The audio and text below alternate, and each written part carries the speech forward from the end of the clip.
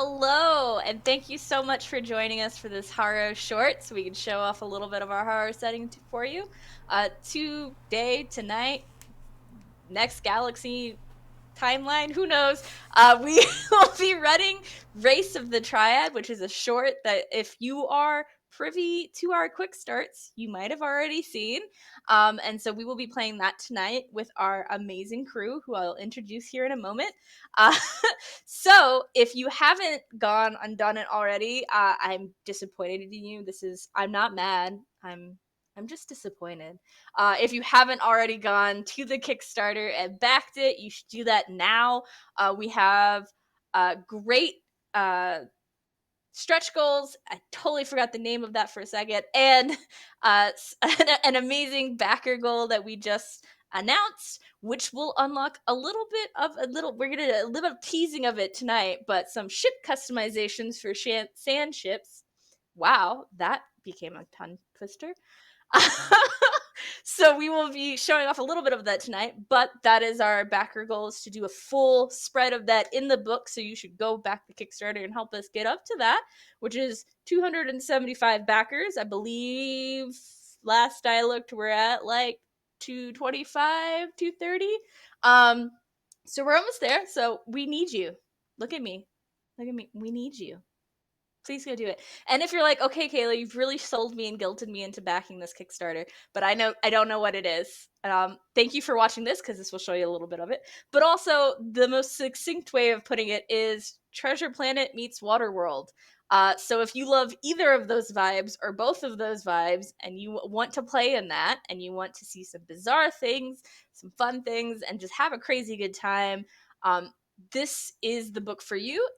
Will also act as an introduction to a new system, because you don't need another book to play it. You just need this book if you want to introduce yourself into the Cypher system at all. So go back that. We technically already met our goal, so it's happening no matter what. But the more money we get and more awesome backers we have, the more fun things we can put in it right off the bat, instead of making you wait later, because production costs. So that whole thing out of the way, we are going to bring our players into it so we can introduce you to both them as a person and them as the imaginary character they will embody and play tonight, in Race of the Triad. Woo! All right, so some of these faces you may or may not recognize. They are amazing people, and I love all of them, and I will be putting them through the ringer tonight. So I hope they appreciate that this is just a little smidgen of taste of the funness that they will experience in Harrow. I will do what I have had to do every time, is call out the order for them to introduce themselves, because they can't see the same order that I see, because no software has done that yet. So I will first bring in our, all-knowing, all-omnipotent ruler, Jess, to introduce themselves and their character that they'll be playing tonight. Uh-oh. I think you're Can't hear muted, you, Jess. You're muted.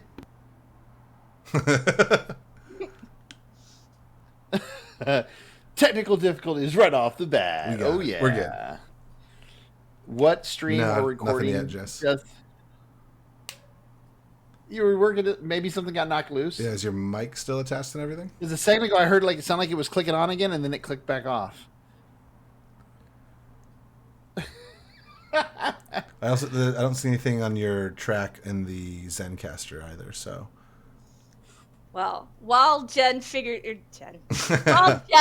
that out, that's the kind of night it's going to be, it looks like. I will instead toss it over to Morgan. Introduce yourself, where people can find you, and who you will be playing tonight. What's up, travelers? I'm Morgan with Mindflayed Mondays. My pronouns are he, him. You can find me on social media everywhere except Twitter at Mindflayed Mondays. On Twitter, it is just Mindflayed Mun.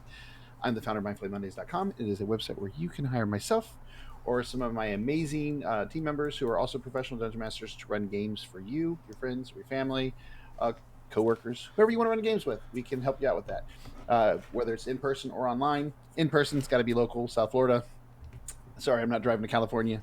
I know David wanted me to, but I'm not going to. I super did. Beyond Pro DM, I also have content on the DMs Guild for D&D. I also have D&D related T-shirts on Amazon and a podcast called Mind Flayed Mondays Podcast. Surprise, surprise. Please check all that stuff out. I am playing Rune. He is a exiled chrysalis. Sorry, I'm trying to find the exact wording so I can get it right. Exiled chrysalis quartermaster who is was claimed by the Triad. Basically, it's a chrysalis who has been hit by crystal blight a second time, and he is almost a full-on crystallized being at this point. And whereas his crew accepts him, most find him a little odd to be around, a little worrisome, because lightning should not strike twice in the same place, and he is exactly that. I don't want to be anywhere near the lightning rod. Yeah. In case it goes off again. The crystal bright lightning rod is what he is. So, yeah, and I'm just excited to play with all you guys. It's going to be really fun. Awesome. And I will toss it over to David. Let people know who you are, where they can find you, and who you will be playing tonight. Of course, of course. First of all, thank you so much, Jess and Kayla, for having us here. This is going to be a lot of fun. I've been, ever since I saw Harrow, I was like, oh my gosh, I got to play in that. So excited to check that off the bucket list. But hello, everybody. My name is David Tilstra. I am normally the Dungeon Master over at From Afar Podcast. We are on a bit of a hiatus right now, but we're coming back with a vengeance, so get ready. We are a D&D 5e actual play podcast who normally releases every 2 weeks. Currently, our main story arc is called Quest for Atlantis, and it's all about hijinks on the high sea. I'm also a voice actor, Twitch streamer, and a TTRPG writer, currently working with some of the good folks over at Eldritch Works to work on some very, very fun stuff coming up in the future, so get ready for that.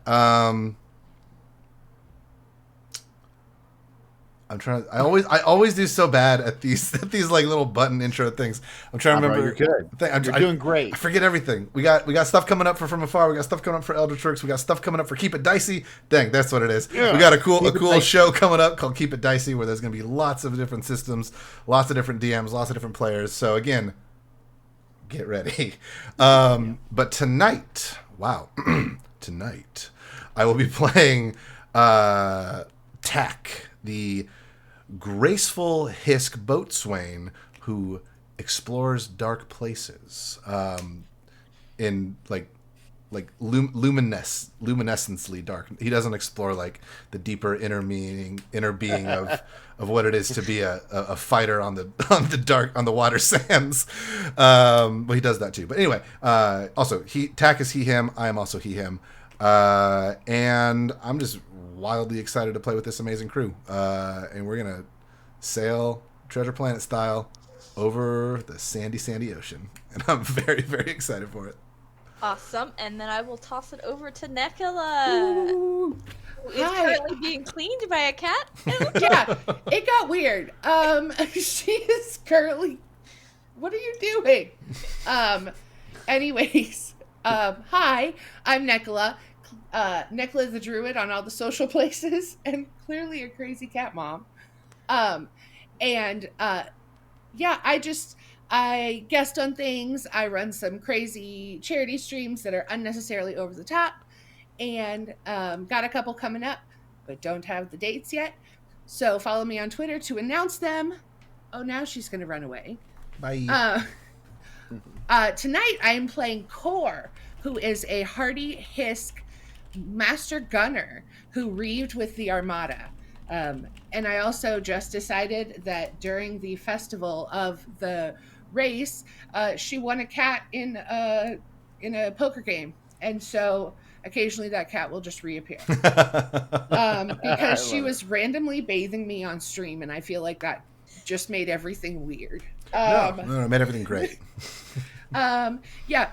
She is a silvery gray Hisk, with her second tail, which is a chain with a cannonball on the end. She just likes to hit things and blow stuff up. So we're gonna have some fun with that. Wait, hold up.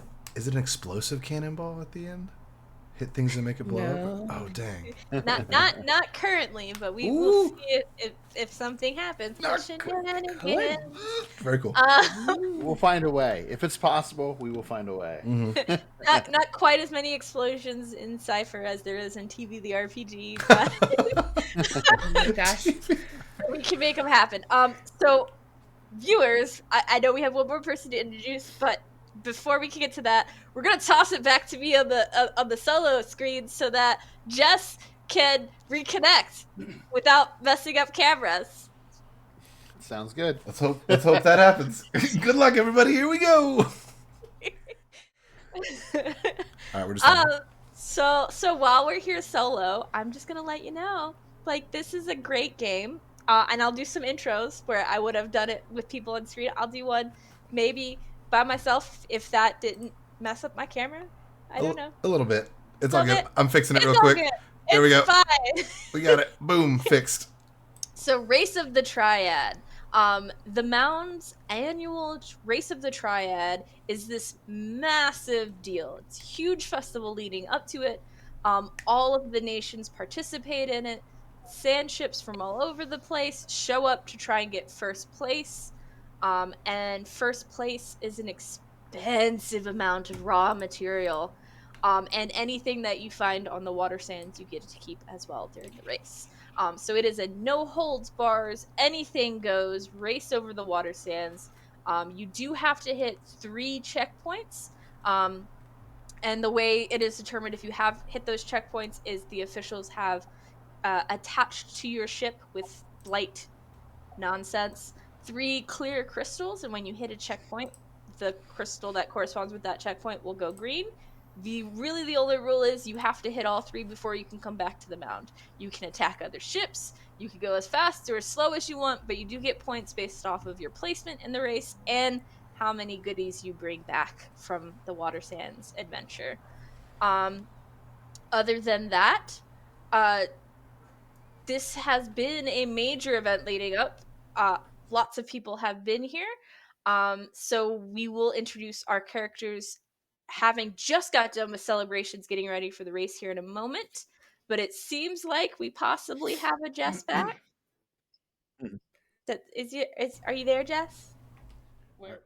And are the cameras going to be good now? Can you hear me? Yeah, cameras are good. We're good. Yeah, and we can hear you. Can you hear me? I gotta switch people real quick. So we will toss it back to the screen with the players and things. You got to switch the cameras around, don't you? Yeah, hold on 1 second. I do it. It'll be quick. We It's real won't quick. do that yet. No, it's done. Already fixed. Okay.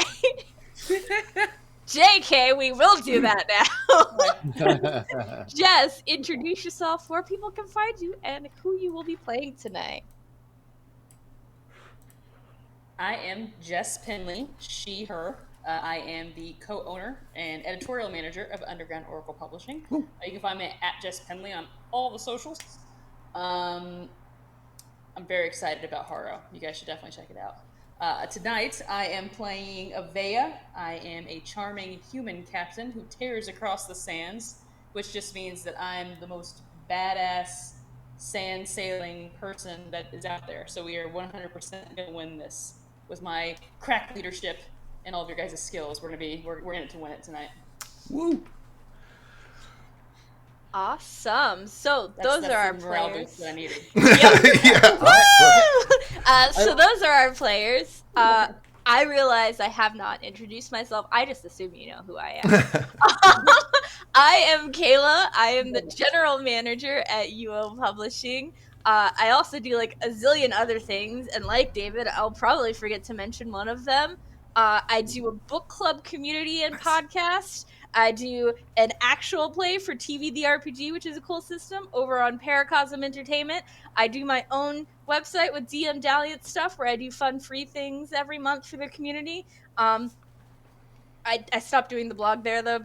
Now the blog is the DM Dalliant Substack, so there's stuff there. Which includes this year a monthly villain splat book for the Cypher System, and probably other things that I am forgetting. Who knows? But if you follow me on Twitter at JustThinkingK, my link tree is in my bio, and that thing has all of the things. Pretty sure. Don't quote me on that, actually. I might have to update that. But it has most of the things. And probably one of the or two of the things I forgot to mention. Other than that, if you don't know what Harrow is, again, if you missed the intro, where have you been? Harrow is Treasure Planet meets Waterworld, and we will be exploring the water sands in this setting. You have things going on, chat? Oh no! Sorry, I just noticed my Twitter handle, and it just says Twitter handle, but it's all good. I must have sent you the wrong one. No, it's all good. It's all good. Honestly, I think it's perfect. So, Kayla, you were saying. I'm sorry. No, you're fine. Yeah. So in this Cypher short, which is Race of the Triad, our characters for the time, evening, day, what have you, have all entered the race together as they are a crew themselves, who have been a crew for 2 years on the Pitborn, I wrote it down, a sand skimmer that they have outfitted with some fun things for the race. I don't know that I will reveal that now. We'll just reveal it when they decide to use it in play, because it's more fun that way.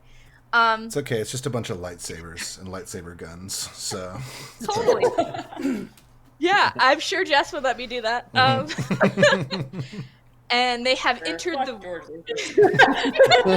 they have entered the race. They have entered the race because winning the race doesn't just mean that giant raw materials bundle for them to do whatever they might need to with. It also means fame, recognition, bragging rights, and the first pick of jobs on the water sands for that year, because everyone knows you can handle the water sands. So you get choice jobs for a year.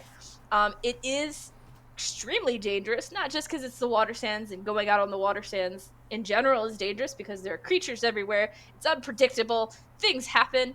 But also because, as I mentioned earlier, there are no rules for what the ships can do to each other. Mm-hmm. No holds bar. You know, everyone has free for all. Anything goes as long as you hit those 3 checkpoints. So we will see teams take different approaches to it. There are generally 3, and we'll find out which one our crew fits into, which is be the fastest, get the most finds, which is pick up the most ciphers, artifacts, raw materials, because both of those you get points depending on how much or where you place in the ranking for them. Or some ships, generally the Lucane Armada, take the be the last ship standing approach and just try and blow everyone out of the water. Because if they're the only ship left at the end, then they obviously win by default. So everyone who has entered, including our crew, understands going on the water sands in general is always a death possibility. But when people are also trying to blow you out of the water or knock you off your path, it's probably going to increase there. There's also an understanding that there will always be at least one team cheating, probably more since there aren't really rules. There's also... Our team, right? We're the ones that cheated. Maybe. I don't know. I'm just reacting to it if you do try to cheat. It's only cheating if we get caught. Yeah, that's fair. And so this whole week, our crew from the Pitborn, our intrepid Pitborn crew, has been enjoying the festivities leading up to the Race of the Triad. So many people, so many sights, so much food, so much gambling, so many events, so much booze. All in one place, and there are probably the mound is pretty packed on a normal day. It's just utterly smooshed in like sardines during this week, because all of the nations participate in this event, and all of them like to party up leading to it. And because it's such a big deal, most of our vendors are making probably the majority of their money for the year during this week, so all of them are running their own events and discounts and things, And the city itself also makes a ton of money off of it. So they splurge every year to set up these crystalline watch crystals, so people can watch the racers even after they're out of sight. So it's a huge deal to the city. All the 4 nations, if you're from a nation and you win, that nation essentially has bragging rights for the next year over anyone. However, for the last 4 years, the Lacane Armada has won because, when all you do all day, every day is sell on the water sands, maybe you have a leg up in things. And also, when you have ships outfitted for blowing things out of the water, maybe you have an advantage on blowing things out of the water. So everyone is ready to go for this. Everyone's getting ready, their ship's ready, making last minute updates and things, which means that the crew, each member of the crew has a chance to do one last task to prepare for the race before they have to be at the ship at the starting line for the race to start. Otherwise, you'll start after everyone, and so you'll already be at a major disadvantage. So an example of things that you can do leading up to the event is you can make a deal, which is attempt to team up with another team maybe who entered the race, to be like, until we get through all 3 checkpoints, we help each other out maybe, or we'll help each other with fines, something like that. You can attempt to do that. Get some know-how, some knowledge, maybe try to get a tip of like a location of maybe a cache of fines or a cache of raw materials that maybe someone stumbled upon in the week leading up to the event. Try and buy some insurance, that being trying to maybe buy or convince another member of a team to sabotage their own ship during the race in some way. Being extra prepared, which is maybe trying to grab an additional trick for your sand ship. However, since you'll have a decrease in the time to practice with it and to actually properly equip it to your ship, it will be more difficult to use it if it does come time to use it. Or do some quick shopping, so you'll be able to grab one additional item that is either moderate or cheaper. If there's like, oh crap, I need this one more thing so that I can be great. Then you have just enough time to do that. So everyone has time to do that one thing.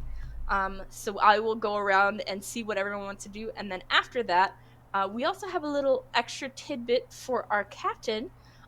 Because the captain type has the option of 2 things, one of which is insider knowledge on the race. So the captain will be able to get some little tidbits of info that will help you all out in the race before the race begins as well. So we will go in sort of reverse order. We tried to do Jess first, so we'll do Jess last this time, and instead do Nekola first. Woo. What would you like Core to try and do before you have to be out on the water sounds? I think, what does Core want to do? Core is going to attempt to... I think I want to find or buy some extra things for that one trick that we got for our ship that I'm obsessed with.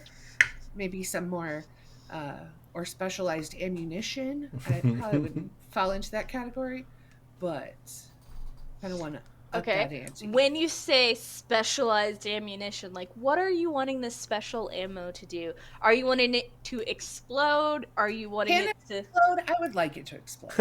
I mean, we can make an attempt for it to explode. If like I could get just like maybe a little bit of dynamite so that when I do the thing and it goes to the other place, it explodes, that'd be great. But I also don't know how expensive dynamite is. Also, Core partied a lot this week. So, no, she may just be like, but she's going to try. I want it to blow up. Please. So, you can find some stuff. The quality of it will be probably questionable at the moderate range. And like I said, it will be a little bit more difficult to use because you've never used it before. I'm all about it. She's not very smart, so she's like, not going to be able to get inside information from other people. So she's just going to blow it up. All right. That is what she has done. We've acquired some crude, possibly doesn't work, but might work ammunition. Mm-hmm. Okay. So, David, Yo, what would Tack like to try and do before you have to be at the race? similar to Core. Actually, they probably were walking together out of a bar at some point, and they're both like, "Oh, we gotta go do." Hold on, just one last thing. So he splits off from Core and heads over to, like, if there's like a general store or a store that would sell like old bits of scrap metal or like old like tractor supplies, and a lot of rope. I would like to purchase or steal, preferably steal. So I want to make a snowboard that I can throw a grappling hook to another boat and then snowboard on the water sandboard to like get to them. That's what I want to do. You could just use my body, right? Like I can't think of the thing. I mean, don't tell him that. He's gonna be like, this is dangerous. But I can just use your body. Wonderful. So to be able to float on the water sands, you do need a shard.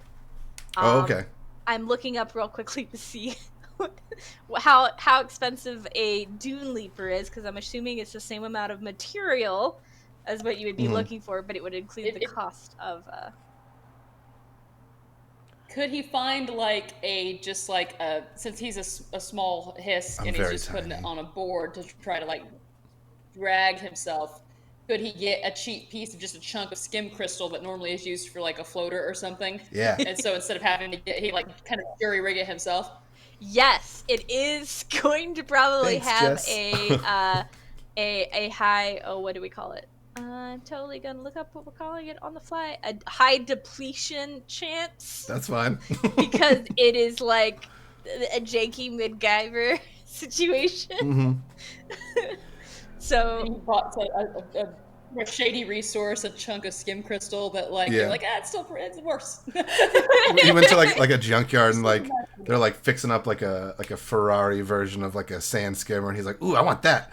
And they're like, no. And they like dig in a bucket like filled with grease. There's like a little bit of a shard, and like, just take this. He's like, all right. Yes, so we could definitely do that. It's gonna be real interesting. I don't think did we make them or tell how expensive they are yet? Probably not. I think they're probably more than moderate. Not yet. That's coming in the core book. I mean, he is a boat swine. He might have just stole it. I can, that's fair. I can try to steal it if you want. No, I'm giving you moderate or cheaper. If you're just getting the like scrap to put it together and the janky piece of shard, then it's fine. I'll allow it. I mean, if it comes down to it, he'll just put it on his shoes and just skim across the water sands.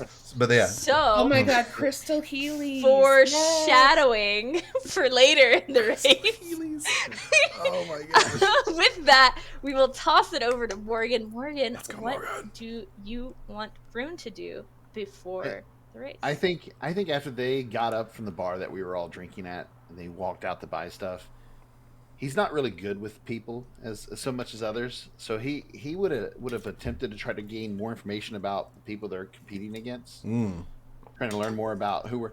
But instead of like for him, he's trying to be like persuasive, but it just comes off very intimidating because Rune stands very tall. He's like almost 7 feet tall. His whole body is heavy and bulky and made of crystals, and so he walks over and like, hey. Maybe you can tell me some things about this race. And they're just looking at him like, so that's what I'm trying to do. I'm trying to get. Are you doing this in the bar? Or are you like Yes, walking up to random patron and be like, tell me? Well, to other people that are clearly in the race or have been in the race, people talking about the race this year and what they know. Like I'm listening to conversations and then I come over and I try to gather more intel about the competitors and what to expect, like who we should be worried about that might try to come after us kind of thing. Cool. So I'm going to say, because I am the puppet master, as you can see from my little thing, so I get to say stuff.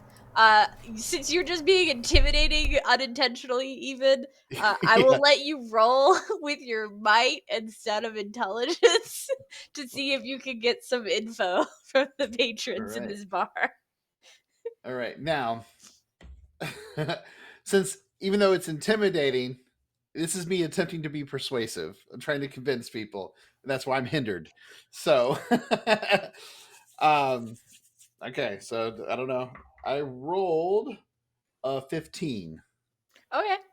Is that going to be good enough? You can get some information. Whether or not it's completely truthful, we'll find out. But you like walk over. There's a group of hiss from the Carabundi. They're all in like nice little matching outfits. This is their like second or third year in the race. And they are all excited and just like chittering and chatting to each other. You've walked over to them because you're in a crew with two Hisks. Obviously, it's totally fine to go over and talk to them. So you walk over to the table. You probably tower over them because one, you're standing, but two, like, they're Hisks sitting down. Hand slams down on the table. Hey, how are y'all doing? Hi. You in the race, eh? Yeah. You've done this before. Yeah. He's just looking at him.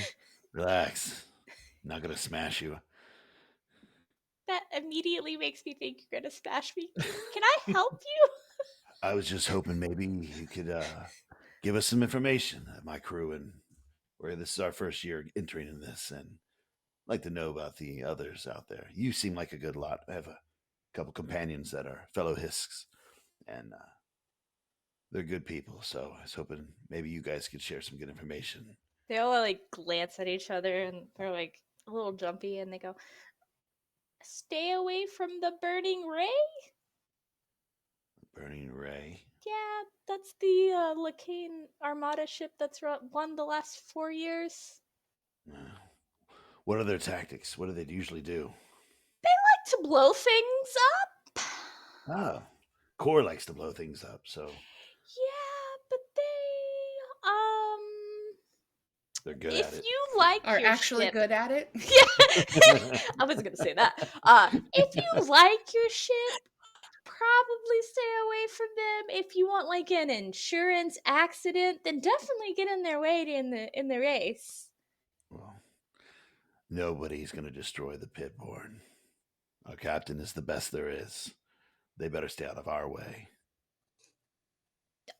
Sure, I'm not on that ship, so Well, and I slam my fist down. Barkeep, bring us some drinks. Let's have some fun, hey?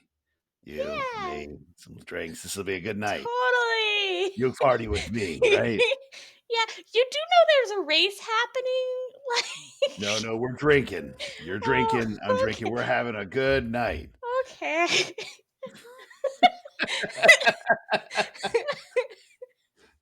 Awesome. So you got some information. You got a name for something to keep at lookout for and probably stay out of their way.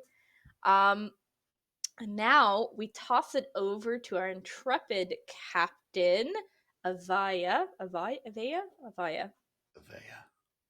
Captain Avaya. I don't know why my mouth wants to do that with the V, but it does. That's why I asked off screen, off camera. I asked earlier because I was the same way. What would you like to try to do before you have to meet up for your insider knowledge and get to the race? Can I get my insider knowledge first? Because that might kind of change what I would do one way or the other. Yeah, you could probably do that. So, you've been manning the Pitborn for probably longer than 2 years, but you've had this entire crew for 2 years. You obviously are familiar with the pit. So we'll say that your insider contact is probably someone else from the pit. Who do you think would Avaya, I'm going to say it wrong again, Avaya, Bea. Avaya, Avaya would have a close enough friendship or maybe business relationship with that would be willing to maybe give them some insider info for free? I have a friend. I have a contact down in the pit who owes me quite a bit of trade from losing his ass to me and gambling. And he's been kind of sweating it for a while, and I've been kind of poking him here and there. But I was really planning on doing exactly this, which is leaning on him for information for the race. So I've been applying the pressure, being nice, but being like, hey, if you want to, since we're friends, get me some info, something to help me out, and we'll call it even. So my friend Grill from down in the gutter where we typically hang out. Okay, and what race is this Grill? Grill's a gnome. He's a little guy. Hell yeah. Love it. Grill the gnome. And Grill thinks very highly of themselves. They always think they could never lose the next hand, and somehow they always do. So they are in deep to you. But Grill is also known to somehow know a lot of things all the time, probably because they're constantly in the gambling houses, constantly in bars, so, loose lips everywhere. They just kind of like absorb all of the information and actually being able to ferret out the pieces of information that are worth it to sell to someone. And when you find them, they are, in fact, once again, drinking and gambling in an establishment, trying to take some visitors for what they're worth. He's doing okay-ish at the moment. But you notice that under the table while he's playing and like kind of losing, he's also stolen the person next to him's like purse.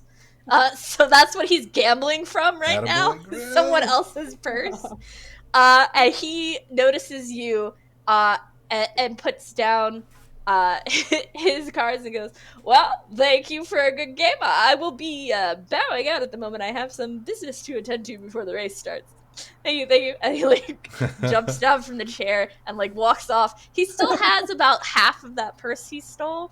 And just kind of like tucks it away and like waddles over to you and like waves you over to the bar to get a drink. Grill, buddy. Yeah. Buddy. I mean, I guess taking in the fresh meat is probably the way to stay out of You the know, trouble I you're gotta constantly properly introduce people to the mound and what they should expect, you know? That is true. That is exactly what people expect from the mound. So you're actually really hurting our reputation. Speaking of, I have that race today, bud. You gonna even up with me? What have you got for me? Okay. Make me smile. I mean, you're really hard to do that. I don't know if anyone can do that. But I smile all the time. I don't smile at you because you're a weird little cheater. I am not a cheater. I use creative reasoning and obtuse rule management to bend things to my favor. I do not cheat. Okay, you do. You just do it really poorly. So my only advice to you isn't to stop cheating; it's to get better at it because it's. I do what I can, and sad, as you to be quite see honest this, with you you. hear like a little commotion from the table that he got it from, and he like picks up his drink and like toddles and like waves at you as he like toddles towards the door to get out of the establishment. And he takes you to another nearby one, but there's so many people. If anyone was chasing you, they got lost in the crowd pretty quickly. Yeah, everywhere. Yeah. And he like sits down at another table and is like, okay, so I have found about so like a day ago or so, there are rumors of a uncovered rune in the watersands. So they're, if you're going for the get all the goods approach to this here race, that might be a good place to go. do you have your race map? And yes, you would have a race map. It would mark where the 3 checkpoints are for you to go to. How legitimate are these rumors, Grill? Because if I get out there and I don't find anything, I'm not going to be super jazzed when I come back, understandably. I mean, it's supposed to be by one of the checkpoints, or at least on the way to one, so, like, it's not too terribly far out of your way, so don't blame me if it's not there. They, like, come and go pretty quickly. But, you know, if you want to try for a big... Also, like... Who was spreading this rumor? Is this something that, like, are we going to be competing with everybody in the damn race for this, or... Look, you asked for insider info. You didn't say how inside the info had to be. What I said to you, Grill, was you owe me a shit ton, and I will forgive it because we're friends and because you're going to help me out. But now it seems as though, yet again, you're you're giving me nothing here, man. I'm trying to work with you. I'm trying to help you out. Okay. Help me help you. Okay. So, that's pretty good info, but also, I may have heard while gambling the other night that one of the teams has seeded the race with some, like, caches of things that they can conveniently find during the race. I might know a spot or two. Now that's interesting. Can you mark it on the map? Yeah, I'll mark it on the map. And which team is it? I don't remember the ship name because there's a lot of them, but it's whatever ship has, like, the mountain of a chrysalis dude on it. Like, he's real hard to miss. He's, like, 6 foot tall. Are you talking about my? Yeah. No. He's bigger. He's bigger. It's scary. He's, like, 6 feet tall. Looks like a above table. The equivalent of a linebacker. I don't know what that would be in Harrow. A crystal linebacker. He's built like a mountain. Yeah. He's this, so it's like another crew that has another massive chrysalis. And he's this, like, gray color, and he has, like, little spiky bits on his, like, arms and shoulders. Yeah. Okay. So we'll find out who that is. How many of these caches do you know the location of? Do you know, like, all of them? I do not know all of them. I don't know how many they did. They made the big dude shut up before he told me all of them. But I do know 2 of them. So that, with the possibility of a room, you know, if you wanted to go the find all of the things route, you got a pretty good head start, and we're even now. Oh, are we now? Yeah. You get to make. You know what? You're lucky you can't hit you. I'm gonna hit you. I'm not gonna look good if I hit you. I'm gonna look horrible if I beat you up. No one's gonna be cheering for me if I beat you up.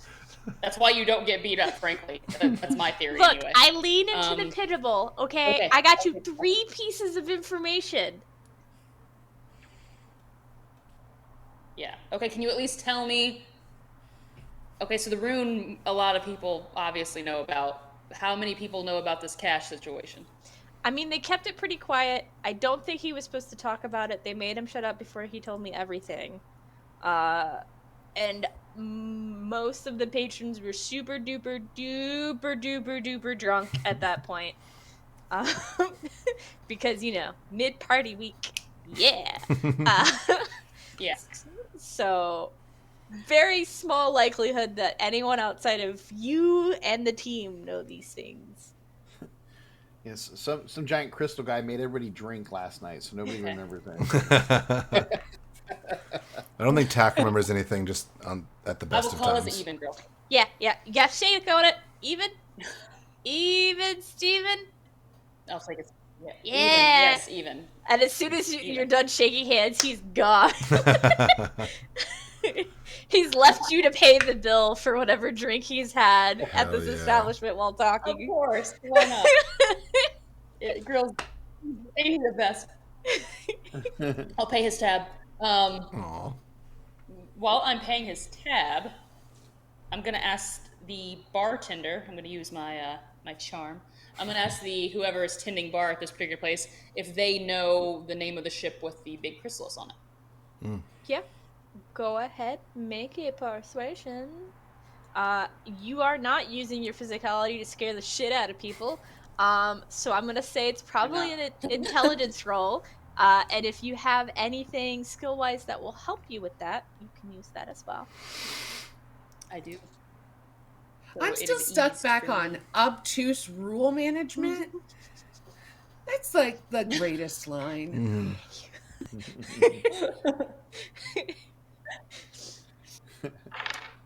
Oh, sweet. So I got a 16. Okay. Coming up with ship Persuasive names. young lass.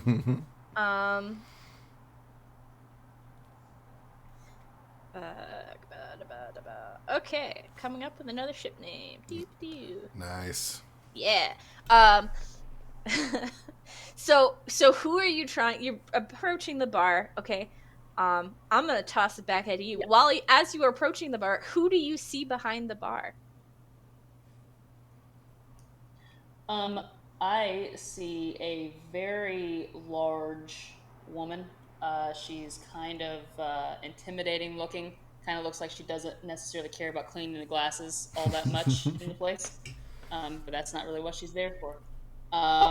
She's got kind of a gravelly voice. Her name is Mona. Mona. I know her because I've been around this place. We're not friends or anything, but I know her. And what but I will race? Approach her like we're besties. What Mona's race is pub. Mona? Mona's She's a big old human. Big old. She's a big old human. Okay. And Mona goes, "What do you want?" Nice. Mona, is that how you're going to talk to the next winner of the race of the Triad? Hell yes. Bridge is a little big for you there, huh? I grew into my britches. My britches were big years ago. Now they're snug. They fit me well, as you can see. I don't know. I remember you falling out of them a lot. Well, yeah, but like I said, I've grown into the britches. We're past the britches situation, Mona. Come on, work with me here. Beautiful. I don't know. That was a lot of ass crack I've seen. Well, fine, yes. I've shown my ass here and there. Again, no complaints, so I don't know what you're worried about. But have you seen a big chrysalis, can't hold his liquor, has a crew with him, kind of runs his mouth? Yeah, his name's Rune. Not that one, the other one. I mean, crystal, a normal chrysalis. Not First off, blighted. Rune can hold his liquor. I don't know. That drinking last night didn't seem like you're up on the stage. You were singing a Chrysilian song. No hangover. We were laughing at you. Well, of course. I mean, that's a racial trait. This is a normal. He's a little smaller than Rune, a little less rocky than Rune. Has friends that try to get him to shut up instead of egg him on. Oh yeah, I mean you guys do the egging on thing, so that's an important detail. I may know who you're talking about, but I gotta make money this week, and your friend left without paying the tab, and information is gold these days. Listen to me. I will bring you better than gold tomorrow. I will bring you whatever you need. You will get. I'm good for any of it. I will get you something special, something pretty, something just for you. But in order to be able to do that and fulfill my promises to you, I just need the name of the ship that crew's on. I'm not really into pretty, but if you bring me some raw material, I do have some fixing I need to do in this place.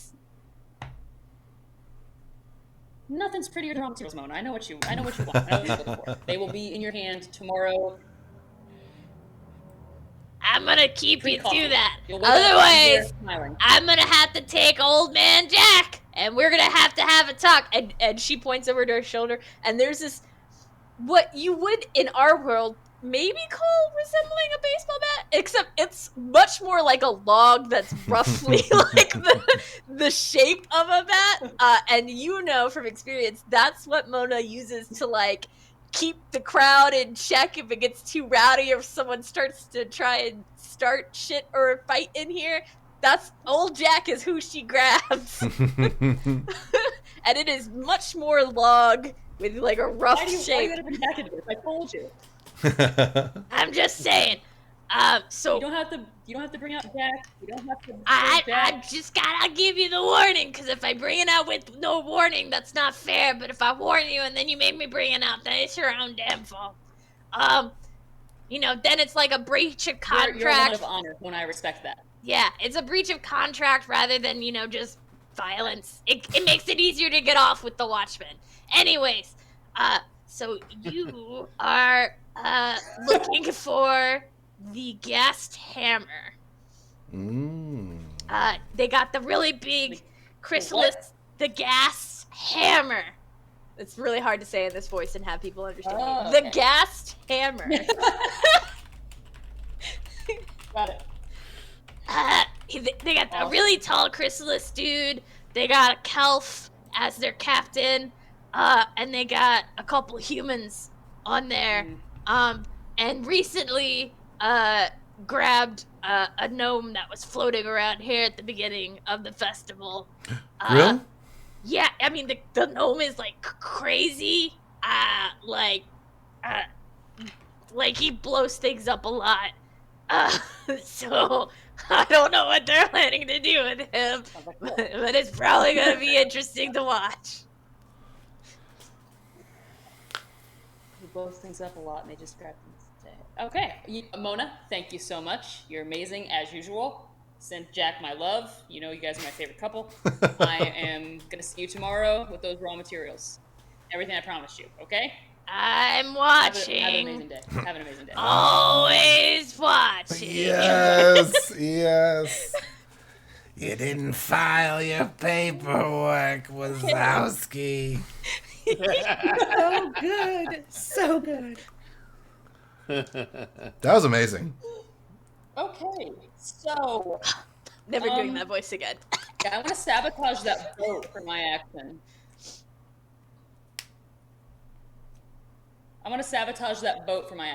So you're gonna try and sabotage the boat and Since it not sounds try like and turn a crew to sabotage it? Because one is gonna be sneaky, one will be persuasion. Captain, I am very sneaky. Yeah. Employ my skills, Captain. If you just want to destroy the ship, Oh, that is true. Actually, yes, I'm gonna track down my boys and Core because I don't just want to sabotage their boat. I want to sabotage their boat and possibly steal their map that they have of their caches because they're gonna have that map on their race map. So what I would like to do is take that and make their ship where it can't fucking follow us. So for that, I'm gonna lean on the wrecking crew here. So I'm gonna gather them all up. We are the wrecking crew. Wrecking crew. Oh, this is so good. So this might take a bit of time. So what we're gonna do is just have you roll to see how much time you have left before the race starts. Shit, hold on. Got him. So since our captain, our intrepid captain, has come up with this plan, roll me a fun little d20, and I will use it to determine how much time is left. You got this, Captain. Captain.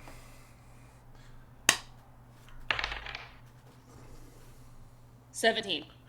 17 days. Hours? We have so much time. No, you don't have 17 hours. 17 days. 17 seconds. You have 17 minutes before the race starts. Ooh. Okay, that's cool. So I have an ability as the captain where I can distract someone, preventing them from acting for as long as I focus on them, basically. So That's what awesome. I'm going to do is I'm going to kind of just, as we're going to our thing, I'm gonna spend the intellect point. I'm gonna distract the other crew while my my sneakies get on there and do the do. Right. We are so sneaky. And this is what I would like to do Kinda while the help captain's expedite distracted. While the captain's doing this, what I think I would be best at is if I use my ability to shape the water sands to literally destroy parts of the ship to where they can't turn and they can't take off. And then when they notice that, perhaps our sneaky people can go in and find the map while they're trying to figure out how to fix their ship. Oh, I'm not sneaky at all. Actually, I might be, but I just see this scene like Tack and Core, like Tack is like going all the shadows, and Core is just like walking like I am trained in all tasks relating to sailing, navigating, including mechanical repair. So I feel like that would also count as mechanical unrepair. Mechanical disrepair. And mechanical We can work disrepair. together. We can work together to wreck the ship. Yes, we're This gonna. is I'm not like, the first okay, rodeo. yep, nope. You need to get it right up in there. Mhm. Yep. Okay. And I'll spend my ability dream costs three intellect points to use, so I will use that. And I would say probably the easiest thing to break from the water sands would probably be like the rudder, because that determines if you can turn and stuff on a ship. I know my ship terms. Look at me, being all fancy. Yo, I run a pirate-based podcast. I don't know what starboard or aft or sail it is. You're good. Keep it up. Keep it up. Research. So you do have to roll just to see how much damage to the ship you do, because the ship itself does have a level and armor and things like that. I just want to look at one thing on my thing, but yes, I got you. I would think that the ability also tells you like what you would roll if you needed to roll. Like if it costs you intellect points, I'm assuming you would roll. Yes. So it says. So this is like it says possess one offensive ability, right? Or and it's like you can use it to destroy stuff, or it deals up to 4 points of damage, or causes them to lose their next action heading. It costs three points to do. So, all right, let's see what a roll. That's right. I keep thinking you got to add with this system. It's like I'm so used to adding. Yeah. If I'm assisting with my skill, that should lower the difficulty for Yeah, me. it will lower the difficulty by 1 since you know how to fix things, then you know how to break things. Yes. So the difficulty from my end will be lowered by 1, but I'm not telling you what that is. Uh-oh. All right. Let's go. Ooh, yes, that's a 16. That's a good number. Awesome. That I was so worried. I was like, no, that's more than you need. Spoilers, because you'll be going against them a lot in the water sands. Sand skimmers are level 2, so the difficulty is 6. So you got more than 6. Yeah. yeah. So you do manage to. Now my knowledge fails, so I'm gonna make shit up at this point. Don't get mad at me, people who like boats. You have managed to disconnect the like rod and gear mechanism that transfers the power from. We'll say it's a little arm because there are arm and like wheel versions that they use to control the rudder. So they can do this all they want, but the rudder's not gonna move because you've gotten in there and broken the like rod gear connection box thing that transfers the direction to the rudder. And I made shit up and it still sounded good. Sounded That's great. how you do it. And as we break it, I turn to Core and I fist bump. So yeah, that's broken. Let me roll to see if anyone was on the ship when that happened. Watch this crew be like the nicest crew, and we're just like totally. It was the Hisk that I was drinking with. Yeah, they're just like super chill. Not the wrong ship. This is like the medical ship that was gonna help us. I mean, that does bring up a good point. Did you check the name on the ship before you tried to break it? Yes. Yeah. Tack's like climbing the side of the ship. Poor Reed. I don't know.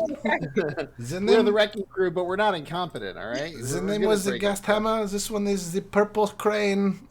We are at the wrong ship. Quick, go.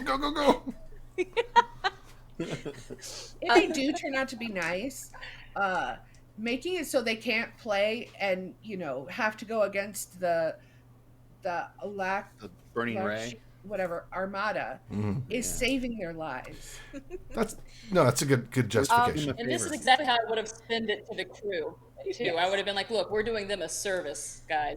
No matter so- what, we're getting them out of harm's way." Exactly. You ain't gotta convince me, Captain. The two humans in the chrysalis are moving things onto the ship, like last-minute supplies or things that they think they might need. Some empty containers because they're hoping to fill it with stuff. The kelp captain is on the docks talking to the dock master, and having a conversation there. If you get close, it sounds like they're arguing about their spot on the dock, like they don't like it, and they feel like it's an insult. The gnome, however, is nowhere to be seen. The exploding gnome? The exploding gnome is nowhere to be seen. So you manage to break the thing. Look at that map.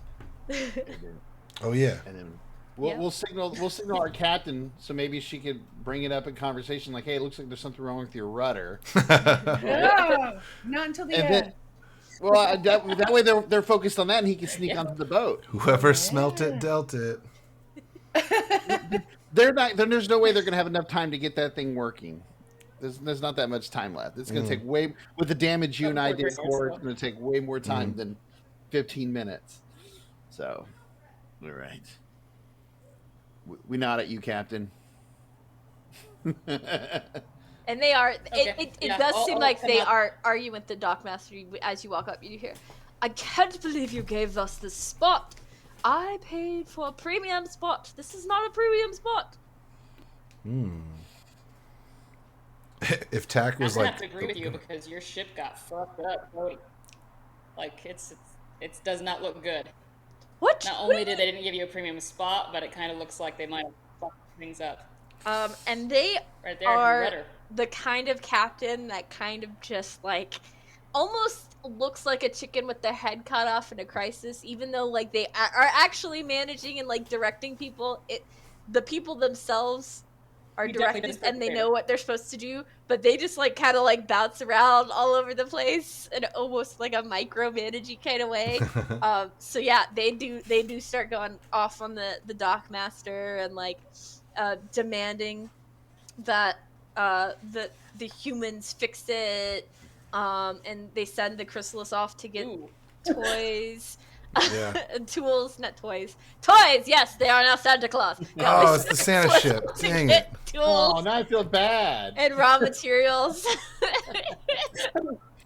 They weren't even in the race. They're just like people that deliver toys to like orphans in the different Oh cities. man, we're really ruining these good Protect their people. ship. They Yeah. were on their way to the Carabundi city to take toys to orphans. Look what you've done. What have we done?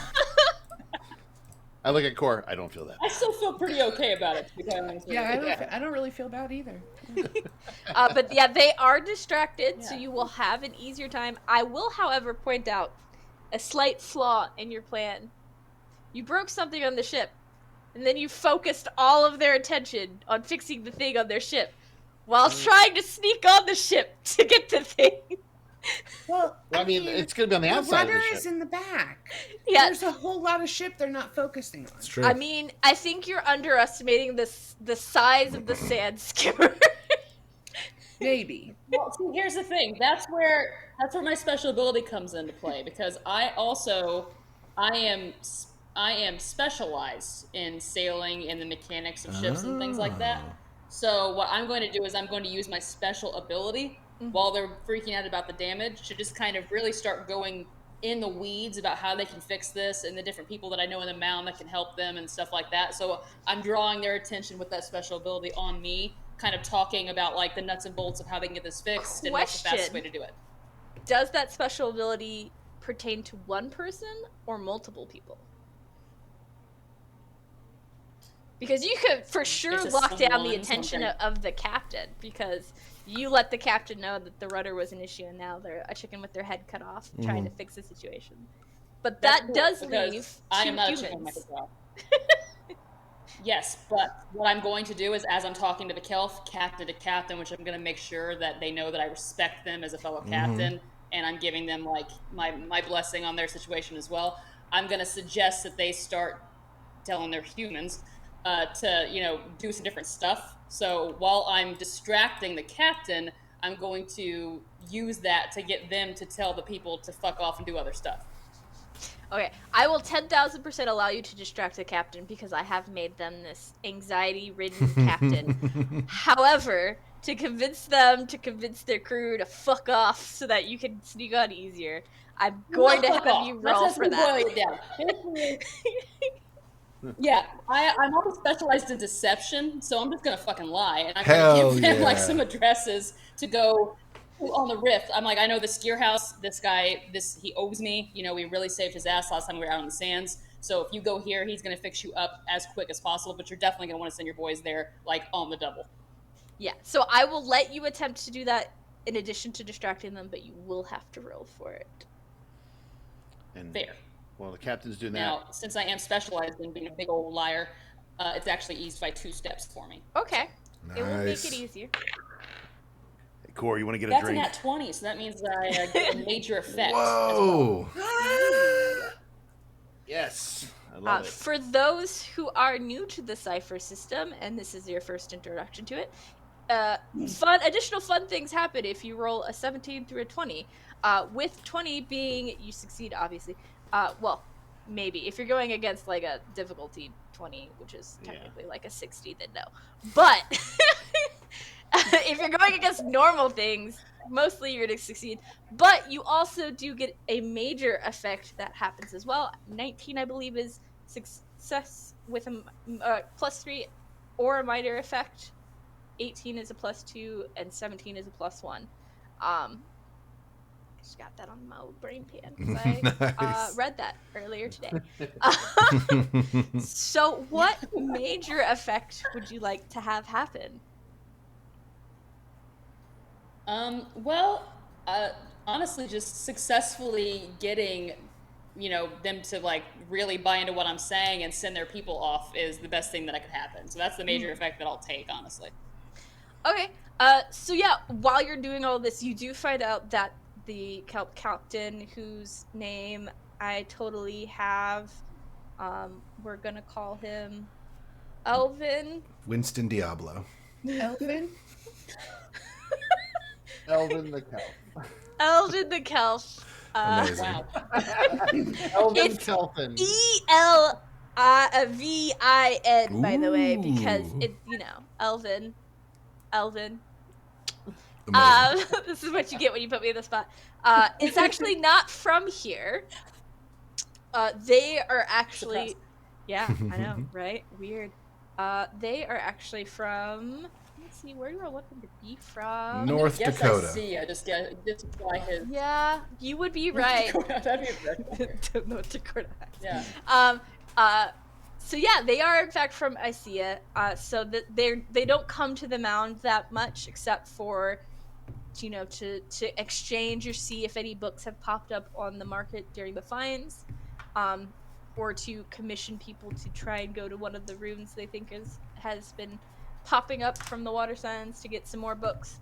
And so they're a little wary at first. They do kind of like they are captains, so they're just like captaining, and then you start naming actual like gear houses by name and people from those gear houses by name, and that makes them realize that you're probably from the mound and you know more about this place than they do, and that convinces them enough to send the 2 remaining humans off to whatever gear house name that you've given them, to go grab the person to get them here now to fix this thing. So that means the chrysalis guy, whose name I didn't give a name to, too bad, deal with it, is gone to get raw materials for the fix. The gnome was already nowhere to be found. And the 2 humans are now off to the gear house. So it's just you and the kelp captain on the docks with the dockmaster. The dockmaster is still there, because he was arguing with the dockmaster before all this happened. So the ship is now empty. If our tacticians want to try the sneaky. Yes, absolutely, I do. He does. Yeah, I would like to try to sneak onto the boat, and I would like to try to, if you'll allow it, try to accomplish 2 things. because the captain directly said get the map. Like that's priority number one. But if there's a way to like basically like tie the shoestrings of this boat together, like if I can like point all the cannons in towards the main deck, or like cut all the wicks on the dynamite to make them really short, like those are the kind of things that TAC will be doing after, if there's enough time after getting the map. Okay. I will let you know if you're trying to do two things before someone A notices you're on the boat, or B comes back, because they ran off to get someone, so they might be back soon with the person in tow to fix the thing. Whichever one you do second will be harder to do. That makes sense. Yeah. Well, let's go for the map first, and then we'll see where things are at that point. Yeah. So you are trying to find something that is hidden. So if you have some sort of skill or ability that helps with that, you may use that here. I have a lot of skills. I have like a lot. I'm really good at perception, lock picking, disabling alarms and traps or security devices. I'm really good at balance and physical performing arts. So I might not have been the best person for this. now that I look at this, perception, you're looking around. Yeah. Perception. Yeah, perception. I would say will help you. So for that, it should tell you how much it drops down the difficulty of attack. I'm trained in perception, which I believe. So ease by 1. Yeah, I was Cool. like, I believe it's a 1. So that makes it a little easier to be able to see things. Cool. Find hidden things a little bit if you're looking. So you can roll, I'm going to say intelligence, because you're trying to think like a elf. You're like, where, if I was a captain with a map I didn't want people to know I had, where would I put this map? And then looking to see if you can find it in those spots. for sure. So it will be 1 easier. Cool. But roll me intelligence. Okay. That is a 15 on the dice. I have a 9 in intelligence though. So does that bring it down to 14? So that does not matter. Huzzah. I know it's a little weird because you're used to adding things to the dice roll. But it's just the dice roll. From my side, it just makes it a little easier. Like, your abilities make it a little easier. So if, for example, I decided I really wanted to try to kill you all, and I was like, this thing is like an 18, and you had an ability like you do that would drop it down a step, then it would be not 18, it would be a little easier. Got it. And everything goes by 3s, so like an 18 is technically, 46, 48. Well, no, so 18 would be what you would have to beat, so divided by 3 would make it the level of the thing. 6. 6, yeah 6. See? 48's not the same as 6. But reverse-wise, if something was a level 18, it would be 46 trying to beat it. That'd be like fighting a god, wouldn't it? Get it. At that point, you're fighting God.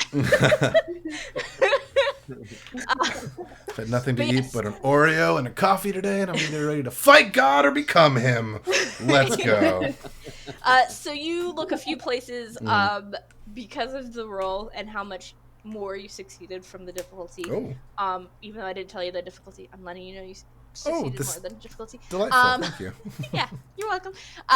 So you do find the map. It is in the captain's quarters, in like a hollow bed leg. That you like.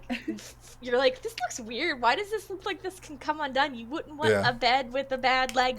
And then you can like unscrew it, and it's inside the hollow. This bed is on the wheels. This is suspicious. Suspicious.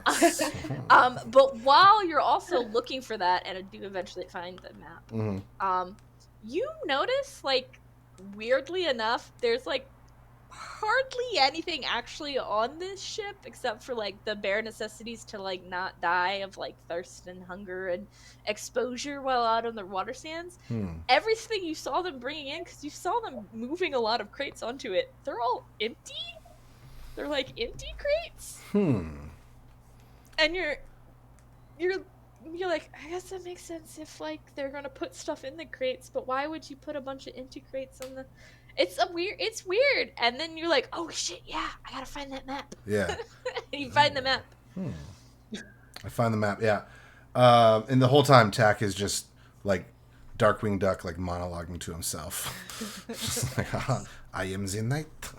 No one can see me. And like hiding up and so unnecessary, hiding in the shadows. There's no one else on this boat. Question, Marionette Master.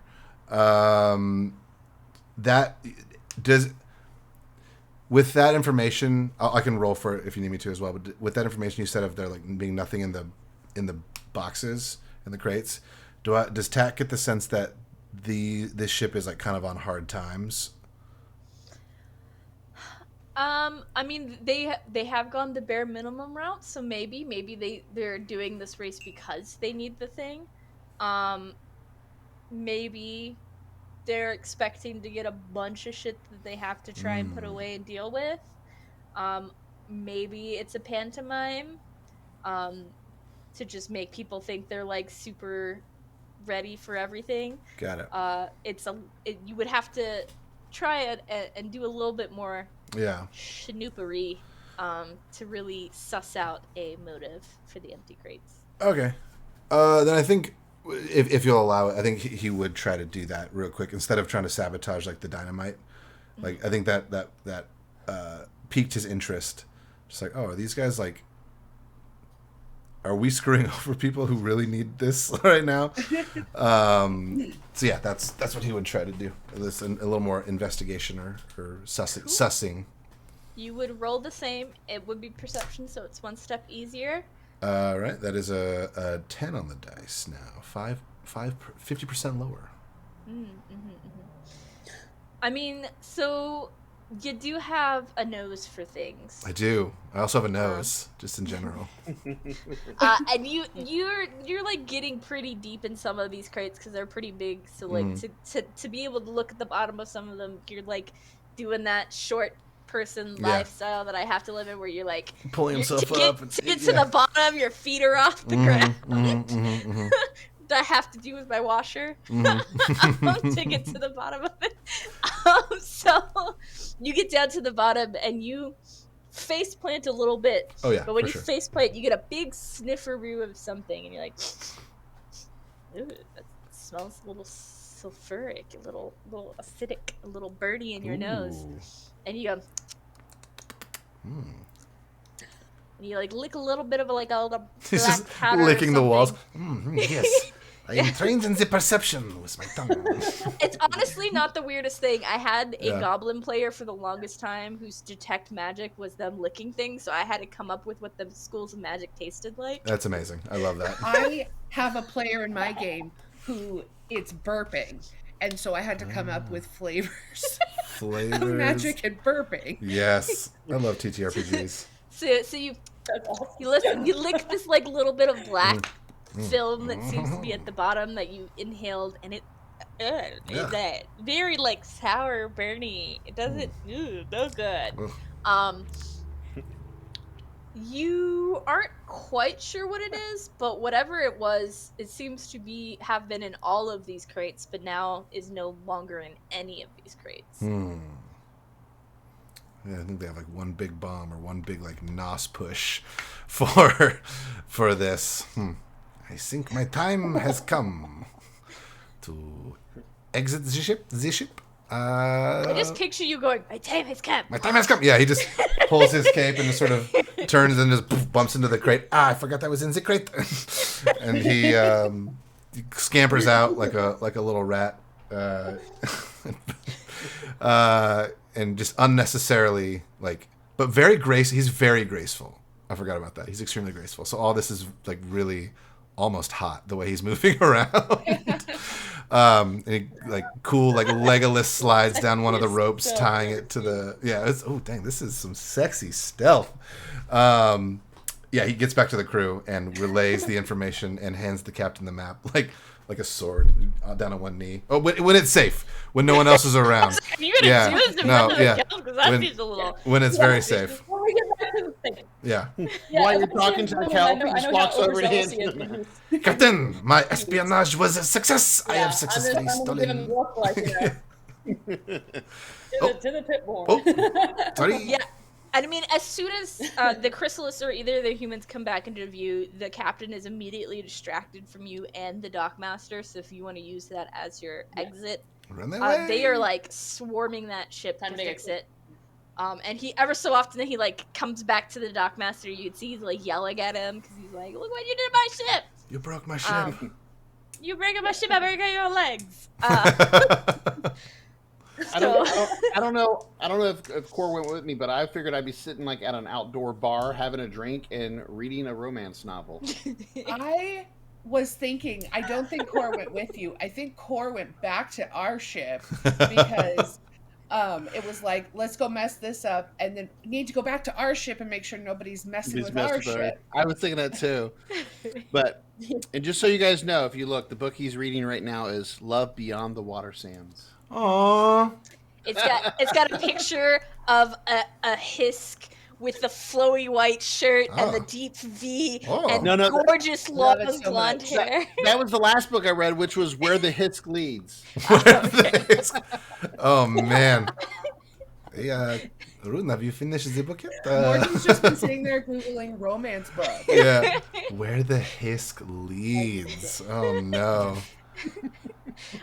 So yeah, fun fact we now know about Rune is he's really into Fabio-esque dime romance novels. Fabio-esque Hisk flavored. I wrote a bunch of names out here. Love Beyond the Watersands, Beauty and the Blighted.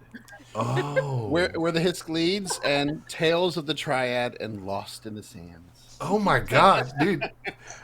They're Okay, all part of this the is a same series, by the way. New Kickstarter goal. Yes. All part of the same series. Turn those things out of the mouth. All part of the same series, little novellas, starring our Fabio Hisk character. Somehow with a new love interest every single book. time. Oh yes. And I got these books because I was trying to understand the ways of the Hisk, because I'm crude with two of them, and I want to understand how they think and love. Oh, and this is a bad way to do it. Yeah. I love it. He has no idea. He's just like, oh, I feel like this makes sense. Core and Tack like have like a sidebar. Yeah, they're like, yeah, no, this is not the way the Hisk love. But like to you, we're like, yes, this, yes, Good job. this is good. No, Exactly. Every time I read a book, I hand it to you. Like, oh, you got to read it. It's great. And then we just throw it off the side of the ship. Yep. Some of the runes we find are just old books. A magical tome, sire. We found it. We found the tome. What is he doing with his tail? This is softcore porn, Squire. Yes. I don't care what you guys had written for the mound and the governmental structure, but now Look, if you want these novellas to come to life, you need to, like, I don't know, blow the shit up out of this Harrow book. And maybe we'll write a couple to like give you some but like I'm talking like Electrum. I'll write. Yeah, definitely. If we blow it out of the water, I'll write some Hisk smut if that's what it's going to Hisk smut. Yo, Jess, I will do the audiobooks for Hisk smut if you want narrators. I got you. Let's make it happen. We'll do some audiobooks, some live readings, you know. But I mean at least Electrum. If you want to see any of this, at least Electrum. At least. You're welcome, people. You're welcome. Elishan lay down in the Hisk field by his house. A cold rain fell upon him. No, okay. A cold rain. He didn't know if he was hot from the sweat or hot from the heat of the sun. The sigh. What did I do? Kayla, I know you had a whole race planned, but now I care about these Hisk performers. So I mean, maybe if we unlock the goal of writing more shorts, maybe I'll write a short where you get to meet the author behind this series of Hisk novellas. Oh, yes. So get us there, and maybe you'll see who's behind the pages. The genius behind the smut. So Rune's reading the book. Cora's probably trying to make sure nothing's broken on the ship. While Tack and the captain make their way back to the ship, Tack, you do have a map. It does have it does look like they've probably drawn on it. It is similar to your map with the 3 checkpoints, so you know where they are, but it does have additional like little X's marked on it. So you do have some more information. Where the captain only knew about 2 of them, there seems to be a lot more of them on the map itself to do it. And since we're talking about maps, you would know, because you're looking at a map, it's a map. This is a map, Captain. It is a map. That the map itself, the 3 checkpoints, they do bring you by some very well-known things in Harrow. One is by the Lucian Wastes, one is kind of near where the Great Oasis is, and the third furthest one out is the farthest point in the water sands that someone has managed to travel and successfully come back from. Oh, wow. It still keeps going, but that's like the point of like, if you go there, you're likely to come back. If you go further, Yeah. no one has yet. So maybe you'll come back. Maybe you'll fall off the edge of the world. No, we're not. We're not flat earthers. It's all about that triangle Earth. Let's go. So you have Flat the planers. new map. You have your crew on your ship, and good thing you have your crew on your ship, because you have about 60 seconds to figure out if there's anything else you need to do last second, because you do see the race officials making their way to the furthest dock, walking out to shoot off the oh shit tube to start the race, which is a fun thing that's added that I will describe in a moment. Nice. Do I need to roll to check for sabotage in the 60 seconds that we have? Yes, you can roll to check for sabotage. Was this sabotage? Okay, I'm also skilled in, obviously, the boat stuff we talked about, so I'm skilled in hopefully boat that stuff. reduces my ability or whatever. That's a 5. I mean, it's a ship. Oh no, Core. It looks real shippy. Nice. You're like pretty sure it's the shippiness that you left. Uh-oh. Yeah, it looks great. You do Get in your notice, hangover, Core. at the very least, that the officials have been around and have installed the 3 clear crystals into the side of your ship, so that you know when you have hit a checkpoint. I mean, it's a ship. It's the same sand skimmer you've been on for the last like 2 years or so. Getting onto it and So having nervous. it with the water sands moving a little bit is not the greatest for your hangover, so it's like a little blurry vision there for a moment. I would Attack would give the map to the captain if that hasn't already happened, and then just like go get like very close to the front of the ship, like ready to roll. Pulls out his sword, pulls up his mask so the sand You're doesn't to win get this his one. mask. You're the best crew. This is the best fucking ship. It's gonna be amazing. You're all amazing. Salute. This is going to be very fun. My pep talk. And the governor of the mound is the one out on the furthest dock. They have provided him with a little makeshift platform for him to get up on, so he's even higher up so more people can see him. I don't know. I'm going to use gender neutral because I can, and then everything I say is right. No matter what, it ends up being in the book. So they are in full regalia, super fancy, all done up in all of their official garb, ready to be the face and represent the mound. And they hold up what I told you earlier, which is a oh shit tube, which you also might encounter later in the thing. It is a small metal tube that is blue metal with gold carvings and a big gold cap on the front of it, and they lift it straight up into the air. And when they activate it, it shoots off sparks straight up into the air that can be seen for miles, and that is essentially them noting the start of the race. So you guys are off. Hell yeah. I think as it starts off for a second, I'm like finishing the last line of the paragraph. The captain nodded, a sense of purpose filling him. But there was no greater adventure than the thrill of the high seas, no greater reward than the love of a beautiful woman. Okay. Rin! Rin! I picture you sitting there finishing this, and then the ship takes off, and you like fall back. Fall back. Can I slide into my robes? Can I percept where the big bad evil ship is, the one of the Armada? Like, are we like super close to them, or are they off away? The Burning Ray. Yes, that one. Yes, we will do that.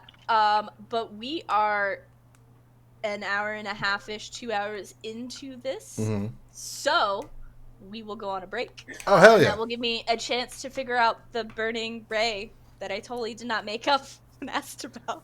Hell yes. Woo, woo, woo, woo, Love woo. it. Love it. This has been so much fun so far. See you soon. Thanks, y'all. See you in soon. 84 Bye. minutes. Bye.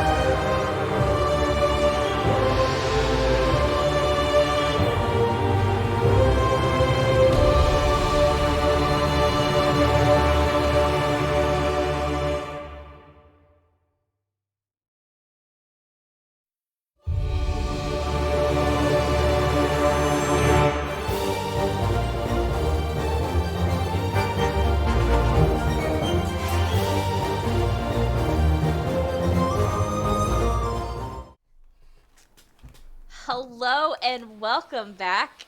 As you may remember, our intrepid crew just shot off into the watersands to start the race. So they are just going full blast all around them. Ships are launching off into the watersands as well. The race is on. You can already see a couple of them trying to like bump into each other on purpose, off to one side. And you hear some sort of like sound of like a large thing crashing up and down on the water sand waves, and then just zooming past you is this large Licane Armada ship with full blared sails up that are this bright orange and red color, and it zooms past you. It like almost looks like it turns a little bit on purpose and goes through a smaller ship that's right there in front of it. Dang. And is off ahead of you. Yeah, I mean, it's pretty obvious what might be the, burning ray. I think as it happens, I turn, Captain, that's the burning ray I was telling you Burning about. Ray. Yeah, thanks, Rune. Here to help. Here to help. And you do Maybe hear should the like sabotage that one. a thunk sound of some cannon fire, as it looks like they're taking pot shots at any smaller ships around them as they're speeding. I do not like these guys. They are... No. Not a big fan. Not a big fan. Let's keep it crafty, guys. Evasive maneuvers, all right? Yes, this is good. Okay. Tack So just we are crawls in up into the- the fetal position. Evasive maneuvers. We are in the first leg of the race. As a reminder to everyone, now that we're finally on the water sands, you can hit the 3 checkpoints in whatever order that you want to, but you have to hit all 3 before you can come back. So there's one by the Great Oasis, one by the Lucent Wastes, and one that is the furthest out that anyone has managed to make it and come back from safely. And didn't they find a new rune back there? Yes, your intrepid captain got some insider info. One is that there's a possible rune that's marked on the map that has popped up if you want to try and do finds over speed or taking everyone out. And they also got you the map that you all stole with the additional little X's of things. Stole Little X's of exceptionally things. well. We didn't Yes. steal anything. We acquired. Through thievery. Through stealing, we... Just for the record, Rules. just for record, I've never stolen anything. Even when I play rogues, I always acquire things in my I journeys. see, So- I see. Come across them. A question, great Yes. GM. Which, if we follow our little map of secret hideaways, which checkpoint does that take us toward? So they seem to be clustered around the Great Oasis. Gosh, I almost combined Oasis and Lucent there for a second. The Great Oasis and Lucent Waste checkpoints. They seem to have divided it up so they can grab some, do stuff, grab some, maybe. Okay, cool. Captain, what's the plan? All right. Let's book it toward the Great Oasis first to grab those caches, swing back around toward the Lucent Wastes. Kayla, GM. Yes. How far out? If Tack was to go look at the map, how far out would be the farthest checkpoint we need to hit? Hey, Jess! How far does our Fair map go in the book? Very. Well, 'cause I guess maybe, let me. I guess this might be helpful. Tack's initial thought would be to get to suggest getting to the farthest point out pretty quickly, and then just fucking booking it back, hitting the rest of the 3 on the way. And avoiding a lot of the turmoil and whatnot. Yeah. I would say my suggestion would be to go wherever the burning ray isn't going. Unless we really want to fuck I them think up. that if we don't go right away to get the stuff on the map, there's a chance that other team might Get it. That's a very good point. I just think unless we sorry, go for it. permanently destroyed their ship. I think that's going to happen regardless. I just for the win condition of it, I feel like yes, you're absolutely right. We should try to get the caches sooner rather than later. But I feel like instead of trying to like get the cache, hit the first point, get the other cache, hit the second point, we should like cache, third point, and then just come like beeline back. Like that's. I'm okay with Yeah, that. I get that. Yeah. I like the way you think, Tack. Let's do that. Very Full sneaky. speed ahead, folks. Let's do it. Okay, Captain. Final destination for this first leg of the journey is. We're doing the thing that David just said. We're taking it to the Okay, furthest one? Yes. Yes. We're heading to the first one to try to pick up the caches on the way. Mm-hmm. On the way, and then we're slingshotting back after we've gone to the furthest checkpoint. Okay. You can probably hit one of the cache areas before getting to the furthest checkpoint, Okay. And that's what we'll do. based off of the map that we currently have for our. Yeah. Okay, we go the direction that has the most then. Yes. We go to that direction first, and then we'll swing off toward the furthest point, and then sling back around. Okay. Not that Core is actually participating in this conversation. She is like loading in the stuff that she bought and is just like practicing swinging back and forth the thing that you point with your big gun. I don't words. Where do we go? I like to think this reflects how well Core knows how to handle this weapon. This is The great. things that you How to point hurt things and blow things up. I don't know about We have a this. harpoon gun, right? Yes, that's what it Yes. is. It's kind of a harpoon gun, but like can shoot big things. I don't know. Yeah. Big old harpoons. Yeah. So And you as attach you all, weapons. Do you attach explosives to some of them? yeah, we'll get to that. Supposedly the ones that I bought that are crude Oh. probably might blow up. Bad in the game. May or may not work. May not work when Okay. you want them to. I don't think you should judge Core on how dumb Nekola is. First of all, I love Nekola, and I will Yeah. judge Core based on that only. So nobody Yes. has anything to worry about. Nekola is amazing. Core's also amazing, but no self-deprecation here. You guys are off to that first cache. It's probably going to be the area around the Great Oasis. It has a few more of those X's than the one around the Lucian Waste. So as you're going, all of these ships moving through the watersands all at the same time are creating a lot of like eddies and rough waters. So the more you're trying to go and trying to gain some speed, the higher and higher. I call them dunes because it's called water sands. The dunes start getting, and there's deeper and deeper valleys between them that you kind of have to crash down over the top of these dunes into. Because I'm like a fucking ace skimmer, can I pull off some fancy tricks to kind of navigate things a little better? You can certainly try. I love it. Not to steal, a famous GM phrase or anything. Oh yeah, yeah. Those are just some words that answered the question. Do I get to I'm know my also a trained difficulty, or do skimmer. I I just forgot. roll and pray? You roll and pray. Yeah. Yeah. Fingers crossed. Mystery survival. All fingers crossed. I know I'm trained. Am I specialized? I'm specialized. What? Hell yeah. Woo! Woohoo! I'm glad I'm specialized. Wahoo! So I rolled a 7 on the die.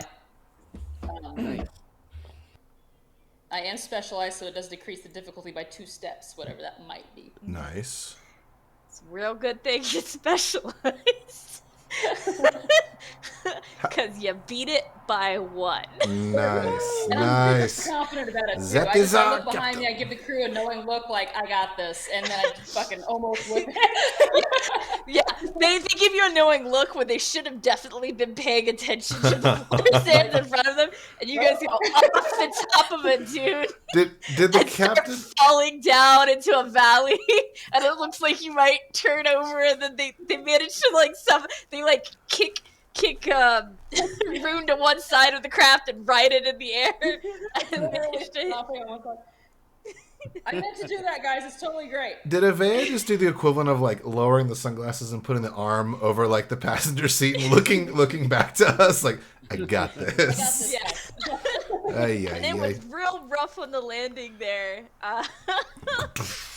the Hisks probably definitely had a decent air gap between them and whatever they're standing or it's sitting real on. good. I was holding on to that little gun thing because I just like full back of my body and then back down. For sure, Tack is standing on the rigging of the boat, like holding on to like the rope ladder going up to the crow's nest, like one hand twirling his sword and like just eyeing the other boats, and he is itching to get on some of those boats. Kayla, did I hear you say that she pushed Rune off to the side of it, like to like way down? Totally the Waterworld move. Where like, yeah, there you go, I like that. They were starting to in the air do this number, and she was just like, "Rune, go over here." As I'm reading my book, okay. Be a buddy, Rune. As I'm reading my novel. Yeah, that's how she barely saved it. So you guys navigate the runes, the dunes, not the runes. Runes help you. Rune helps you navigate the dunes, though. Nice. By going to whatever side of the ship the captain says to lean to. They are kind of rough, but eventually you kind of get the hang of them, and you can start actually using the up of one of the dunes and going off the top to kind of like get a little bit further before you have to go down one of the valleys, so kind of like skipping a couple of them. It does make for a bumpy ride, but it does gain you some speed. Nice. Rad as fuck. I'm sure everybody's super impressed about what I'm doing. It's very cool. We've been this crew a long time. We're used to this kind of travel. Exactly. It's a style. This is how the captain rolls. You don't normally run into this big of of dunes, but because, like I said, all of the ships trying to navigate the space all at once cause great disturbance in the force. Also, quick clarifying question. During our break, I think I've played about 7 games. Did I buy a bunch of rope in this game before? Okay. Not a bunch of rope. Tack is tying those ropes together. Thank you for the clarification. I believe you also bought a super shitty board and skim crystal to try and put together a sandboard. All right, thank you. I'm fully now re-immersed. I remember what Tack was going to do. We're here. Thank you. I'm pretty sure it had something to do with skiing. It did. And boarding other boats. Get ready for that. So you guys start navigating these dunes. You do notice the dunes have taken out some ships that you had been seeing and then no longer see. Now everyone at this point is getting a little bit more spread out since you can pick what checkpoints and what order you hit. Everyone's kind of like doing their own strategy. So the ships are a little bit more spread out. You do see a couple off to either side of you. They don't look like they're trying to like engage you actively right now. They look more like either the finders or the let's go as quickly as fucking possible kind of ships, because they look more built for speed, or they look a little bit more built for holding items. As you're navigating the ship, you're getting closer to the Great Oasis. You can kind of on the horizon start seeing some large caps of some of the mushrooms that denote this area. And as you do, you start to hear a weird, like, very deep sound off to, like, one side of the boat, off towards, closer to where one of the ships that you see. And it's this, like, low, melodic, like... And as you hear that, you all of a sudden just hear shouting and panicking on the other ship. And then you hear somebody, if they want to, can try to see maybe what's going on the other ship. But there does seem to be a lot of screaming and panicking happening. I try. I rolled a dice, and I got an 18 on the dice. What do I add? What do I apply? Not numbers. What skills come in handy here? Okay. Or looking. I think looking is one of the ones you can get, because I know roguers have looking and searching. I am trained. I'm not trained. I have a tail. Nice. What? I'm looking through my character sheet, and I wrote I have a tail. I know, but you went, I am trained. I am not trained. I have a tail. whenever I have to make my own character sheet, it gets a little funky. I have an intellect of 9, so I don't think I'm really trained in anything. That seems like a viewing skill. So think of it more like part of your pool of things. So there'll be certain abilities that use your pool. Got it. One of the 3 types, and then it's also all 3 combined. You have to get through all 3 of them before you're technically like dead or unconscious. Oh, I see. So I don't see this written down. I don't see perception written down. Can I still try to perceive? You can still try. It just doesn't lower the difficulty. Got it. Of whatever it is. I got an 18. 18. I'm doing great.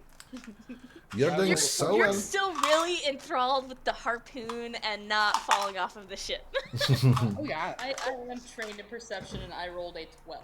Nice. Okay. I rolled a 14. No, I'm not. I'm just whatever. So Avaya and Rune can see the shouting and people panicking. Tack, what you see are these shapes, probably hands. How? Jesus Christ, cat! Why are you attacking me? Oh no. That's what it is. You hear that? Cats, like sand cats, are leaping out and attacking them on the ship. Yeah. If as a rat person, Tack blanches, and you see. You actually combine that. We saw and heard them complaining. She's ow. Yeah. And that's what you see, cats. Lucian is my little werewolf man has decided he wants to attack my legs because I am standing up. Also, and, what's my name? just a fun little detail. I'm rolling blue sandstone dice because we're on the sand. But Tack, what you see are these hand-sized, a little bit more like than hand-sized things, shooting out of the water and looking like they're lashing onto certain crewmates, and one of them gets latched onto the face and falls overboard, screaming. Oh no! Yeah. What? And I'm sorry. it is getting that ship is just panicking and getting completely like decimated by something. Do we think that's a result of the sound that came from the other ship? So this is the sound came from that area where the ship is now. So okay, cool. Okay. Two questions, clarifying questions. Is that like, are we on track to hit that ship or like enter the area where they are, or is that like off in the distance? So they're not super off in the distance. They're off to, I'm not going to gesture, but whatever starboard side is. I think that's I'm right. not gesturing. Yeah. See, boat people can't get mad at me. I didn't gesture which way that is. I just had an image of like a bunch of boat people watching the YouTubes, like, oh, we're gonna come. Ah, dang it, foiled again. Totally said which way I didn't gesture. Also, cameras can be flipped, so Yeah. I could have gestured the right way. True. So it's like off on starboard side enough where you can like tell it's a ship, tell there are people on it doing things, and like if they really needed to like get your attention, they could probably shout at you. But you're not like close enough where you can combat with each other or like interfere with each other in some major And way. last question with that, do we recognize that ship? Probably not. Okay. This looks probably like it's from one of the other nations. It's not like a normal Mounder, and it's definitely not one of the very noticeable like Lacane Armada ships. Got it. Then Attack would just yell, "Captain, avoid that ship up there!" Yeah, this is not our problem situation. Fuck you, I see us! Just Tack, just like middle fingers up as we pass them. Just let's go. We're pirates, bitches. Let's go. As your captain shouts, "Fuck you, I see ya!" and it keeps going. Tack, you see there's some sort of like mass panicking, and then something seems to hit the side of that ship, and it tips over, and then like whatever else happens, they're not in the boat anymore. Hard left. Hard left. Go, go, go, go, go. But as soon as that goes over, you do see like churning in that area, but then you hear that same sound, and it seems to be like coming from that direction.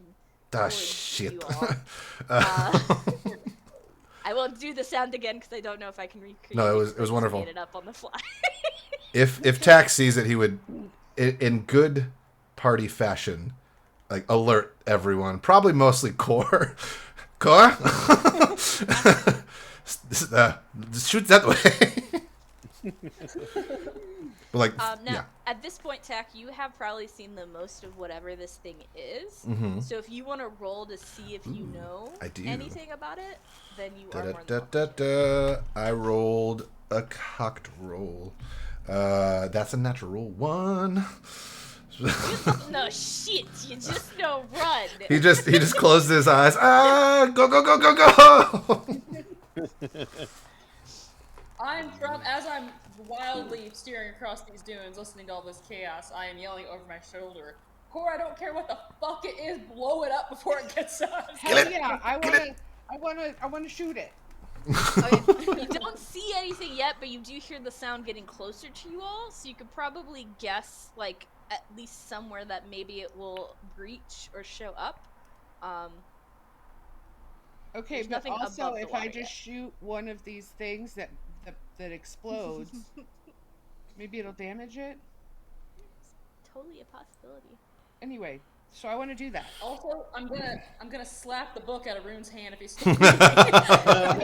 No, Rune's not reading anymore once that's going on. Actually, he's looking because he's looking to use the sands as well to try to push back against this thing, or to push us forward if we need. Because I can shift the sands as one of my power shifts. Shit, that's Okay. cool. Well, I'm gonna shoot with Shoot, my shoot, explodey thing. Shoot. And would you count this as defense? It hasn't attacked you yet, so no, it would be an attack. Nice try, though! That was a good I'm try. trained in defense actions. Okay. Oh, shit. Is this might? Would this be might related? Can I Yes. use might? Yeah, it would be might related. Okay, I would like to use effort. Ooh. I rolled like ass. It's okay. So I'm just gonna use one. I'm just because it can't hurt it, I guess. So with We that, also have 1 XP, which an XP in Cypher allows you to oh reroll yes, it stuff. allows you to reroll. Okay, I forgot. My sheet says 0, but We all have one. Yeah. oh, that's better. Never mind. I don't have to use effort. I rolled a 16. Ooh, very nice. Okay. So I will tell you now that you have successfully used it, that it is a level 5 thing, your exploding harpoons to use successfully. Hey, way to go. So you managed to not blow yourself up. This is great news for us. No. An achievement for I will reveal difficulties afterwards if it's something you're going to use more than once, because I only want to keep you in suspense the first time. It's In not fun the second character, time. how surprised is Core that didn't that worked? unnecessarily surprised. Yes. There's a level of she wasn't even sure the person she got this from was telling her that she wasn't even sure that it was actually an exploding thing, because she did get it on the cheap, and so this was just a Hail Mary or whatever Harrow's equivalent is. So you do manage to successfully use the exploding harpoon, and you do manage to hit the thing. Actually, hold on, let me do the math. Don't hit it directly, but it is exploding, so you do something. So it does. It hits into the sand and sinks down a little bit before you see an explosion happen, and sprays water sands all over the place. And you do hear kind of like a screeching sound, as flying through the air and thumping onto the deck is what looks like a massive, not necessarily tentacle, but definitely conical arm that vaguely resembles Jess. like a starfish arm, except it's like probably the size of your torso, and has lots of little spikies and fun things. Yeah, Jess, if you're gonna use the frogs on me, I gotta use these things on you. Oh, the frogs! The frogs are so cool. And as the screaming happens. You see raising up from the water sands is what looks like a massive, like orca size-ish starfish with an arm now missing because it's on your ship. And it has like spiky things, and it raises up enough that you can see the middle part of it is just this circle of like teeth and things. And as it rears up pretty close to your ship, you're kind of concerned by how close it is. You hear almost like a call sound come from it with the screech, and out of the water sands shoot out 5 smaller ones. Tack. These are the fist size. Nice little ones. You saw take that guy down with the face hugger shenanigans. This is not good. It's not good. So I am gonna need everyone to make me a speed defense. Nice. Okay. This is terrifying. This is very terrifying. Isn't Harrow so cool? It's very cool. Oh my I feel god. like we're fighting Starro from DC. I don't know what that means. This is just too cool. Okay, I just love this. So I'm trained in speed and defense tactics.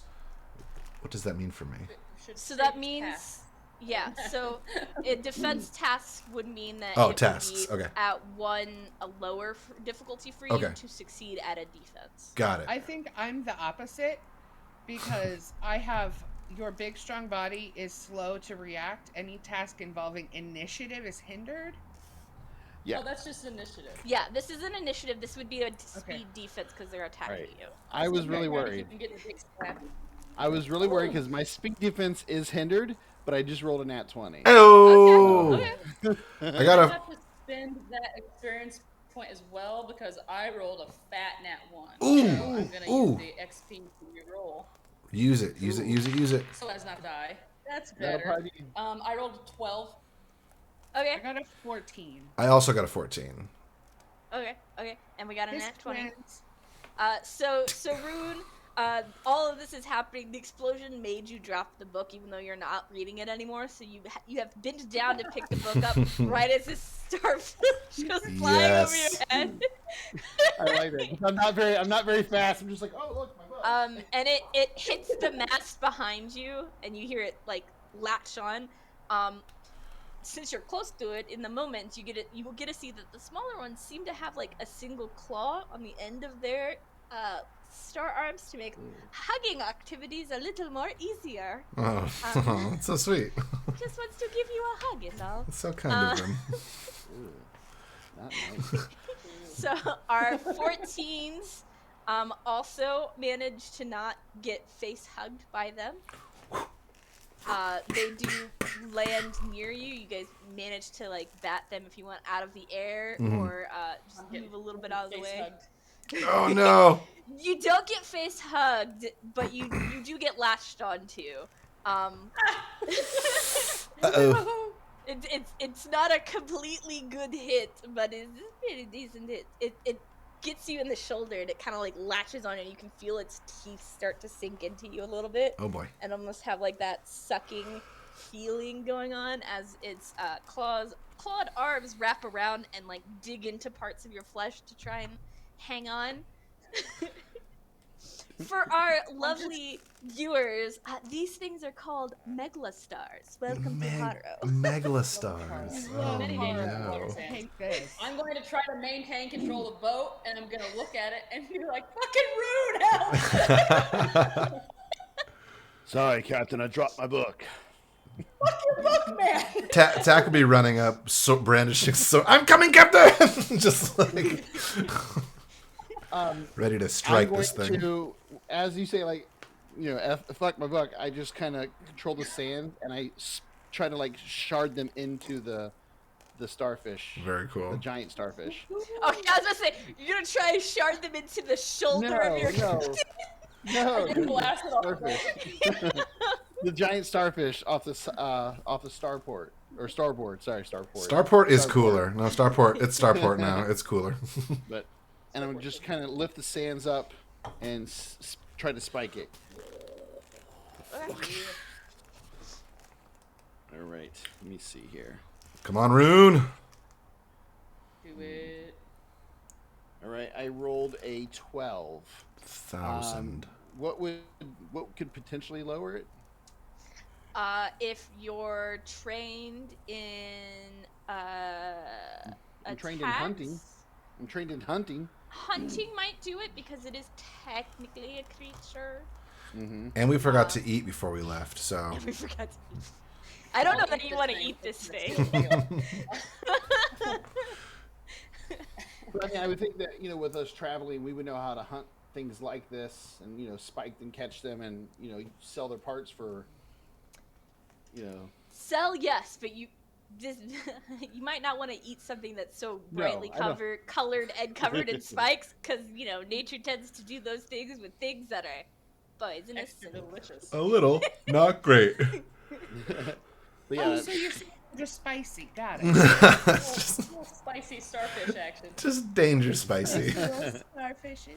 I based them off of a megalodon and starfish. Nice. so it Very, looks like very the cool. sand kind of crystallizes into a hard form as it launches up at it.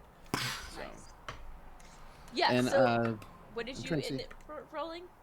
I rolled I said 12, right? I threw the dice Yeah, away. and 12. you're trained in hunting. Is there Yes. anything else, any abilities or anything you're wanting to use with it? I mean, scavenging, foraging. That's about it. I mean, this is one of my abilities, so I don't know if that counts as something I'm trained with, but yeah, that's all I got. You could also. Oh wait, yeah. You could also put a level of effort into it if you wanted to spend points. Effort. Just Wait. Yes, So effort will. It will So decrease, does that- you can either use it to decrease the difficulty by a step, which is what it sounds like you might need to do, or you can use it to increase your damage. because that's like from the edge and stuff, right? Like your edge. Well, Or it's the different edge. from your edge. Your edge reduces the cost of abilities that utilize the pool that you have an edge in. Effort, Gotcha. which everybody has one of, can be applied to any of your abilities that you're using for any of the pools. It just costs extra points. How much extra will it cost me? Because this using this It ability will cost me cost 3 you already. 3 points. So it cost me double. If It'll it's cost you another something, 3 points. if it's something you have an edge in, it technically costs you 2 points. Yeah. Okay, so then So if 2. you have Because an I have edge an edge. in the yeah, So so then it'll cost 5. you 2. So yeah, it'll cost me 5 points total, right? All right. That'll put me down. Whew. All right. Yes, I will do that. I'll use some effort. Okay, I and want to get this what thing did off you our roll? ship. It was a Remind me 12 12? hunting, and then I used effort. Okay. So you do manage to skewer it. It doesn't look like it skewered it super deeply, but it is like, it does look hurt. It is down one arm. It's leaking this weird color from that stump. Has some charredness. When it does this, it says I can either do 4 points of damage or cause them to lose their next action. I'm trying to cause it to lose its next action, keep it in place so we can move further away from it. Trying to give you time to run away. Okay. So Rune went. Does anyone else want to try to do anything? Oh, we can try to help I the wanna- captain. Sorry, go for it. I don't think we said how many of those explosive ammo things I bought, but I would like to shoot another one. You can roll to see if you can shoot another one. Also, I would like to write down how many I bought. How many did I buy? I think we just We're hand-waved fine. that. We don't worry about it. All right. The number 600 is coming to mind. Not sure why. Yeah, me too. I was gonna say. I think they're on the same page. Come on, Yeah. dice, That's 2 people remember it. I think your memory I is also shot. remember good 600. dice. 3. There we go. That's Real 3. good. That's. Was that yes? Was that good? Is that I am so confused. That was a 20. Yes! Okay, good. Nekola, that reaction was so confused. Oh no. It was good on that. Oh, it's so, okay. I'm. So what are you aiming for? The mouth Ooh, yes, Of the yes. big guy? of the big guy. Okay. No, Or of girl. the captain. Yes, the big guy. Amorphous star thing. Takes off the mask. It's me, Voldemort. Oh no! So you do manage to hit. It doesn't go fully into the mouth, but it does hit another arm. And you do get another nice big explosion because you rolled enough to like not blow yourself up with this guy. Four coming in good. So it is down This 2 is the arms. coolest. And you do hear that screeching sound again. That was it. David, that was so good. Thanks.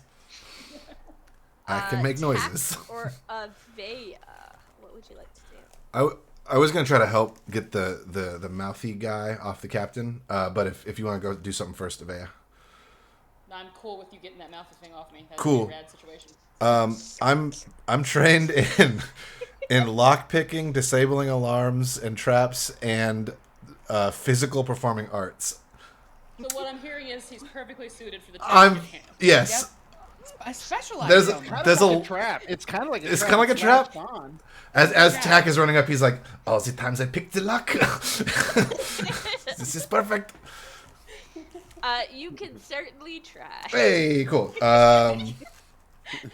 Rolling Well. of the dice. 14 on the Jack, I dice. believe in you. 14? On the dice, yeah. And See- yeah.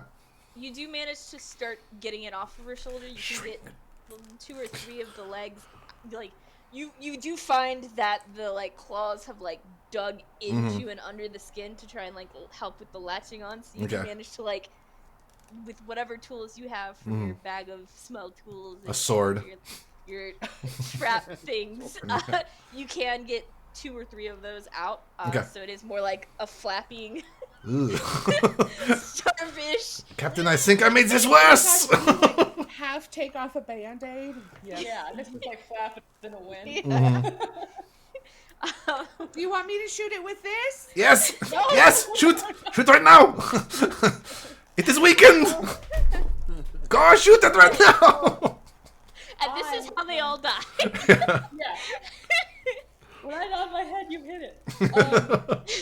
So I have sailing on the edge, so I can make an attack with a light weapon and attempt a sailing task as a single action. So my plan is to take my dagger and try to pry this little fucker the rest of the way off me, whilst pulling off a super slick ride up one of these dunes to kind of kick forward a little bit more to get ahead of this beast and he's going down. I choked a little bit because I'm so nervous. Alright, roll me the attack first. Let's go, and Captain. then I will deal with the sailing. Boop, boop. Now I am using a light weapon, so it is east for me. Oh, sweet. That's a nat 18. Yep. Yeah. Now it is a dagger, so it's just 2 points of damage. You skewer it right through the mouth, and it like clamps down on it, but it is like screeching and bleeding. Trying to swing it off my dagger while I'm So roll me sailing to see how far you can get away from the big one. So here's what I'm gonna do, because I have edge in speed, and I'm specialized in sailing, and I really want to fucking get away from this nasty beastie and do my part. So I'm gonna spend a level of effort on this as well, just to make it extra sick nasty for the crew, because I love you all. How do we know what we have edge in? It should tell you. You picked one of the 3. I feel like it's And it speed. should say edge 1. If you didn't fill in one of your edge bubbles on your stat pool, then you were owed an edge in one of your 3 stat pools. Got it. I think I did it for speed, but I'm just looking for it. Yeah. So I spend 2 points of speed to do a sick nasty trick. Bang. So sick, so nasty. So sick, so nasty. Nat 18 again. Oh, it's so sick and nasty. And So I'm specialized. Yep. So you do manage to, as you're stabbing That's all, this thing Captain. and fighting with it now because it's clamped down on your dagger, you do manage to like angle your ship so it's going up one of those huge dunes, and you manage to go off and like at an angle to try and get even further away from it, and you do manage to catch a little air, and you get let me think of the ranges because these are different than D&D, and it takes some time to get transferred over fully to a system. So you get, we'll say like a far range of distance from that. Nice. Which is one step above long, I'm pretty sure. Nice. Don't quote me. I love this idea that like Nekola's like launching it. I'm holding this thing in place as I'm trying to find my as like Mac is like trying to pull it off, and you're stabbing it, looking cool while you're turning the ship. So you have left the adult Meglastar behind, but there is still one on your captain and 2 on the ship.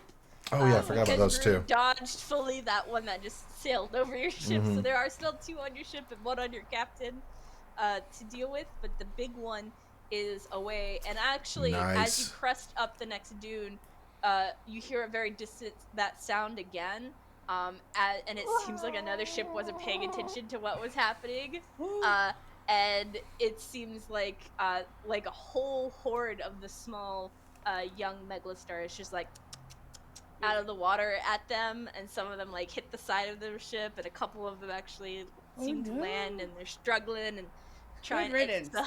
It seems that you had encountered possibly a small pod that may have been ahead of the larger. Oh gosh. This is. But you do still have the 3 on your ship. The one's on the end of my dagger right now, right? Like he's like got 2 in the back of your shoulder, flapping around, and is now clamped on your dagger. Yes. You do hear like a weird slapping, splatting sound. Tack and Core, because you are the ones that they're probably closest to since they missed you the first time. So I will need you both to make me speed defense rolls. I am trained in that, I think. Yes, I am. Ooh. And I got an 18 on the dice. Awesome. Okay, I got a 9. Tack is very nimble. So Tack, you Tack hear be nimble, tack be quick. you are already on edge. You just saw another like large grouping of these like shoot out of the water and like attack them. You hear this like screeching sound, and you like without even turning around, you like, and it flies from behind you back to the other side of the ship. Love it. Core, you hear that same sound. However, you didn't turn around, so you feel hitting the back of your head with a thump. And latching around, you see these arms come around to the front of your face as onto the back of your head. One of these little buddies is now numbing and giving you sweet hugs. Oh no. I hate that. Yeah. Rightfully so. I would like to, as my action, technically, with my action, I can do an attack and attack with my tail, but I don't think I can attack the back of my head with anything in my hands. No, that attitude. Am I still, like, can I see, or is it blocking my vision?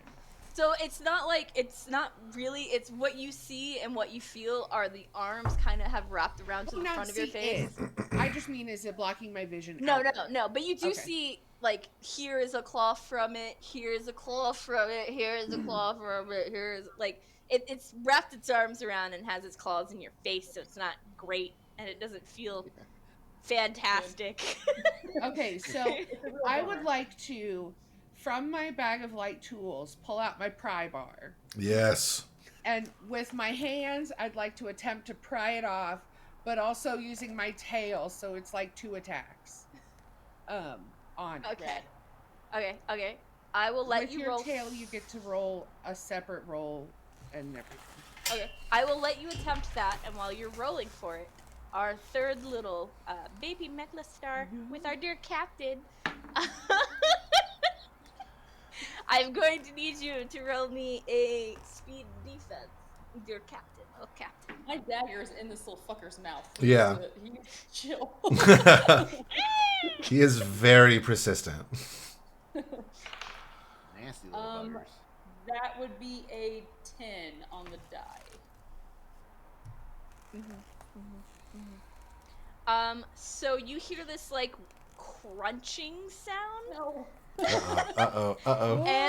And your dagger starts to collapse as you see, like, it doesn't bite down kind of normally. It does bite down, but you see, like, the mouth starts to twist and starts spinning, almost like a grinder rather than like a chompy fun time. Oh, shit. Oh, God. That is my favorite dagger. No. If I was up there with the captain trying to help Avea out, would I be able to help or attack this thing as well, or no? You could probably attack it on your turn, yeah. Cool, 'cause it's okay. still up and flailing with I will- 3 of its arm leg things. I will do so when the time is right. Every time I do this, I picture, you know, the starfish from Finding Nemo. Mm-hmm, The- mm-hmm. I just picture the wacky waving inflatable tube man. Yes. Yeah, that too. But okay, Nekola, how did you roll? Is this might or speed? To get it off of you, it would be might. Okay, good. So on the first roll, because I'm spending effort, okay, I'm spending effort on the first roll, and I am trained in might defense. Ooh. Will that help me? You're not defending, you're attacking with might. Yeah, but I'm still gonna try to pass. I know. But just to clarify for those at What about home. escaping? I'm trained in escaping. Yes, technically it is latched onto the back of your head and you're trying to escape it. Hell yeah, hell yeah, hell yeah. Okay, so the first one I'm using effort because I only rolled a 9. Mm-hmm. The second one I can't use the effort on, and I only rolled an 8. Mm-hmm. Yeah, I didn't do very well. Oh no, You Core. are freaking out. It makes it a little difficult. This is not great. Especially because you feel on the back of your head the teeth start to kind of Yeah, be a little friendly there. I am. Yeah, Jess, you're not the only one that can create horrors and horror. Yeah, but it's not cool when you do it to me.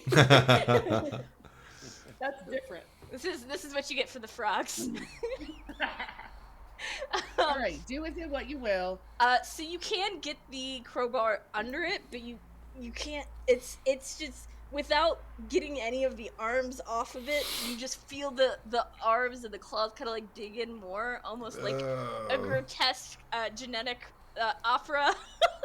Look at the claws like pulling your face in different directions. Oh. It's not fun.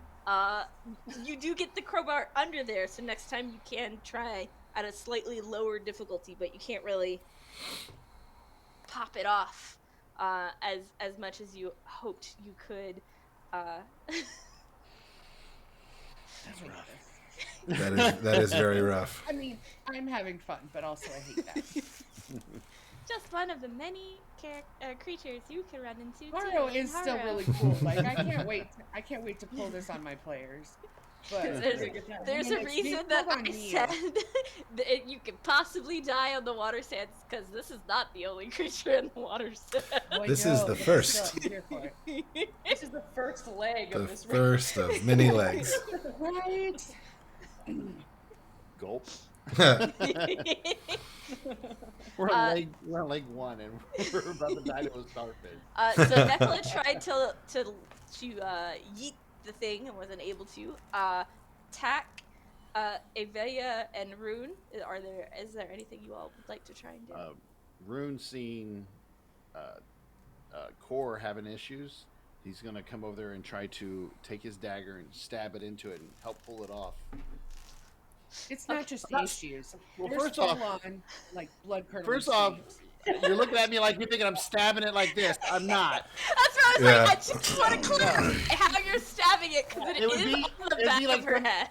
From the side of it, like away from her head, like this way, so it's into it, and then using that to pull it off. That's why I wanted to clarify, because I was like, this thing is on the back of her head. Good clarification. Good clarification. Not like ah! I've been waiting for this opportunity. Oh no! Rune takes off their mask. Oh no! It's Rune Voldemort. His books. Like, don't worry. Don't kill me. Yeah. Rune pulls off their mask, and it's just a nether megla. Yeah. No. We trusted you. And I will use effort on that because it's might, right? I'm Yes. assuming I'm using might here. All right. Yeah. Foraging, scavenging, none of that's going to help. So it's just with the effort to bring it down a little bit. All right. Stabby stab. Okay, that'll be a 14. Okay, that works. You do manage to skewer it from the side. You do get it pretty far. You hear a lot of shrieking. Nice. And it doesn't fully release, but it seems to like lessen its arms. So the claws aren't quite in as much, and it's kind of like wriggling around like it's not having a great time. Like you're like pulling her face back. It seems more like it's in survival mode now than nom nom nom mode. So you don't quite feel as much teeth anymore on the back of your head that you had started to feel. Nice. Am I taking damage?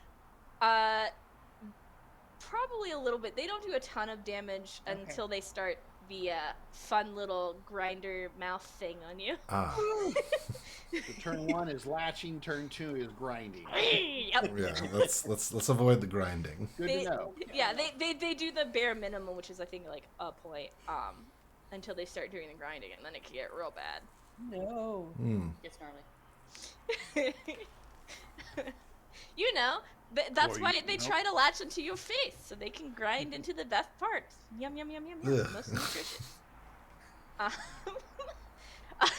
So it is a little slack now. It is screeching and kind of like flailing a little bit, like it's not having a great time because it is like fully skewered inside by a dagger.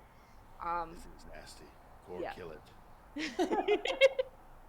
I'm trying. Tak and Avea. What would you like to do? Go for it, Avea.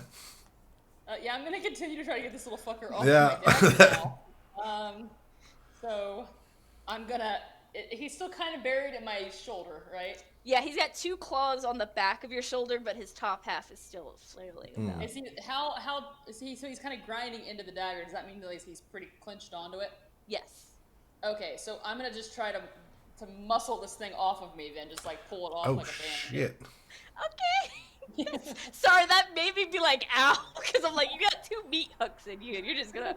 Ugh! Get one of these. That's wild.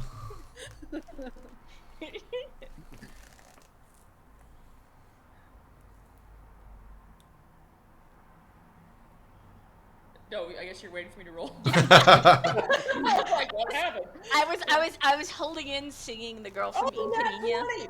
Yes, that's a Yes, good one. yes. You do manage to like fling it. You get it off your shoulder, and it has so much momentum. You fling it off your dagger and into the water.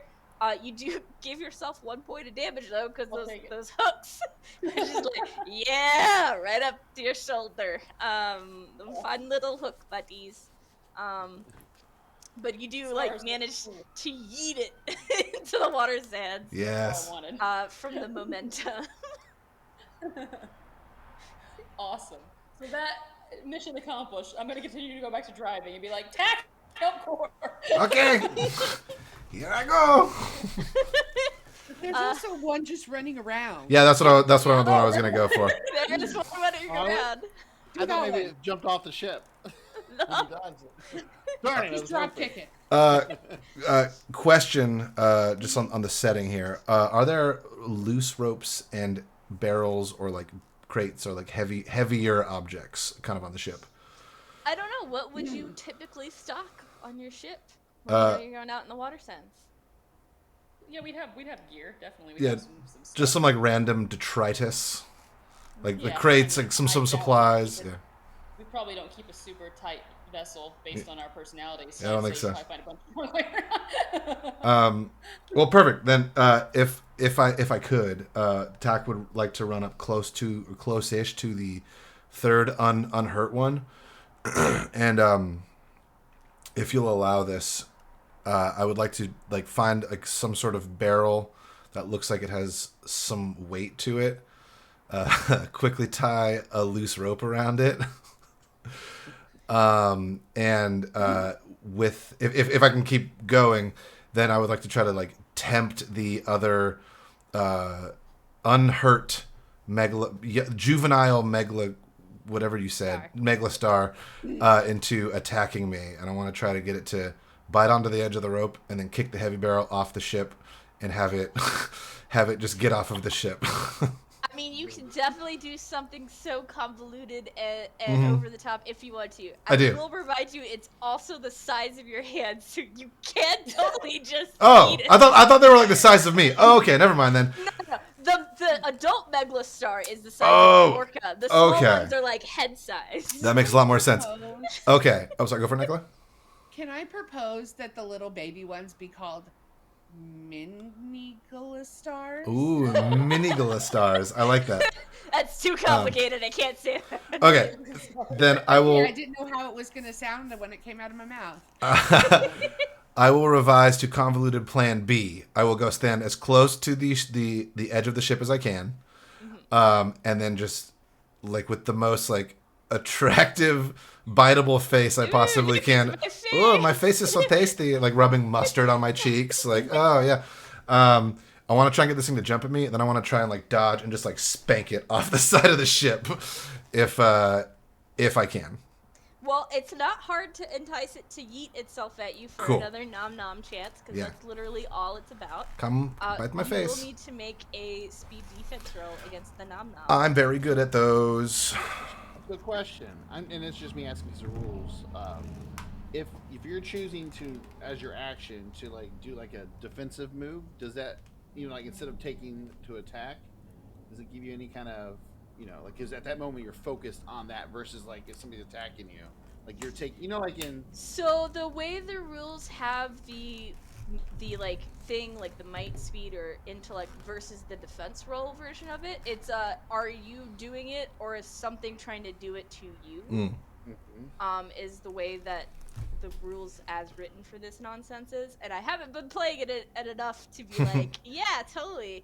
I feel like in theory the GM could give you, they could ease the task for you, ease the difficulty for you if you're giving your action to do that. I mean, it's kind of the cool thing about Cypher is that the GM has carte blanche on a lot of stuff, but if it makes sense. But since this is a combo thing of he's doing the enticing, come get me, and then trying to get out of the way before he gets bitten. Yeah.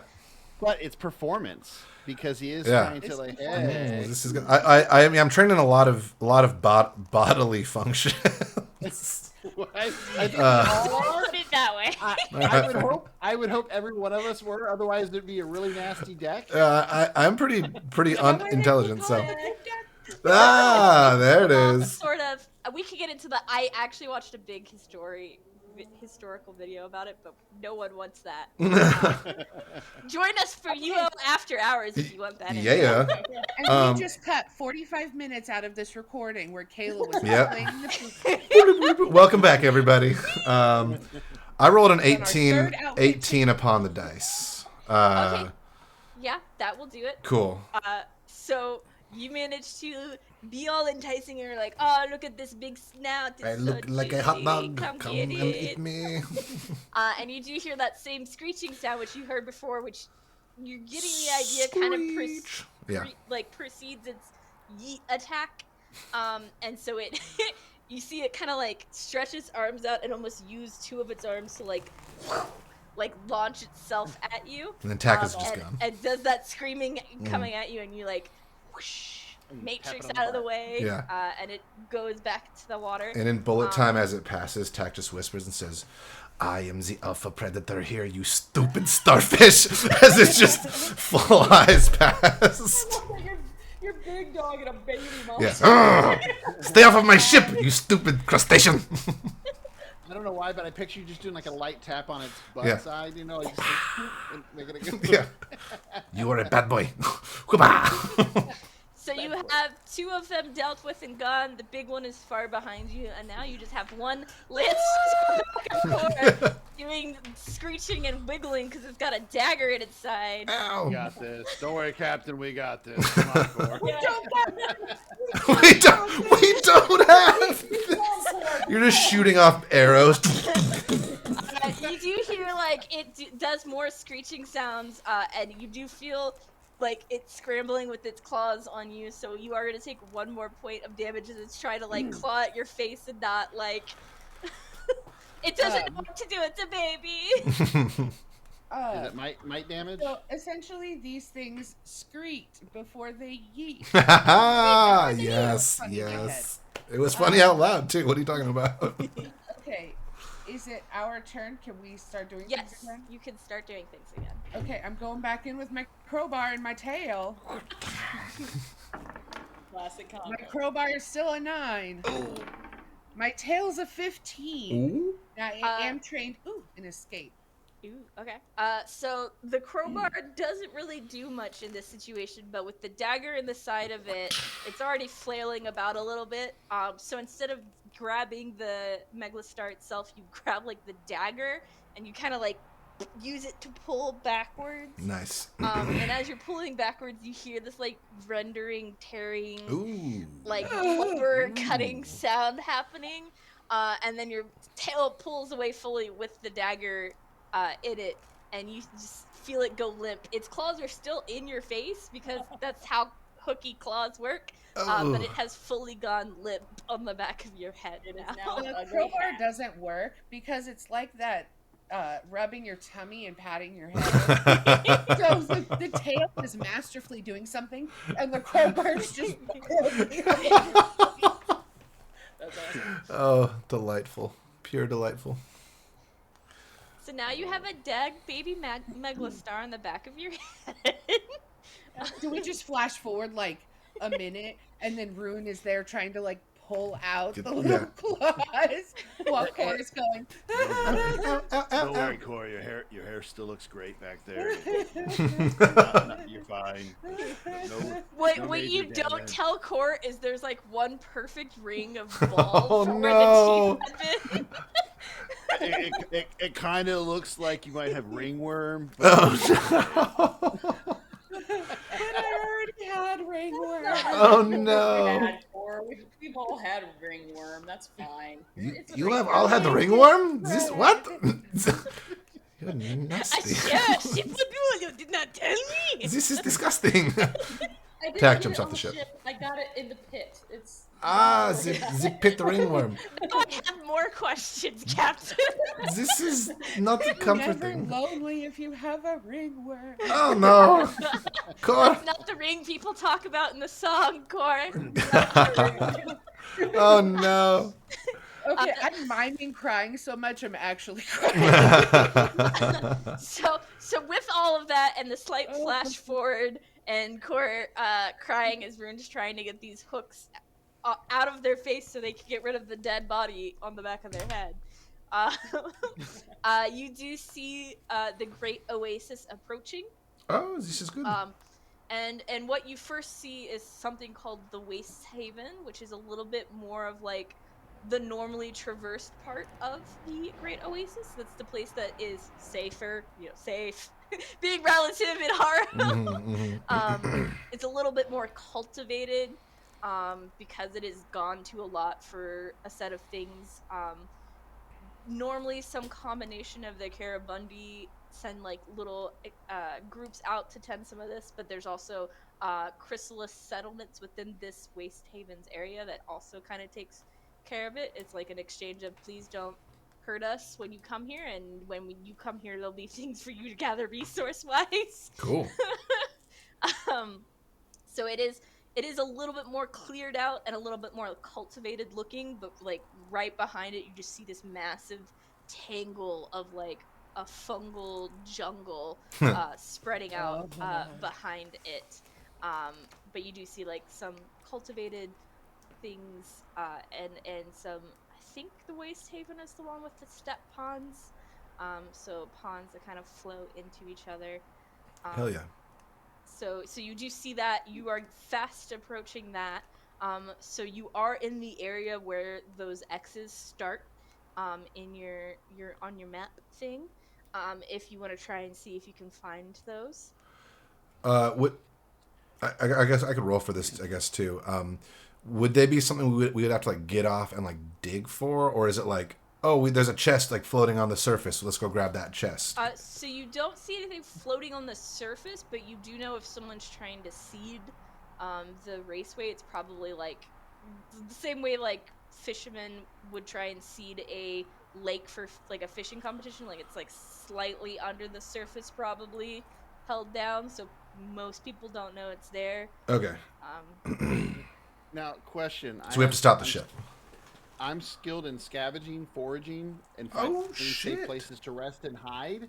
So if we're looking for these things, would any of those things help reduce our probably? And also, since you have the map, that would help as well. Okay. Hell yeah. Okay, let's grab the booty and get the hell out of here before something tries to eat us. Let me see the map, Captain. I'm pretty good at figuring out where people put these things. Tack runs to the back of the ship, stands on the aft castle, the rigging of the aft castle, and I just want to like, is anyone coming? I rolled an 11, and as I said, scavenging, foraging, and finding like safe places to rest or hide. I don't know if it like take that. GM, yeah, I mean, scavenging would help because you're essentially scavenging in the water sands at this point for it. Plus the map. So what did you roll? 11. 11? Okay, the map helps you a lot. Because it told you, like, here. This is where we go. So you do find a couple of them. You don't manage to find all of them. You do see, as you're going about, you do see broken pieces of something, like maybe someone didn't know that something was here and sailed over it.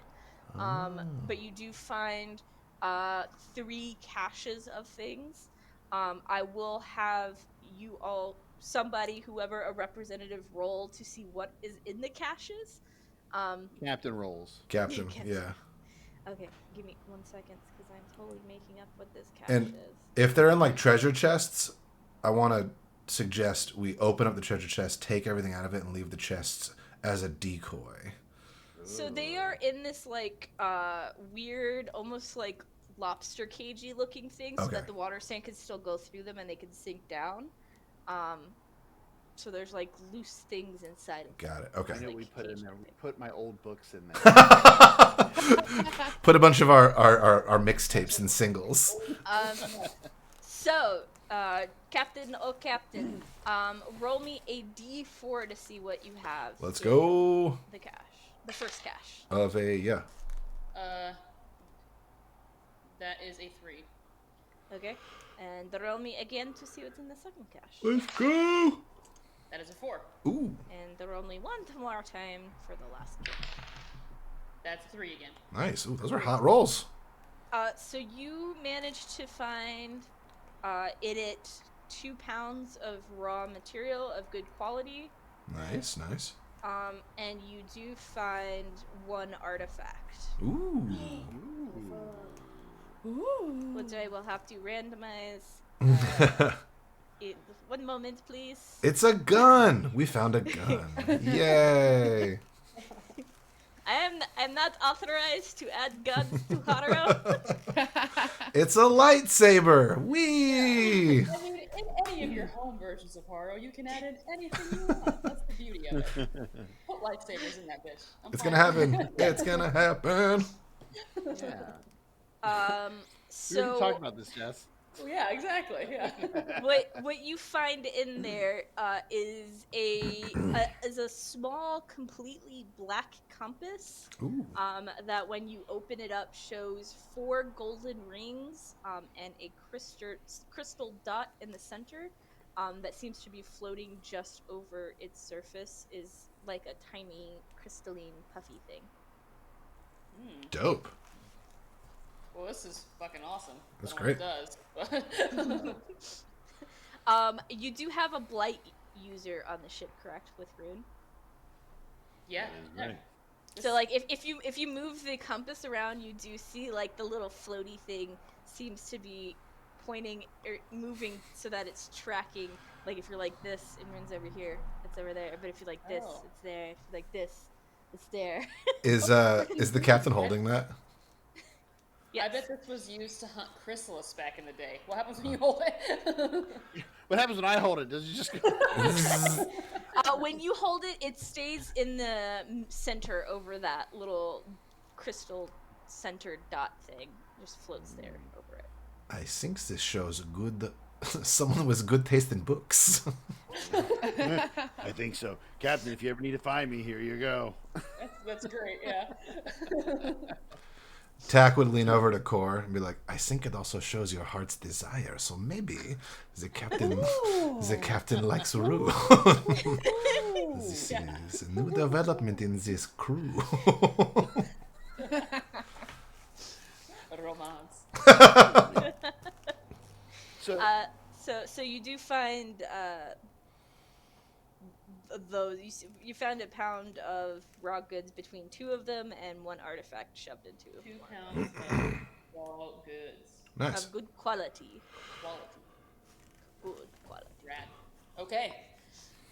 First mission accomplished. Let's keep on trucking. And as you do kind of move past the coast of the Great Oasis, because I'm assuming you try to slow down as little as possible. Correct me if I'm wrong. Roll stops here. The middle clear crystal that's now embedded in the side of your ship for the race does, as soon as you pass some point, you're not sure exactly what point on it, it starts to like seem to cloud up, almost like one of those like reusable hand warmer things that when you like crack it, it starts like doing that weird crystal thing out until it becomes opaque. So it does that and turns like a wicked like green color. Yes.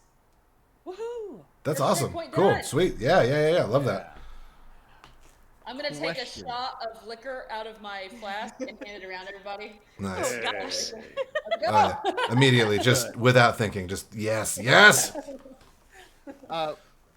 brings me. This is a great question right here for people who don't play recovery rolls. Mm-hmm. I know we have the one action, the 10-minute, 1 hour, and 10 hours. I don't get 10 minutes, by the way, because of my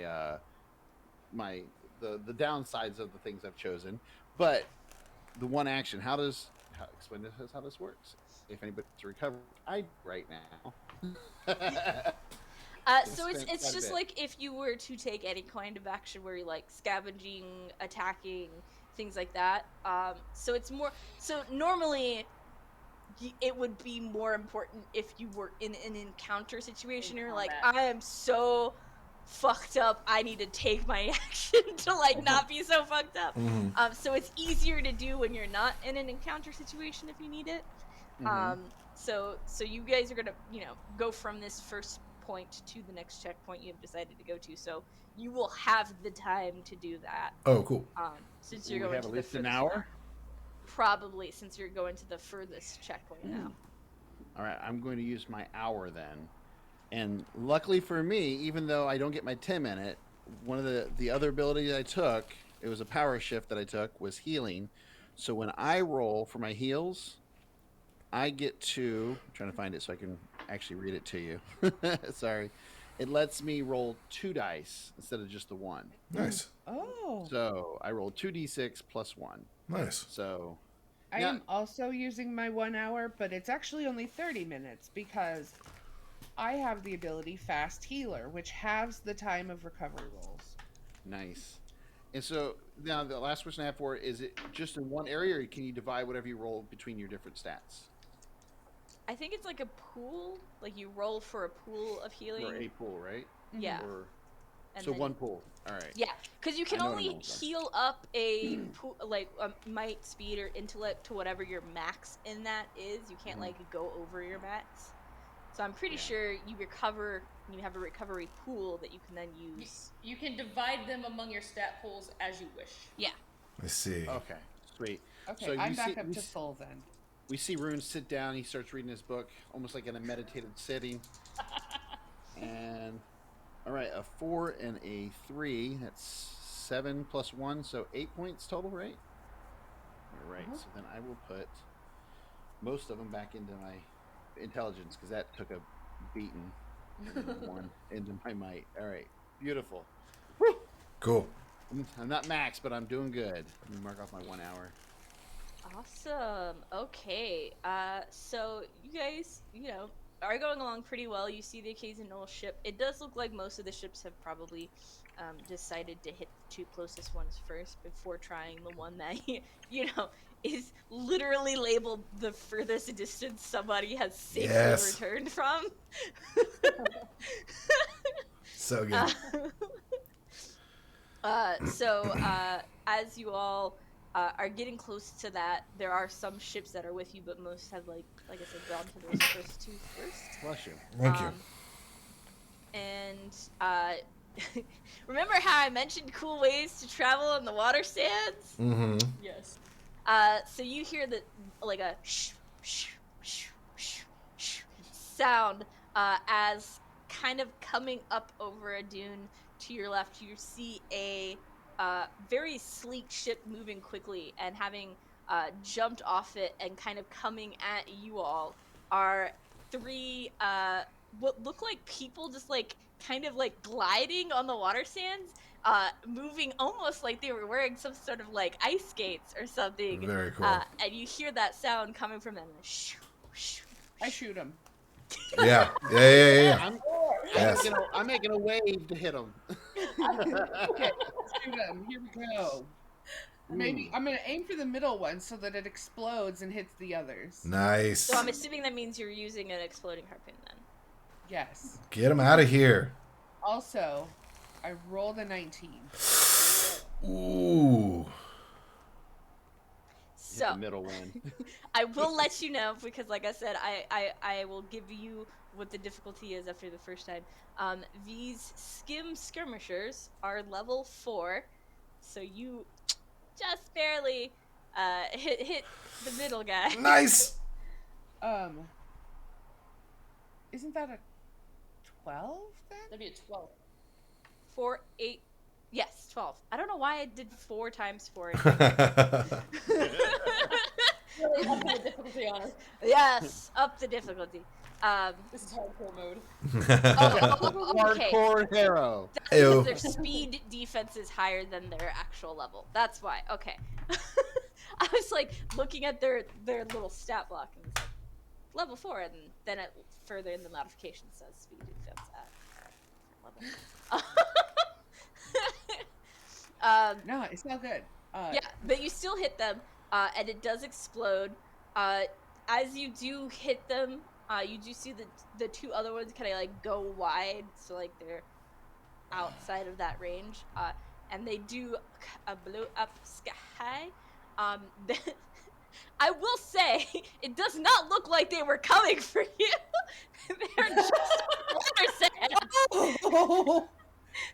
Oh, that's unfortunate. But also, little jumpy there, guys. I mean, Everyone else said yes. I think that Yeah. nobody hates me. no, not at all. I'm very proud of you. Okay.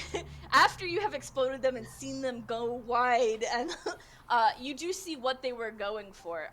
This is a sleeker ship, and it does seem like the 2 skirmishers left.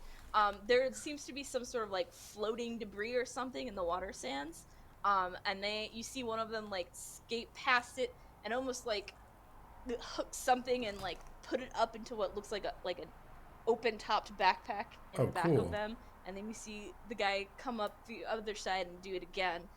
So it does seem like they're collecting things off the water sands for the ship. Collect- Now they can One less collect thing. their friend's dead body. Yeah, I was gonna say, are they like upset? Because it looks like they're just like, oh, well, there goes Jim. Like, he knew the risks. It's expected on the water. Yeah. Well, especially during the competition where, one of the strategies is be the last one standing. So, Well, like, that does seem like it's their fault then that Core shot them. Like that's not on Core. It's kind of their fault that I just went murder home. Yeah. They should have been near me, within range. once they have scooped up whatever looks like it's floating on the sand ship, you do see them both circle around, and one of them seems to just zoom through where the previous area where you exploded were. It does seem like they collected something. It does not look like a body. It probably is whatever was letting the dude skim across the water sands. Can't let those 3 crystals go to waste, man. I like how we're all just kind of watching this. Just, I kind of want to take their skimmers so we can skim around ourselves. That was my You have a very first lasso, thought. Yeah. like a lasso. I mean, I could always bust out one of my chance crystals and make it happen. I have a lot of rope. I have so much rope. We could make a lasso. We killed one of them. I think we've made our point. Yeah. Yeah, that's right. Stay away from us. And you have in fact blown one of them up. So like once they've retrieved whatever thing they looked at, they kind of go around, and you do see from the ship that they came from, it looks like they're communicating with flags. They're like doing some sort of like flag. Jim is flag, dead. flag, Yeah. Jim. Jim is The boat seems to be dead. giving them instructions. IP Jim. So the ship does seem to be giving the skimmers instructions, and so they do circle while they're waiting for that, and one goes back to the ship, and the other one kind of seems like it moves to go almost along a like rough coastline. Do we have any sort of like highly reflective material? And their eyes make them crack. Yeah, it's like if they're like trying to communicate, I'm just gonna like angle a coin or whatever. Just bing, ah! Yeah. A mirror. Yeah. Take a mirror from We're trying to win this race. Oh, I love my crew. Stupid flags. Man, We're pirates. Yeah. Sorry, keep going. Before my crew starts barreling into committing atrocities, Mm-hmm. I'm gonna keep crimes. speeding along. I'm gonna change the name of your ship to War War Crimes. crimes. Go for it. So we will be right back, Oh, yeah. not back, because we'll probably just magic cut things for a second. Bye. Cool. BRB. Woo.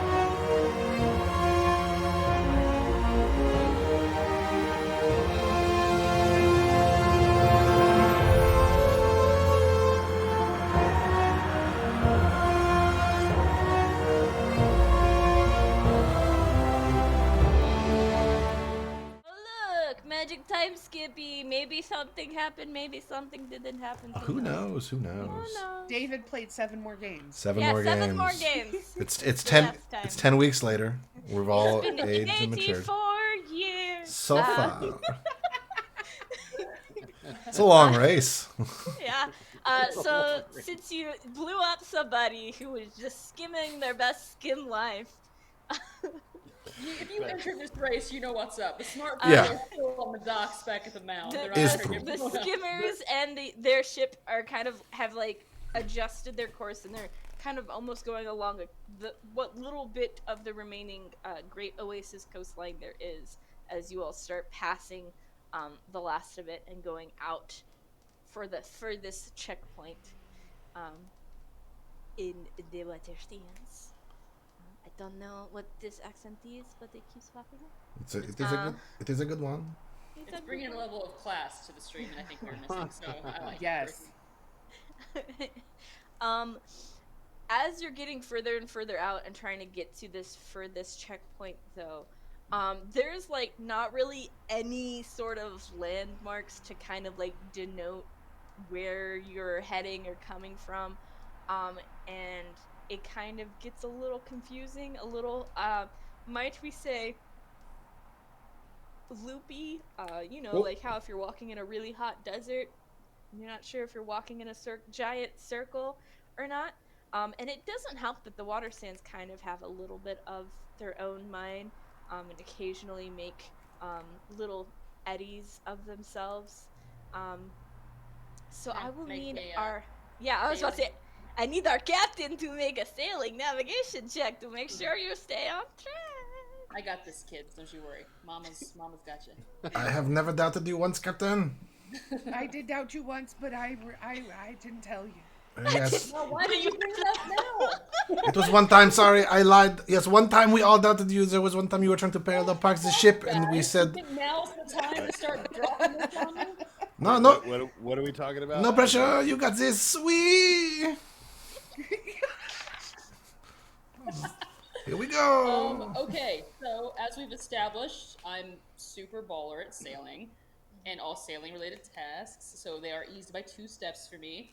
And I got a 12 on the die. Okay. You kind of spot these weird eddies that happen,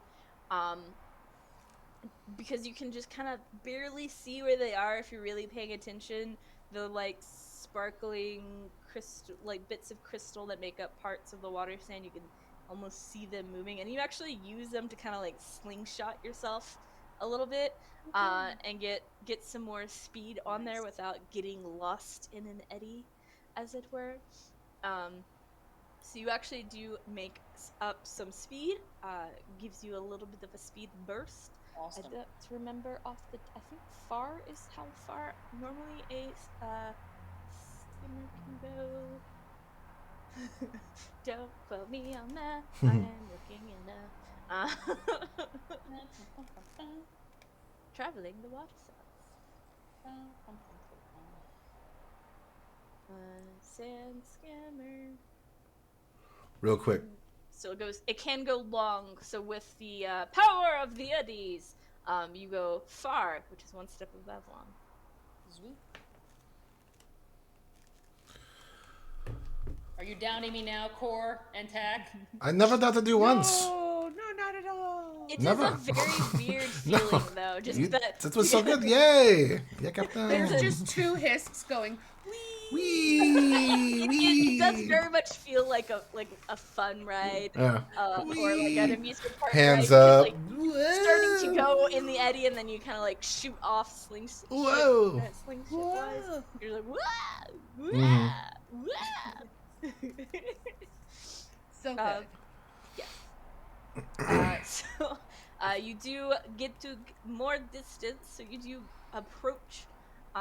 You can kind of see what looks like maybe a gathering of ships off in the distance on the horizon, at what's probably a checkpoint or something. You're not quite sure what's happening at this distance, but there does seem to be some sort of Is it gathering. the area where my terrible contact gave me that fucking bum tip about the risen room that everybody probably knew about? No. So that tip, as it were, looks like it's more. The checkpoints themselves seem to make kind of like a giant like triangle. There's like the Great Oasis, the Lucian Waste, and then the furthest distance. Point. The point would be kind of more towards the middle of those. Nice. So this is more like on the way to, or perhaps at the checkpoint that is the furthest location. Okay.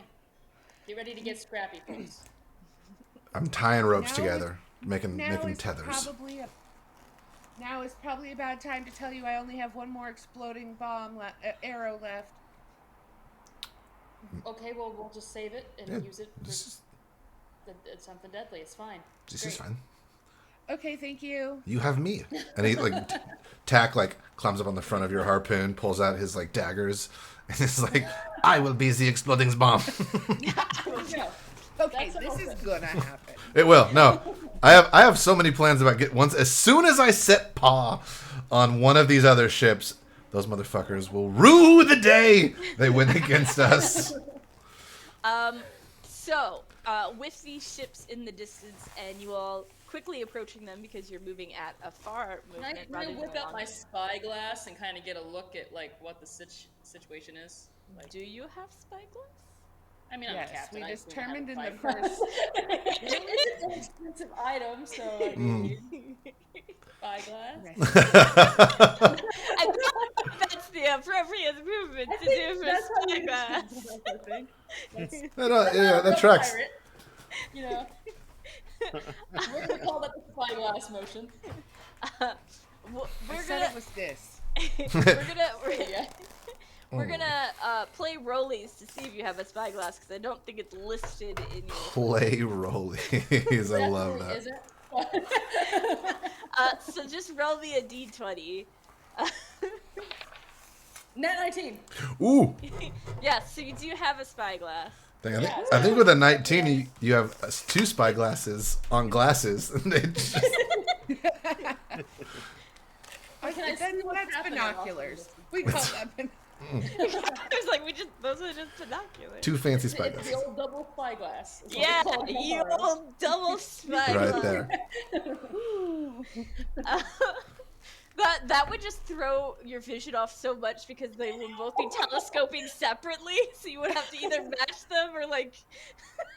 Unless you were some sort of like. And then at one point, you just like someone's looking over here. Just getting super wall-eyed with it, like whoa. It would just mess with you. But anyways, so you can't see much of anything distinguishing until you get about a long distance from the first of the ships in this group. But as you do get a long distance from them, you do see like someone looks like they're up in a crow's nest waving and then like almost like trying to wave you off or something. Well, I don't trust that. You see that ship has come to a complete stop though. Like it's no longer moving. They've dropped anchor. Someone in the crow's nest is like trying to wave you off. Huh. So someone's signaling up ahead for us to stop. Yeah. Oh, and I'm dressing the crew. Okay. Probably, it could be a trap. They could be trying to save us. Which is it a Mounder ship? Is it a Nicean ship? Is it a Carabundi ship? What am I looking at here? A Lacane ship? I don't know. Let me roll. I'm letting my natural Is prejudices this the guide my special? decision. Is this a special instance I used the explodey one? We'll see. Maybe. Yeah, Maybe. Captain, if you want, I can take a look. I'm really good at knowing what people are thinking and So doing. it is a I'm Carabundi ship. Is what it looks like. Oh, it's a Carabundi. Oh, those vanilla assholes are very trustworthy. This is so nationalist. Yeah, it is. Yeah. Damn.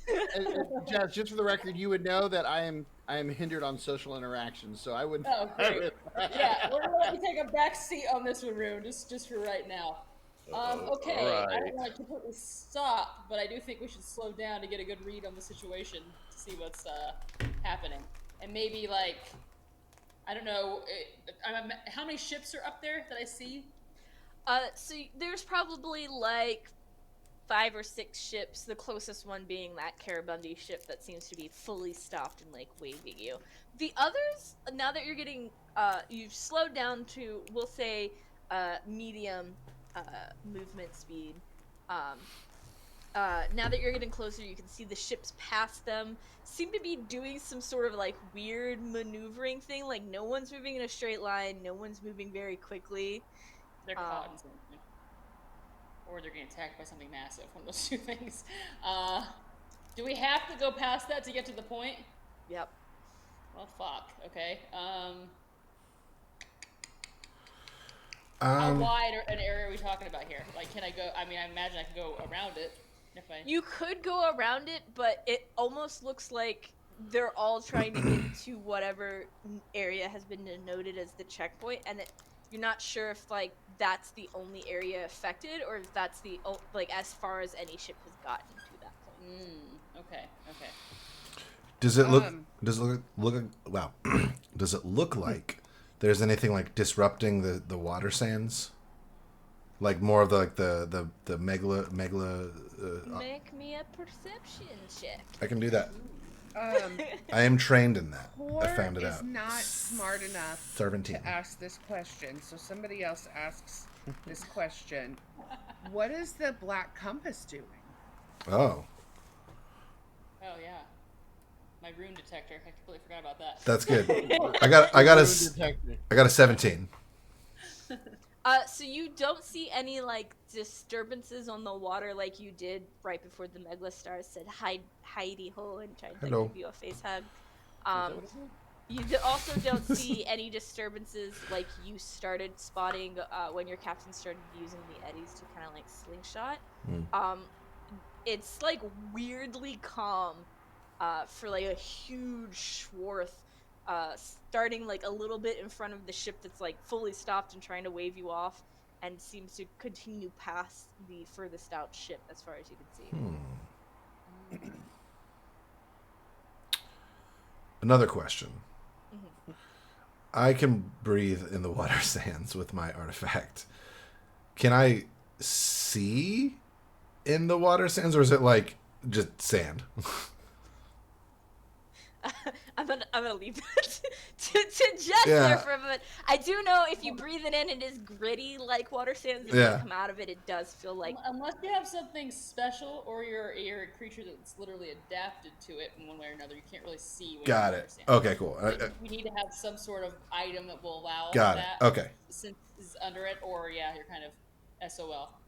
Perfect. Good to know. If we get close enough, Captain, I can. You tie rope on me. I can walk down on the sands and see what's in there.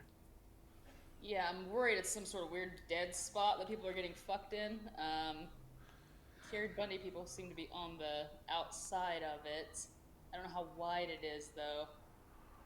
Is this the mythical Bermuda trapezoid?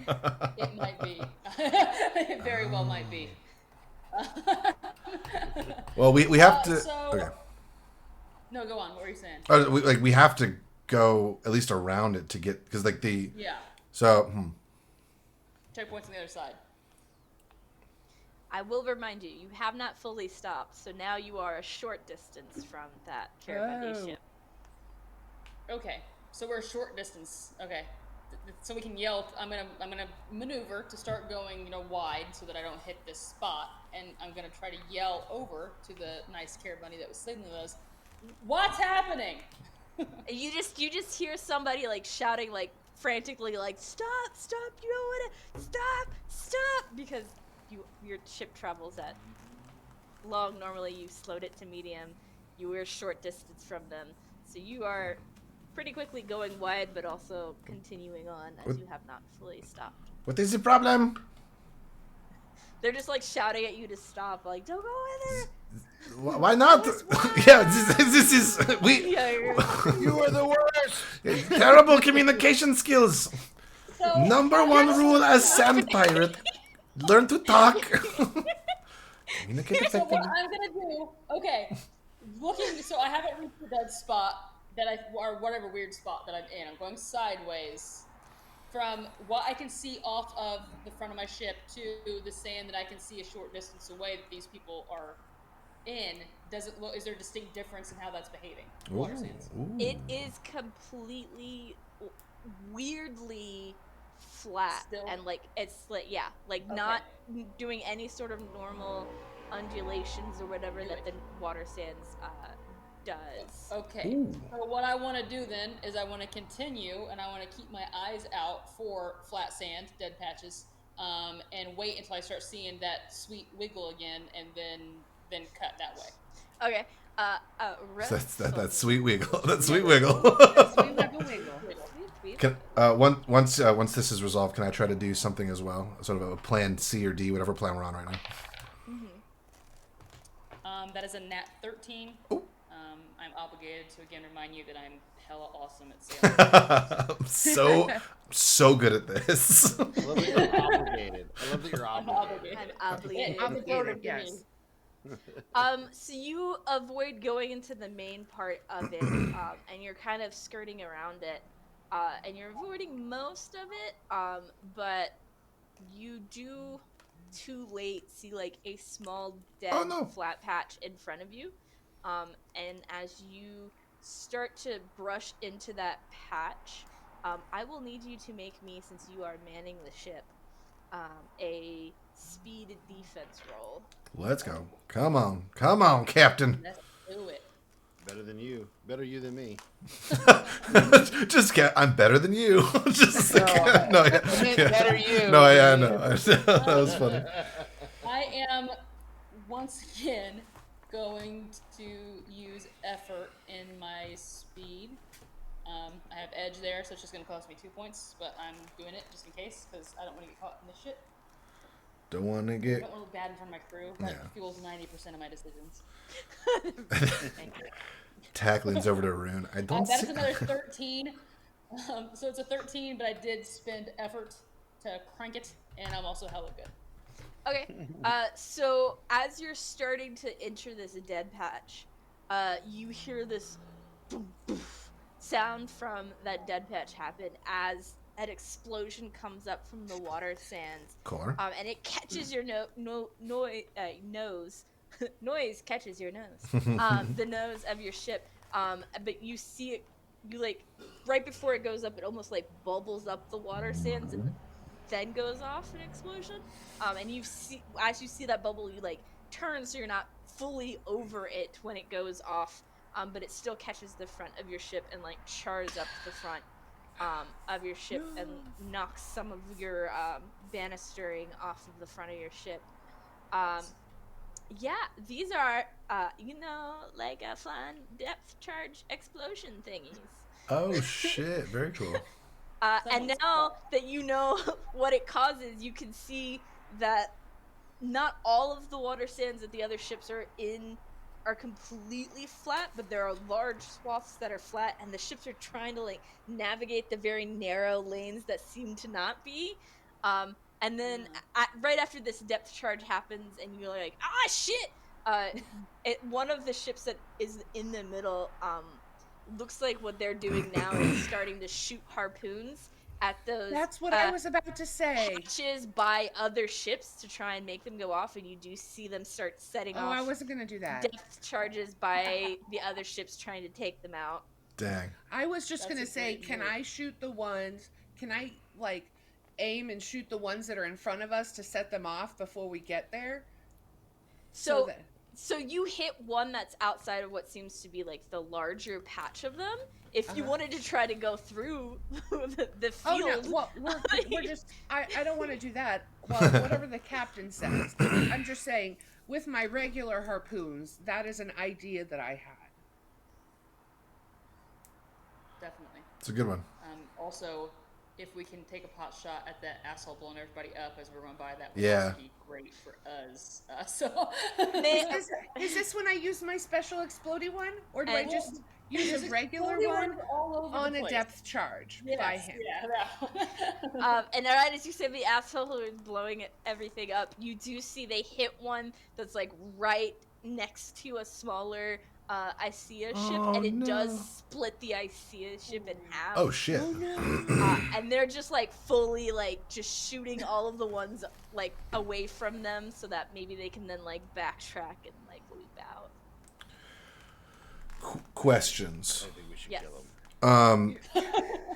How far away is the area that activates the crystal on the side of our ship?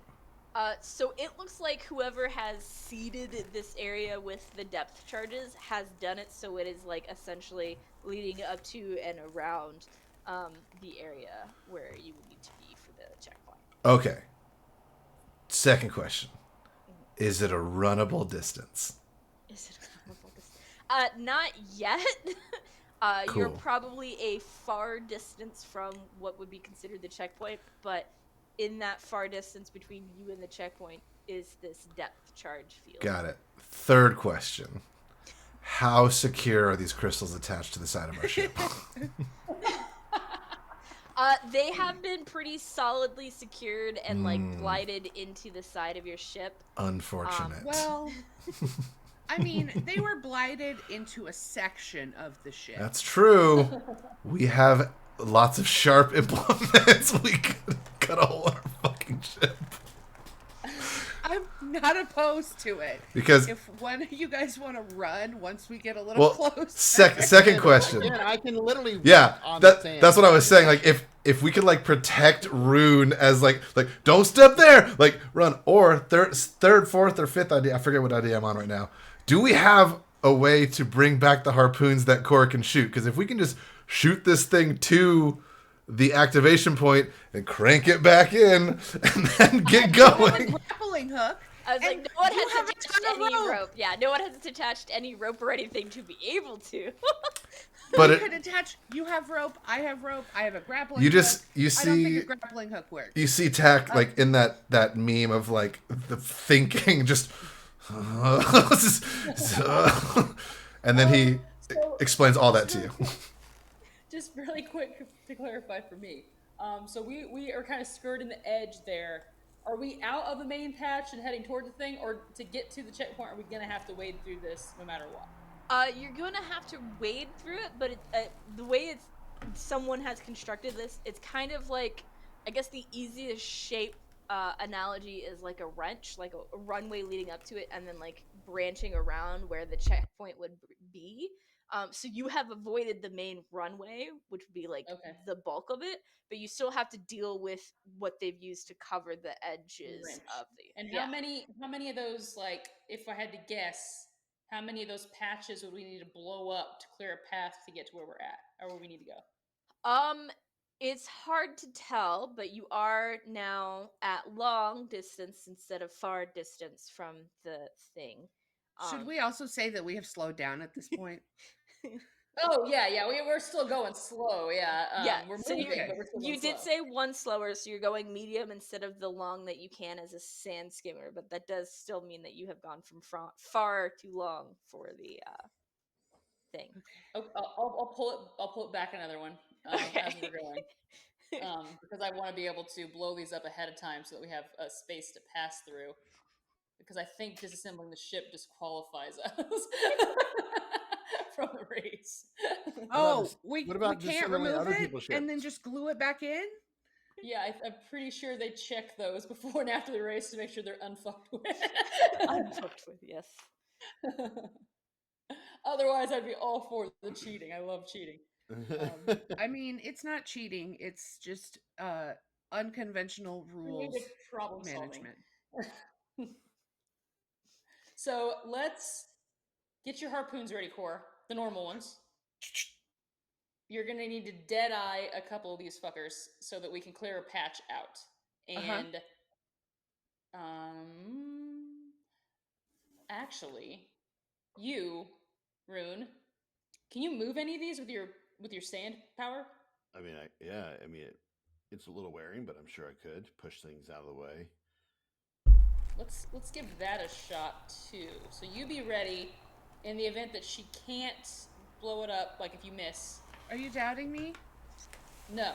I've never doubted you, Core. Not one Oh, time no, have I doubted you or Tack. It does feel really shitty. I'm Because sorry. that's the kind of loyalty that I have. I But know. anyway, doubted We're me, so Kat. sorry. We but have are you doubted so me? sorry. You I've didn't never ask doubted me you, in that. Ruin. Okay. Well, I didn't have to rub it in your face because you never said you doubted me. This was a thing. But It you're- was the you're good. one time you were It was just pretend and we instantly regretted it. so sorry. Okay. So you are going to deadeye those spots. You are going to possibly shoot them aside with your awesome sand powers, and you Tack. Yes. Keep an eye on those assholes over there because I have a feeling they're going to start moving on toward us if we don't get to them first. This is So, good. This is good. Stay frosty. Get ready to murder people. So frosty. Okay, Let's do this. so Core is on Harpoon. Rune is on Magic Sandy. Parting the waters. Tack is on watching the other ships. Yeah. So And I'm tying that ropes. that leaves the captain. Are you the one trying to spot these patches and calling them for Core? I could do that. There we go. Tack, you spot. Because I gotta focus So on Tack steering is and navigating. spotting and no longer watching the other ships. Yeah. Yes. Okay. Rune, you pull. Actually, you know what? No, Rune can pull double duty spotting too because he's supposed to move him out of the way if Core doesn't shoot him. Oh, that's a good point. Yeah. That's a good point. And he's got good eyes. So Rune, there. Tack, watch the assholes. Core, let's blow stuff up. Let's do Watch the asshole. Okay. But Rune takes a second to look up to respond to the captain, and Core grabs his book out of his hand. Later. All right. So I will ask so that I'm not the one determining this, but I get to have fun depending on how the rolls turn out because of the order. So the order of operations, right? Who are you wanting to do what first? Okay, so Rune spots first. No. Then Tack Core spots follows. first. I'm Tack watching spots ships. the Yeah. assholes. But which one of you is better at seeing things? Not me. You said you're good at perception. I guess I'm trained in it. I mean, Well, I'm that good means at you're like good at it. I'm good at scavenging and foraging. And Okay. again, this would be like looking in the Ooh, water, like looking scavenging for might- those things. I'm trained in perception. Yeah, I'm trained in perception. So scavenging would be if you're trying to pull these things out of the water. I Ooh. thought that Ooh. Rune had better eyes. And I will say they are exploding things, so trying to pull exploding things Might not on be your a good deck, please Well, I take mean, with your grain I of was salt. I was assuming don't want you all to scavenging. die. I was assuming scavenging was also like seeing the stuff so you can. I pull thought, it. yeah, you also had hunting, I thought. Yeah, I've hunting. Oh, hunting. Because I'm hunting the waters, looking for these Hunting things. I allowed for a creature, I will not allow for an inanimate Okay, then object. it seems Okay. Tack is the one that has the good. Okay, So- so Tack and Tack. Sorry, you have to get your eyes off the assholes. Fuck it! Yeah. Runs forward and jumps off the front of the ship and is like ties himself with a rope and is like looking down at the front of the ship, just like I am now the figurehead of the ship. Okay, so Tack is first. Spots. Core shoots. If Core misses for some reason or needs backup, Rune is available as the pivot guy to either push us away or push the explosive away. Cool. And And I then do my 6 You'll sailing. navigate through whatever. Yeah. Okay, so Tack, roll me perception. Perception. I'm trained in this. That is a 15. I look with my trained eyes. So trained. Looking. Nope. That is still sand. That is also still sand. That is who littered? Someone has littered in this sand. Oh yes. Okay, what did you roll again? 15. Okay. So, and you are trained in perception, correct? Super trained, but like not specialized. Just like I went through. Normal trained. Yeah, a normal amount of train. But I am affirmatively trained. Yes, I can look so well. So now that you're hanging off of this ship in like a living figurehead. Yeah, making swimming motions through the air. Yeah, despite being in the air above the water Yeah. sands and making swimming motions to help the boat go along. Go. You do spot ahead of you at a medium to short-ish range and closing one of these dead spots. It's not directly in front of you, but it is enough in your path that you would probably hit it. I relay the information. I say, watch out for this spot. That is, we might hit it short distance way. To the port side. To the port side. Just a little bit. So, Core, roll me attack. Let's go, Core. Ooh. Have I earned any experience? That's the last time you used it. We're doubting you. This is payback for being doubted. Oh. Or doubting. Because that Doubtful. is a big old natural 3. Oh, no. I'm not even going to spend effort because I doubt that's going to help. Oh, doubt. Again, there it is. Would it help? He says there, and you like shoot off. Like From Tack's perspective, he's like pointing very clearly, Yeah. and then like 40 feet off to the side. yeah. That was not it. And Rune will try to push it away from us.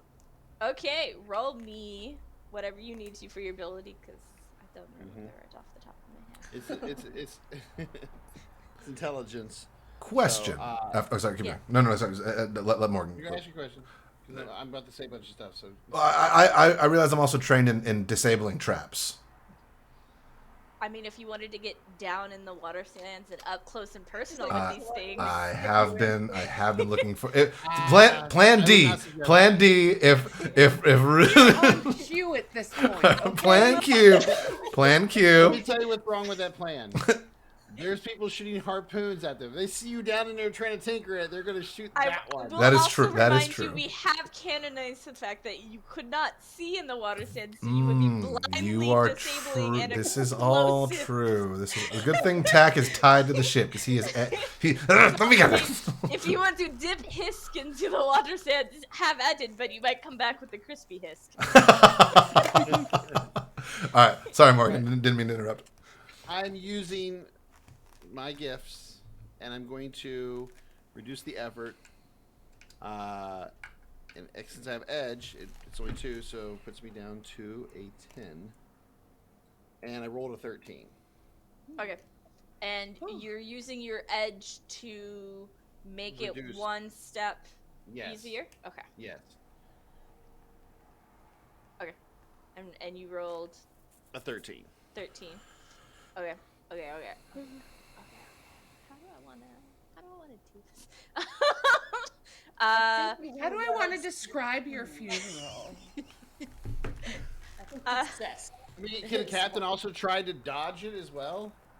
I mean, we can get to that. So they'll be like this will all kind of happen in time. Before the captain can try and dodge anything that's trying to happen, though, I will need Tack, who's on the very tippy tip. I am. Oh no. Oh gosh. Hanging off. To make me a speed defense roll. I am very good at those. What do I have to spend to do better at that? I got an 8 on the dice. I haven't spent anything or done anything yet. You have 1 XP still, which means you can use it to do a reboot. I will use that XP. I would That's highly suggest that's you better. try to roll more. 16 on the dice now. Great, so you don't die. Oh, great. however. Perfect. you do become a slightly hit, a little bit, A little singed. little singed, Miss- burnt hair smelling hiss. Cool. As you don't manage to move the depth charge out of the way to kind of get a hold of it. But it. Tack is just like, hit it! No! Just, fuck! Yeah, you managed to push it a little bit, but the pushing of it, instead of gently moving it aside, seems to almost set it off with that roll. You're so close, but not enough to not set it off. Run! You do take 3 points of damage to the face. Cool. This area. Right? Well, joke's on you. Tack doesn't have a face. I will need Not anymore. Yeah. our captain to make a navigation roll though to make sure that they can get the ship out of the way before it. Does that takes off my skills, right? I take 3 damage in one of my skills. Yes. So it goes There's a like difference, cascading right? down. It goes might, speed, intelligence, Okay. taking down the points. Or unless I say like it does like 4 speed, then you would do that. But if I don't give you a specific one, I just tell you A points. good rule of thumb is that all your physical damage hits your might. That makes sense. Yeah, yeah. Tax biceps got very burned in that. There. Yeah. Singed your delts. Ow! All my muscles, every muscle. You Sorry, smell Jack. I burned pushed it a little hair. harder than I intended. This is fine. As all this happens, I'm gonna do a hard pull on the wheel. Whoa! You hear Tax freaking out because you're getting too close, and then you hear This is not great. This is. Nat You are. 15. Ooh. Okay, yes. So once again, you manage to avoid the brunt of the explosion, even though Tack takes some of it through the face. For my crew. Fine. Tack and the front of your ship gets a little singed again, but it's still holding in check for now. Ay, ay, ay. What is this? What is this? So you're getting through the I'm just gonna call it a minefield at this point. Yeah. At this point, I think we all know what we're dealing with here. Yeah. And, so now you are, I think I said long already, so you are at medium distance from the checkpoint. We're getting there, guys. How are the other- I did great.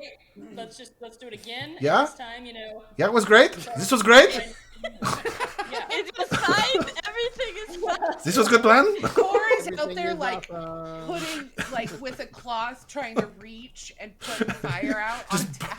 Burning.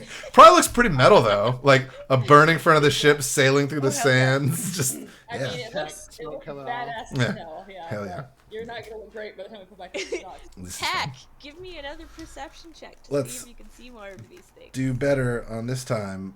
12. No. And you're trained. I am trained. I'm very trained. You are very trained. Very trained. It's still a Hella 12. trained.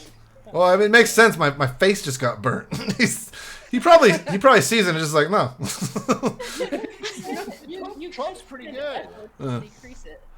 So I will give I will give 2 options because Okay. you've been decreasing with the 12. No. So I will give you 2 options because I am a benevolent puppet Aw, master. Thank you. You can either not see it before Mhm. it's too late, but be able to get out of the way yourself and not, take the full brunt of whatever explosion or thing might happen. Okay. Or you won't spot it till it's at a short or immediate distance, and you're going to take half of the damage from that. But if I do that one, I'll be able to at least alert the crew. Yeah. We'll do that for sure. We're Okay. my eye on the prize. I'm already very scarred and burnt already. So like, what's a little more? The fire and the smoke got in your eyes. Yeah. You didn't get a clear vision until it was right there in front of you for you to shout out. My very Okay, graceful I eyes. grabbed a different dice because the other one was starting to fail me. This is a big old chunky Oh, yeah, shiny that's baby. fine. Ayo, looks like dice Okay. envy. Chunk on lock. Let's go. Let's go. Let's go. Let's not kill the crew.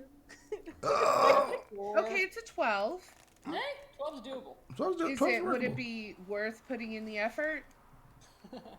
That's what I say every day. The effort to do what? GM, Oh, I'm shooting the thing. Okay. you did say that you would start revealing the levels after we've already encountered it once or twice. Oh. Yeah. So this is a level 6. Oh, fuck. So we have to get 18s on that. Yeah, unless you can use it somehow. Goodness gracious. Nope. All right. So you have a 12, and if you're trained, does that lower the level? So yeah, if you're trained, it drops it from a 6 to a 5, which would be 15. Would 15. we consider this defense? again, no. You're attacking.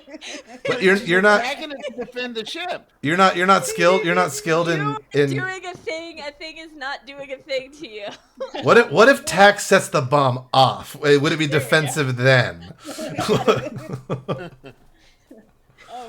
Oh, team. Oh, we might not be making it on this one. Do you have time for core or rune to? You do have time for rune, but as I mentioned, Rune. Tack will be taking half of whatever damage happens from this. Rune's got it this time, though. He's gonna do it and not set it off. Yeah. This is perfect. I feel it. I rolled a 19, so. Yep. So you do manage to push it out of the way, and it does explode, but at least this time it manages to explode off out of your range as you pass right by it. That was great. That was a close one. Okay. How you feel back there, Core? Huh? Lovely. Okay. And you do hear more and more explosions coming from the ships off to your side, and it does seem like that ship that was trying to blow everyone out of the water is now actually moving rather than stationary and bastards shooting it. And they do seem to be ahead of you a little bit because they went through that big long stretch of it. No. So you have now gotten within enough movement of the checkpoint that you have one more check you need to do for these before you are there. And then your captain has to decide if you're going to loop and try to go through the other side or try to maneuver in a crazy enough way to, like, essentially reverse and come back through. Do we just have, like, a gear shift to put it in? There is no gear shift. This is that... Brody. I will say if you do want to try and use your second surprise on your thing, your blight sails, you might be able to maybe try and have the blight sails push you the other way. But first, let's see if you die or not. I believe Tack. it or not. Yes, this is me. How close is that other ship to us? They are probably at a far distance to you because you went around the big, like, weird thing that you saw, and they were in it. So they're probably far distance from you, but they're kind of like a little bit closer to the checkpoint than you are. Okay, rad. Perception. Oh, thank you. I forgot what I was doing. Natural 20.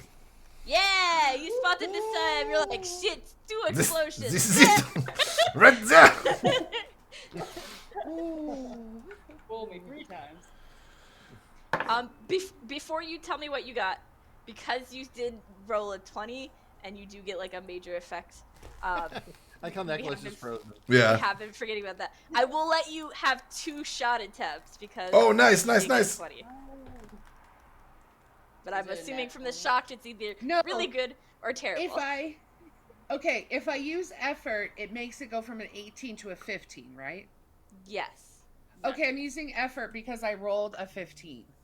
Nice. We also wait. Should you use the other shot too, just to see if you get better with before using effort, or no? You would have to decide now before you take the next shot. To use the and effort. I would rather just use the effort than risk it. That makes sense. So yes, I use effort to reduce it because I rolled exactly 15. Boy! Let's go, Nekola. Yeah, Tack is like dead eye lasering on these now because he's like, I got It's almost ate it a second time. My tail is still on fire. My face hurts so bad. Core and Tack are both like, our faces hurt so much after this trip. It is the life so of you the managed pirates. to explode it. Yeah. As she explodes it, I want to use stealth and scavenge to snatch my book. Yeah, she's distracted by the explosion. I quickly snatch my book back. I will not even make you roll for that because she is fully honed in on this explosion thing happening. It's literally just next to her on the ground. Yeah. Okay, snatch it. And since it was exploded a ways away, enough for you to get 2 shots off if you needed to, you don't have to try and navigate through the explosion because it happens before you get to it. but now you are in clearing the part of it where you do see that crystal do that same little expansion thing. Yes. for I'm the about crystal. to do something awesome. So Yes. Get ready. Well, I'm popping those blight sails, and I'm gonna try to just, I'm gonna try to take a whole U-turn, just go the Hell yeah. way. So, are you U-turning it, or are you just like straight up trying to reverse? Can I just reverse with my blight sails? You can try. I'm gonna try it. I'm like that. Some of that action. Hell yes, hell yes. That's exactly what I'm doing. And Like that. as the captain does that, I make little beeping noises. to let Beep, everybody know that we're backing up. So the captain Somebody needs to be the rear-facing camera. You're good. You're For good. those You're who good. are like, what be this blight sail ye talk about? It might be a possible sand ship upgrade if you want to, help us make that happen in our Kickstarter. And it does allow blight-powered movement rather than wind or manpower. Because technically Rune is the one with the blight magic. Magic of the babe of magic. Magic of the babe?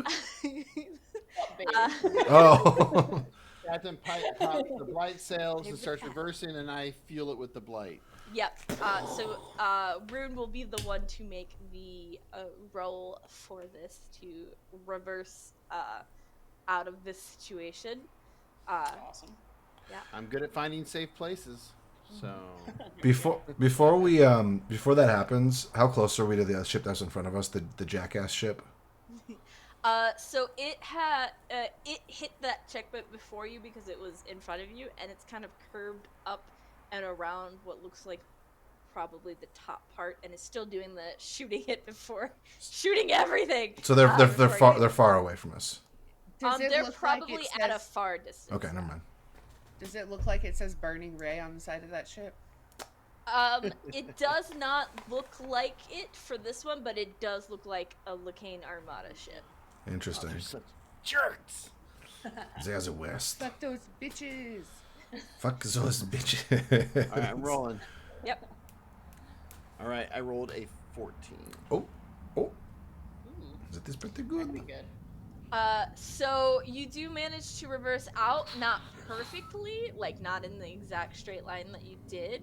However, you do also have a captain at the controls, so I will let the captain roll to see if they can maybe help correct a little bit of that with got the this, rudder buddy. while going backwards. Nice. Captain, I'm not Come quite on. as good as you are. Nobody is. Don't worry about it. Nobody is. Yeah. 16 on the die. Oh. Yes. Yeah. You see it starting to go off course, and you use that rudder to kind of correct a little bit, and maybe even like hold a stick out and like move Rune's arm a little bit to correct some of that. Amazing. There we go. This is not correct. So you are out now and moving backwards. Are you going to continue moving backwards, or are you going to stop to try and Yo, maneuver the ship? can we Tokyo drift this Yeah, can we this just ship? like Tokyo drift this thing? Like blight it enough to make it spin us around to where you just catch the wind and keep going forward? I also You like this. can try, but this is a difficult maneuver. Everyone channel your inner family and inner Vin Diesel. I will I have- always let you try. Family. This is about family, yes. I have a skill in balancing. I do too. So you won't fall into the water sands if Oh. this goes terrible. Also, I do have to ask, does this count as defense? I want that on a fucking t-shirt. Defense. Question mark? I had to do it at least one more time. Yeah.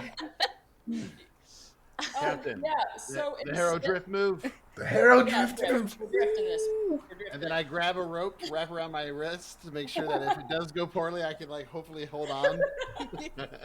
I just now spot, like in my head, I see a Rune just like swinging freely by a rope. Oh, that's. Oh, we're like That's how it yeah, oh works. yeah. Oh hell yeah. Wait, I want to do that. I want to get ready to jump out. That's a 16. Ooh, that's pretty You're good. still on the front of the ship, aren't you? Yeah, I want someone to come untie me. I want to come swing away. Nobody's pulled him up yet. Tack and just like. Oh, I'm So you do manage the maneuver. However, you do hear a not so great sound towards the back where your rudder is while you're doing it. Uh-oh. No. So there may be a little damage from the maneuver. Uh-oh.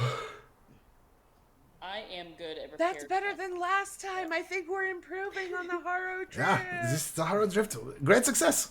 That is true. That's Tax like, That's Harrow Drift we've done so far. It is. Question. Core, don't you have ship repair tasks too, or skills as well? Yeah. Okay. You are trained in all tasks. I forgot about this. You are trained in all tasks related to sailing and navigating a sand ship, including mechanical repair tasks, or, as we determined, disrepair. Disrepair, yes. So check how disrepaired the back of our boat is. Okay. At the front. I have tied a rope to my ankle so that I can. But then I realized there's a better way to do it, and I'm still running around with a rope on my ankle. How do I check? What? I just want me to roll to check it. Yeah. Okay. Again. Am I able to pull am. Tact up on the boat while they're Your Tack's like, finally! Yes, thank you. I got you, Tact. Don't worry. Get All up, yeah. his sideburns and mohawk just completely burned off. Now he's he's like a naked mole rat now, just fully unfurred hisk. As he pulls you up, hey, Is why it- don't you get a haircut? Is it noticeable? Is it? It looks great. I That's am. what you're going for. I You're dis- going for naked mole rat. It looks great. Does it look graceful? Because I describe myself as graceful. You're very graceful. Oh, thank you. You're now more aerodynamic. I with feel all so. of that fur. I feel so fast. Okay. So I am trained in the thing I'm doing, and I rolled a 15. Oh, that's So I realized that Spick Chonky Dice probably sounding great on the microphone. So you do notice that coming up from like the portion of the ship that is under the water sands are some cracks. Like maybe the wood didn't have a great time with that maneuver. doesn't want to suck it up. Okay. We probably have either putty or chewing gum or We have something. Yeah. So we have stuff to repair the damages. Yeah. I know, it was just funnier when I was listing things. So Core starts to throw some gum in as they're like massaging these putty, and they're like, "Okay, somebody hold the rope. I'm going down." I will hold zero. I'll help. I will Rude note will hold that zero. the cracks do go into the water sands as described, like they're Oh. coming up from it. Wait. Wait, do I think that I can go inside the ship to the bottom and correct it from the inside? I do not know. You were looking at it from. Do you want to look at it from the inside? Can we give Does it artifacts feel- to each other? I will say it doesn't feel. Yeah, you can. It doesn't feel like anything is leaking in the ship, if that makes sense. Oh, but it does are we look gonna like have something. a problem if we just let it go like this? I mean, cracks on a wooden ship don't seem like a great thing. I can. Especially If nothing's leaking, then I just kind of want to at least put some on for the moment being. At least put some on the end so that the crack stops like going up, and then I can evaluate the rest of it. And I will also note, because you did roll decent, that the area where the cracks are happening, it's generally the same area as like the rudder, the thing that you. Steer with. I know, but just that more dangerous that I air or less dangerous? Well, question: is it a straight line? Is it a straight line back to the beginning? Because if we don't need to steer, it doesn't actually matter. You do need to steer because you have one more checkpoint. Shit. Before you go back to the beginning. Okay. I mean, if we stop the ship for a moment, we might be able to fix this problem. I can also lend core my raider breather. Also, could the rune like move the like Moses the Move away sand, from like Yeah, Moses the Sand. Sand. yeah. So you could move water sand, but then more water sand would just come in because you'd be moving sand to the side that would just. Oh, because I was like, I was picturing my ability to be able to shape it, to move it temporarily, and like create waves and things like that. But I don't know. Yes, but the water sands isn't normally a stagnant thing, so you couldn't. You would make a divot, but it would Could be we- moving water sand, so it might be filled back up with water sand. Would we be able to do it quick enough for her to at least put some of that in there? In the joints? I mean, you can try. It's probably very difficult. Do I actually need to? Fix the parts that you can see that you can fix. Yeah, I was gonna say if I just am Just like rudder. running my hands down the side of the ship, I could still stick my hand in the water sands without like hurting myself, right? Without hurting yourself, yes, but if you were to get into it without being roped or something, you would start sinking. Oh no, somebody's holding a rope at the top, and I'm fully like, no, Two I'm people. just like upside down Spider-Manning as I'm like trying to stick this putty in and just like getting real down in there under the water sand. The only worst way we could have attached you would be by the neck. if you're going down, by the ankle. And yes, singular, one ankle. You know what you need? You know what we need? We need flex tape. Oh yeah, put it right on there. Oh, that's That amazing. stuff works. That stuff Look. works. Mhm. We're that's okay. So for whatever the hell I just described, Upside See- down Spider-Man. Seems like a defense role, honestly. it does seem like a defense role because the ship is breaking. They're The ship defending is she's doing defending the ship. something, and I am The trying to world is stop doing it doing the thing. Trying to defend the ship. Trying to defend the rudder from breaking more. Yes, he's defending the rudder. You're making a repair check. Man, look at these hairs. Look at all these hairs. We are splitting right now. Rocks fall, everyone dies. Oh starting on no! a new planet. We've angered the gods of this universe. Fair, actually. And that's been a preview of the Harrow. Thanks for coming. Bye. Okay. Okay, so you're hanging by a single ankle. Who is holding the other end of this rope? I think both Rune and I. Tack and Runner hold it. Okay. Captain, don't slow down. Keep going. Slow you down. Faster! Wait, okay, so I have definitely slowed the ship down so that I don't tear off the head. The ship has slowed us down as much as I can. Mm-hmm. So I'm not gonna speed through this one. As reckless as we are, I don't want to lose. Yeah, we can't lose our gunner. Jesus Christ. Pull back up the rope. It's just a foot. Uh-oh. Okay, so you have slowed down. Core, roll me. I don't know, a repair check, I guess. Yeah, I am trained in that. Yes. Oh my gosh. Come on, dice.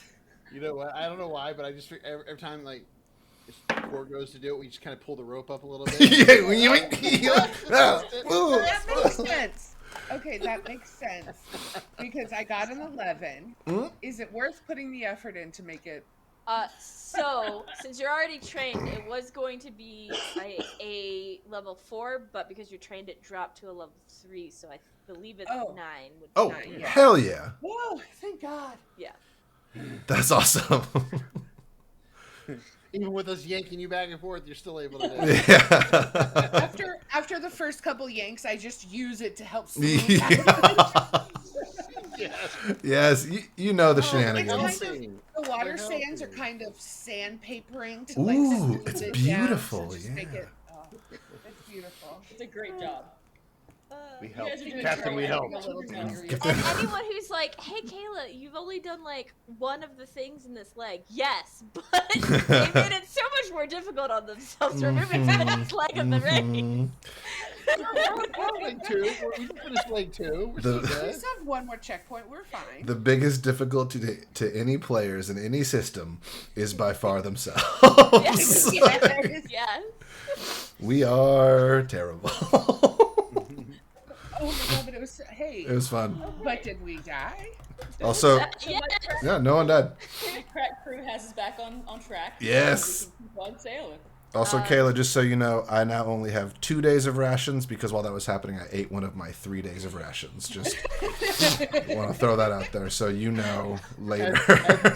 You were holding it up with one hand and just like eating a bunch of rice or something. I just picture like there's still like smolder and smoke coming off, and you're just like you're holding this eating rope handfuls of jerk. DM, can I imagine that this whole debacle took roughly 10 minutes at least? It probably took more than 10 minutes. Okay, I'm gonna is use there- a recovery roll. Was the point of that?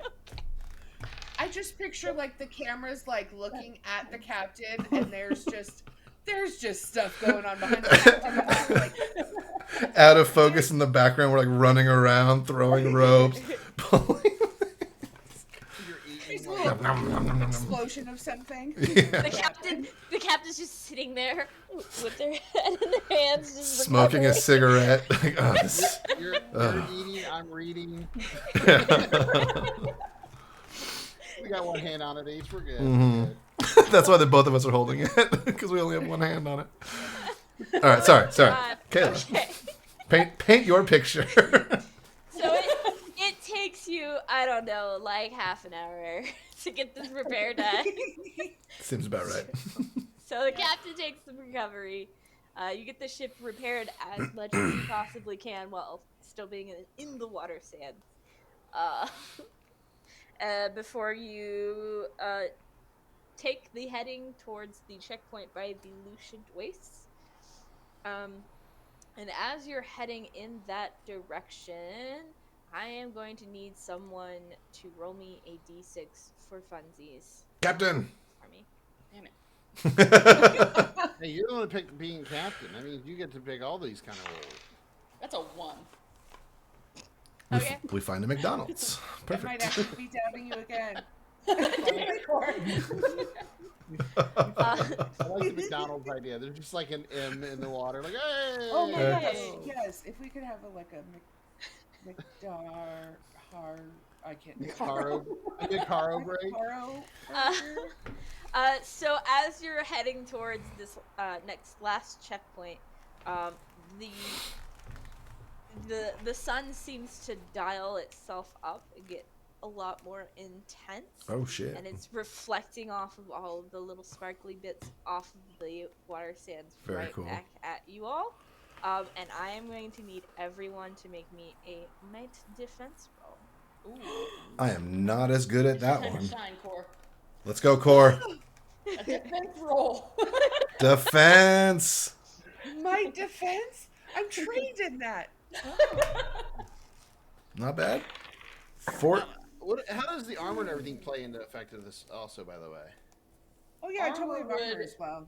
Armor normally reduces physical damage that you get. So, like, if I come to stab you, it will just take, depending on the level of armor you have, it will take that much damage off of it.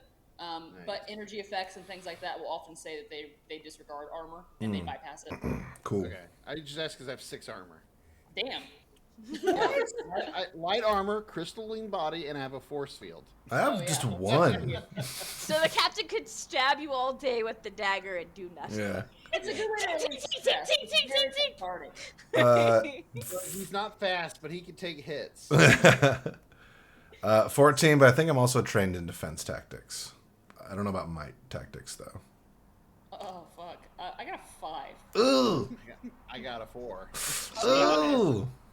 I'm trained in might defense, but I only got a 9. Okay. What? So I the could rune, spend. I mean, I could spend effort, but I don't know. the rune, and the captain. This intense heat and light is not doing great for you. And you have heat stroke now, so your vision's not great. Oh You're very no. like wibbly wobbly. Just like For all those out there who've had heat stroke, I feel you've Yeah. had it twice. Is It's not not good. great. Is not good. Yeah, that's terrible. guys, I don't.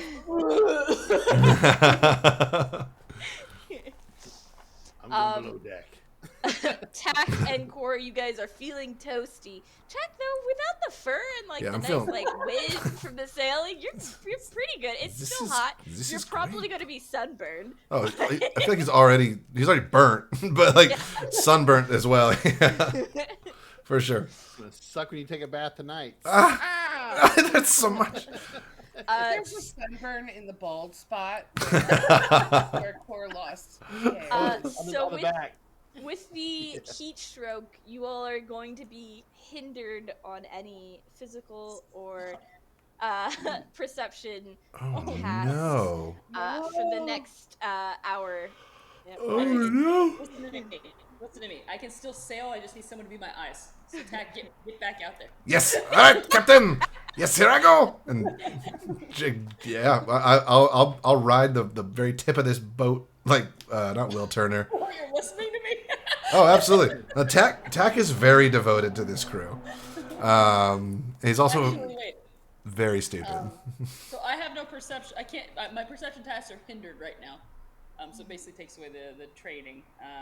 But I can still sail because it's not a might-based task, and I don't need perception, so I can still sail. Okay. I just can't be. I can't be spotting like raccoons on the side of the Yeah, road or anything.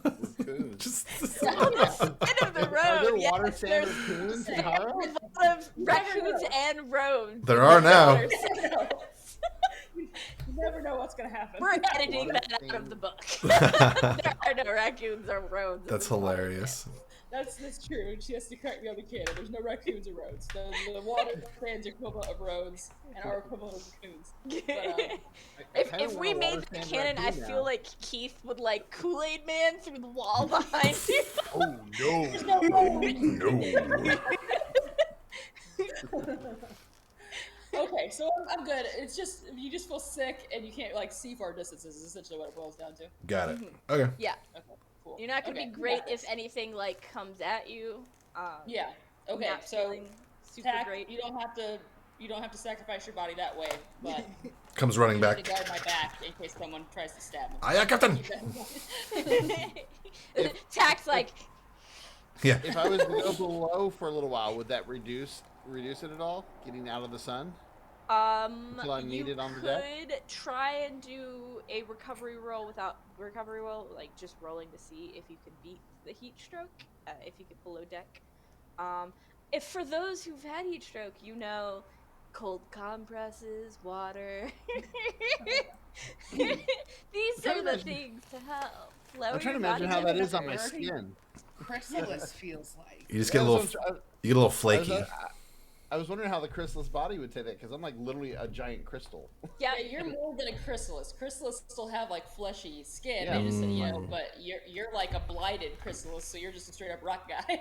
Yeah. You're Oh, like if I'm- you toss a rock into the oven, you're radiating it, but you're also like I know this isn't a disease or a poison, but it does say because of my thing, certain conditions like mundane diseases and poisons do not affect me. Would this? Ooh.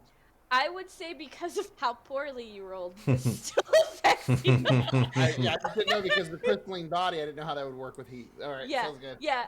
If you hadn't rolled so poorly, then yeah, I might have like given it to you or made it like Right. half endurance, like so. But yeah. Yeah, I don't want to use my one action recovery roll for this because I need that for points later. yeah. But yeah, so heat stroke, fun guys. Yeah. This is a Just good one time. of the troubles of the water sands. You know, These 'cause- fucking God, water Actually, sands, man. Just be careful out there, is what Yeah. we're saying. Yeah, Just be careful. it's not great. Having it more than once is not great either. For the record, neither of the times were my fault. I was a child. I should not have been in charge of myself. Fair enough. Both were pre-high school. Both were middle school and elementary school. Wow. So I gave myself food poisoning from eating hot dogs as an adult, like 3 different times. So No, one of them was during a session 0. One of them was during a session 0. Oh no. that was What a am I burrito, doing? actually. Well, that was a burrito.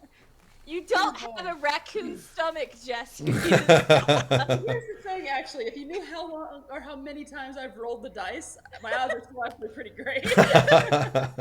No, stop. Amazing. I'm still doing great. So with the heat stroke happening, it is super duper bright, and all of that light just bouncing off the water sands at you. It's kind of pretty because you get to see all the like sparkly different color bits that are in the water sands. Silver linings. Yeah, but it is real bright. It is like sunglasses time if you had sunglasses, which we don't.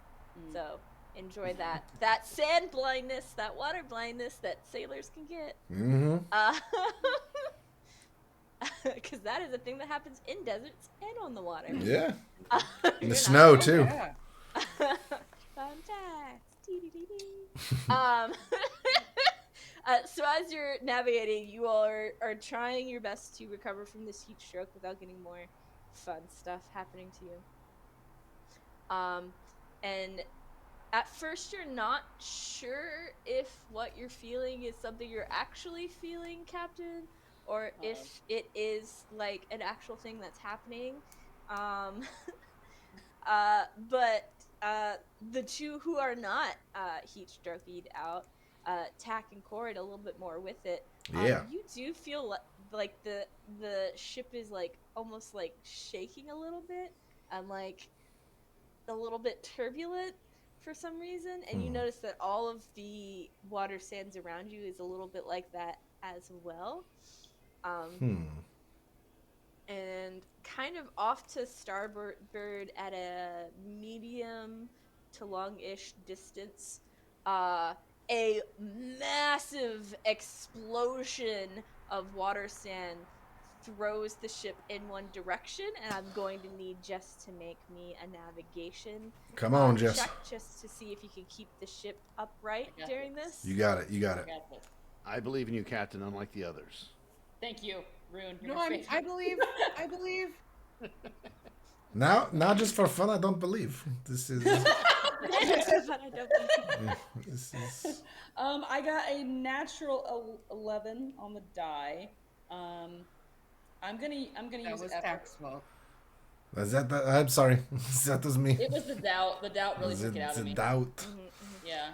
Are you? I'm assuming you're using effort to lower the difficulty again. I'm using effort to lower the difficulty, and I have edge and speed, so it's only cost me 2. But that's what I am doing. Nice. So you do not capsize. Nice. Great. Oh, nice.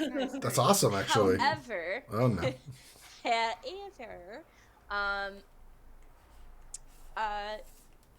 that job that you did to repair it and helped you get to the solution thing,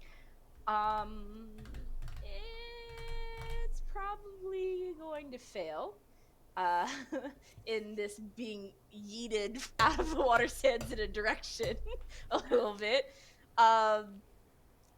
In fact, when you do land, you push Rune to one side of the ship as the ship is starting to into it as it lands, and you all do land.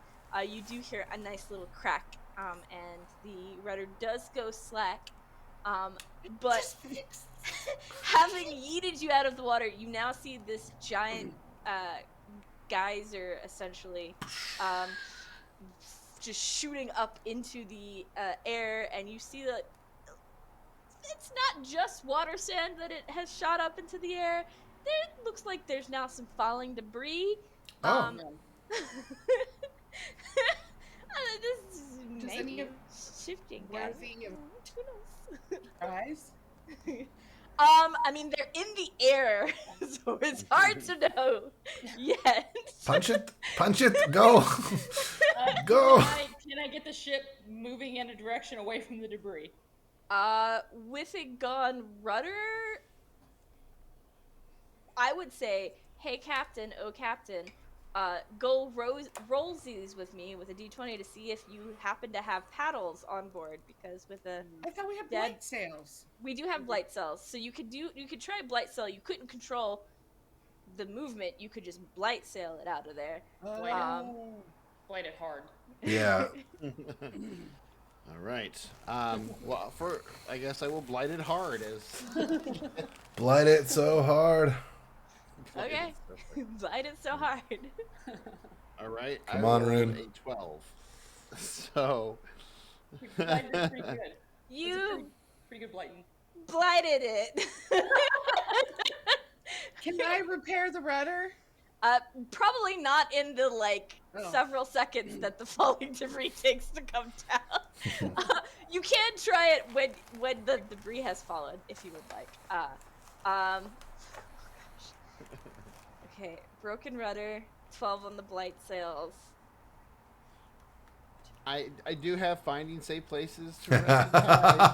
I know, but without that navigation control. But I'm using my blight powers to. I don't know. You gotta try. You gotta Let's try. see. You know? You do get out of there. However, one of the falling debris does fall on your ship. What that falling debris is and what it does to your ship, I will need a tribute volunteer to roll me I a got it. d20. I'm gonna have to fix it. I'll do it. Yes. There we go. Ooh, 8. This Okay. dice is too big. So, not the best, but, I mean, could be worse, probably, hopefully. So the falling debris that hits your ship is going to be A whale. not a whale. Whale. Oh gosh. If you want me to No. whale you. No, I don't want that. Oh, A McDonald's. No, a it's the McHarrow. M that we Mc- spotted a little while back. Gosh. So I rolled, once you rolled to see how much damage the thing does to your ship, to see what fell. And what fell from the sky onto your ship to shatter is an artifact. Oh, cool. Now, Oh. depending on the artifacts, that's no. not great for you. It's a bomb. Give me a second might be to roll it, to kid. see what Well, it is. we might be going down. Yeah, we might be going down with the ship here, y'all. God. We did Well, say I there's a was chance trying to- everyone could die, so I mean, We did, but we were joking. Yeah. it was literally in the we were other joking. facts section. I know. Kayla was I'm not just- joking. I was not joking. Death is possible on the watersands. Yeah. We were joking. Yeah. Possible, but anything's possible when you think about it. All right, what you got? Do your worst, GM. Do your worst. You really don't want to say bad. that. You don't want to No, say I that. do want to say No. that. You don't want to say that. GM, if it's really bad, could I at least try to use one of my chance crystals to try to change our fate? If it's really bad. Possibly. The chance crystal says what? The chance when crystal says, when activated, the user may describe a single fantastic magic-like effect they'd like to happen and roll an intelligence defense roll with the difficulty determined by the cipher level. What cipher level did you roll for the chance crystals? I rolled a 2 on the d6. So it's- 6, level 6. Okay. If successful and the GM agrees, the fantastic effect is reasonable. It happens as described. If unsuccessful, why is that so hard? The user immediately takes 6 points of intellect damage. Oof. With all defense rolls hindered for the next minute. Yikes. That sounds very fun. yeah.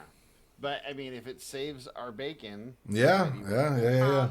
So I did roll an artifact instead of a cipher. Ciphers would have been a little bit more dangerous for you all because they include things like the Everburn, and I have that. drowsy dust and gas scent and things like that. So that would have been honestly probably more destructive for you.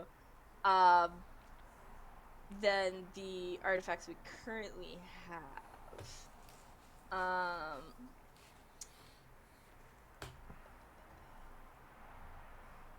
This says, what would this being destroyed do? We have depletion rules, but we don't have destruction rules. So the thing that crashes onto your ship is a deep black scepter that seems to be made from some sort of stone-like material and has like silver and gold across its surface. Oh god. It's not great. This shattering, I'm assuming, because it doesn't have depletion rules either for me to go off of. Shattering something like this and releasing the energy and power in it, probably not going to be great. No, it doesn't have depletion rules because it doesn't deplete. Like it's a real deal. Yeah. It's technically a piece of Atari tech, so we're about to get full. And it is a piece of Katara tech with some pretty big stuff on it. Cool. So it's, I would say, if something gets destroyed, it might have a chance of doing the opposite of whatever it does. So if you want to try and cancel that before you find out what that is, from my nervous laughter and Jess's nervous laughter, you can probably tell that it's probably a good thing to try and negate. I have to say, I've never died on a stream before. Yeah, this will be a first, I think, for it'll be fun. I've never killed anyone on a stream yet, so Right. firsties too. Before I roll, I'm just gonna spend effort to reduce this. Since it's an intelligence thing, I'm going to spend effort, which is 2. All right, so hopefully that'll help. Let's go. So that brings it From a level 6 to a level 5.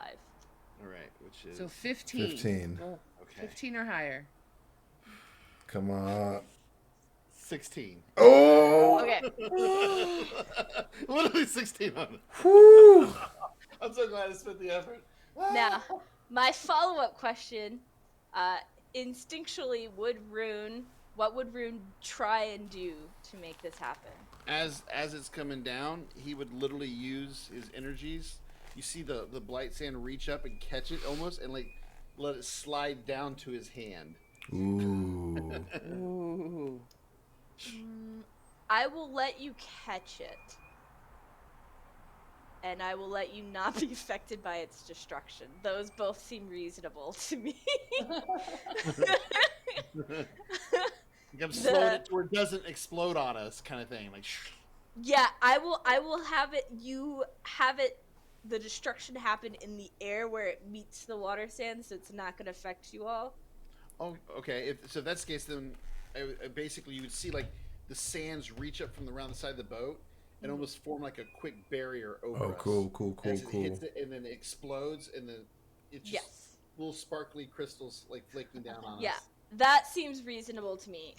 Being able to catch and retrieve completely less reasonable, given the it's a single fantastic magical like effect. I know, but given the prior rolls, not having you all blighted again seems like a reasonable thing. For those at home, what they just avoided having happen to them is the destruction of a void scepter, which I decided would do the opposite of what it does. And since a void scepter reverses unwanted effects of transmuting from a blight and can remove one lingering blight effect from a creature, this destruction would have blighted the entire crew. Nice. Oh my god. Thank you. That means I would have been blighted 3 times. Thank you, Rune. Thank you, Rune. Which is like keeping it from happening to you all seems like a reasonable thing to be. Being able to keep it from happening to you and retrieving it successfully seems like a skosh too much. You know what I should have done? I should have swatted it back towards that one ship so we could get them. Yeah. But that's why Jess and I started nervous laughing when I was like, I guess the destruction would cause it to do maybe the opposite of what it's supposed to do. Yeah, that would have been gnarly. Oof. Yeah. Terrible. And then right afterwards, I'm going to use an action to try to recover some stuff. Well, I'm yes, getting because low. that is not the only debris that fell. A bunch of debris fell all around you all. So I will let you do a scavenge roll if you want to try and get some of that debris. Oh, cool. Okay, Cool, yeah. sweet. And I'm no good at that. I'm rolled a repairing a 15. hole. I rolled a 15, and I'm proficient in scavenging, so... And I am actually, I'm gonna help Core repair because this needs to be done sooner rather than later. So I'm gonna stop the ship to hop back there and help her out because I'm also specialized in ship repairs. I just don't want to have to do them most of the time. Since you rolled a 15, I will let you roll a d4 3 times to see what all you got. It's kind of similar to how we did the caches that you found. Nice. Okay. What am I rolling? D6 or? A d4. D4. Okay. A 1. A 3. Another 3. And a 4. Nice. No 2s, though. That was technically 4 rolls, but I'll give it to you because. I don't know. I just am rolling. Just drop the 4. It was 1 and a 3 and a 3. 1, 3, 3. No, it's fine. It's fine. I just was on a roll. I was just on a roll. It's like 4. You were on a roll. So you get 3 pounds of good quality raw material and 1 artifact. Oh, snap. Nice. Let's see what artifact. Are you keeping track of the material, Captain? We have 5 pounds so far. Yep, Yeah, yep. 5 pounds. So what you pull out of the water sands is this weird looking, almost kind of like a fossilized head of some sort of like Cool. long dead water sands predator. It almost forms like a long T-shaped bar with like empty eye sockets on the end of it. Nice. And as I describe this, you can see Jess is like laughing and smiling because she recognizes it. I do Fossilized have head. secret knowledge. Is there a way for me to know what it does? I think that's like some sort of intellect roll, if I'm correct on how identifying artifacts and ciphers in the Cypher System goes. All right, well, I'll see if I can identify it. I don't know. Let's see here. Scavenging, foraging, safe places, persuasion. Okay, I don't really have anything that gives me a bonus to that, I guess. But I rolled a 13.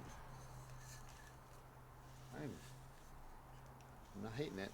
Why am I doing easy math in my head like it's so hard? Because math is always hard. Math is always hard. Also, you've been going for like three Not plus that hours, bad. so you're fine. Yeah. Try Thaco. Try You've been Thaco. doing this for a hot Get minute. back to me after you Yeah. do Thaco. So what did you roll? I rolled a 13. I don't know. I don't have any bonuses or anything. So I will let you know. When you pulled it out, I went ahead and rolled to see what level artifact it was, and I rolled a 4, so it's a 4 plus 4 for this particular one. So it's a level 8 artifact. Nice. So you weren't able to decipher what it is, but I will give you that it is a level 8. Cool. So that is also the level you use when you're trying to use said artifact correctly. That's tough. Yeah.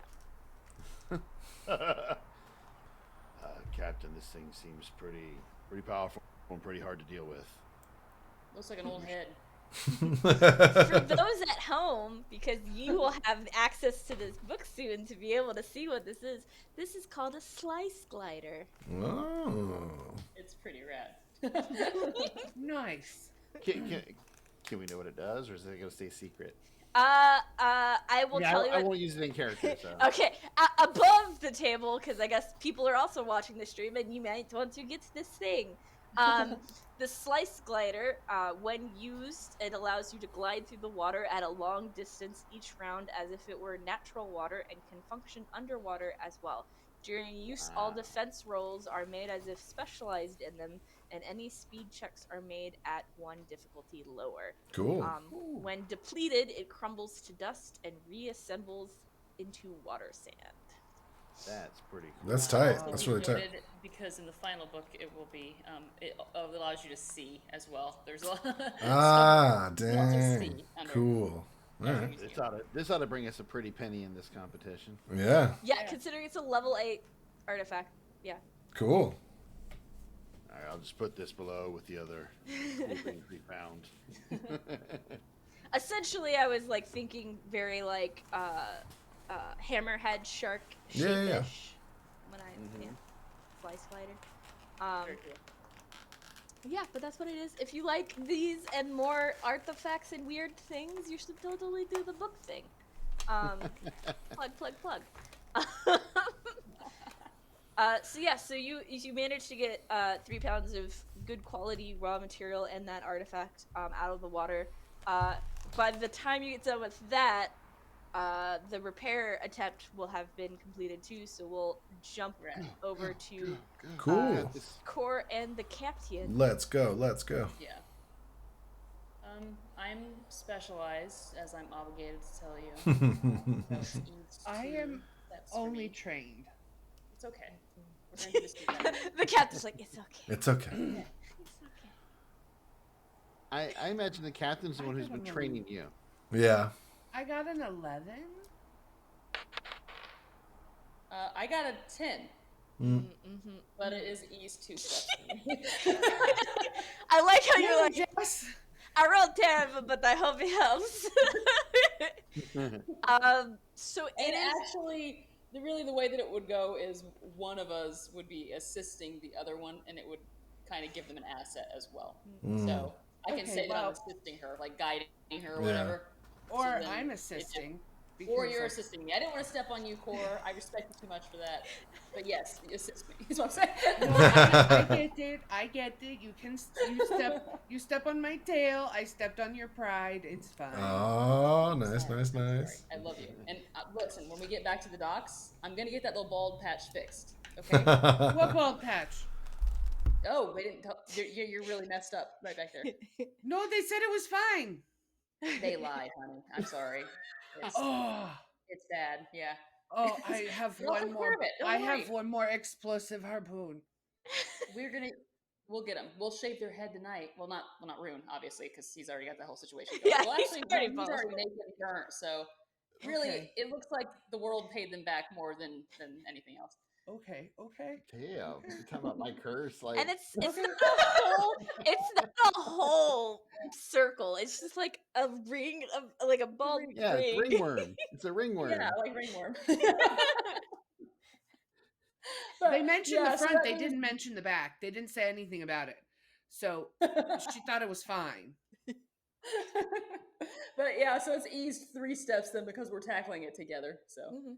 It will take you several hours, but you can jerry rig something up that will at least get you home. Like 10 hours? I don't think it will take 10 hours, but probably 2 or 3 hours, and you can jerry rig something that works wait, enough. Rune, don't you have another one of those crystals? Yeah, I have one more. Can you just make it fix the ship? Technically, yeah. I mean, if it works, but if it fails, Captain, then it's really bad for me. Why is it bad for you if it fails? What? Does it hurt? Pretty much, it backfires and like damn near cripples Oh. me. Well, You know, I'll you're use it playing if with you want. light. I don't want to risk you. You're playing I'm with trying to light. cut Well, corners, not kill you. I was also kind of hoping to save that in case we run into the burning ray. Yes. Okay, I think that's a great idea. I do, but if we have to spend hours here getting this fixed, we might be fucking ourselves a little bit.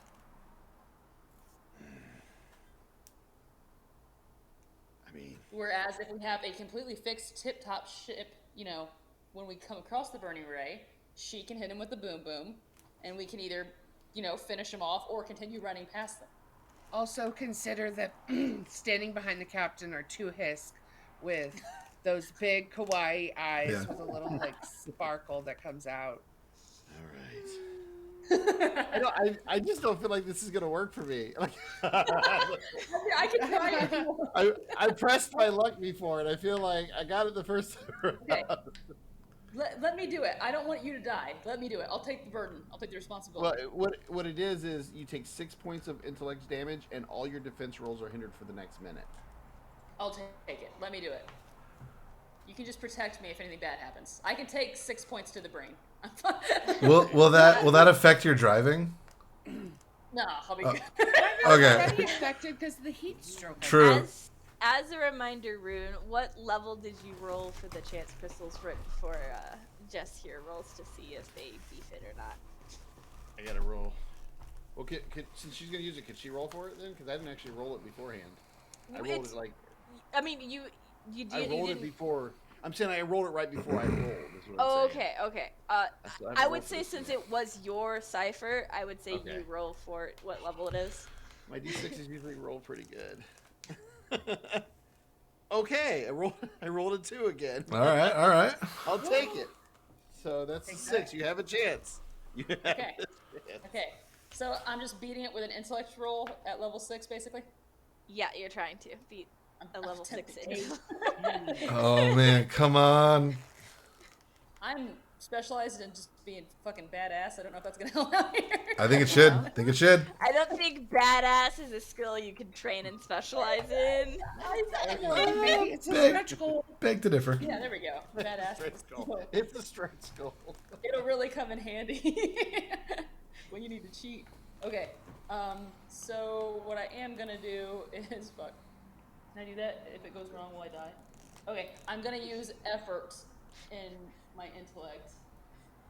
I like that you're like, if it goes wrong, I'm gonna die. Okay, so it's ease the step for me. Mm-hmm.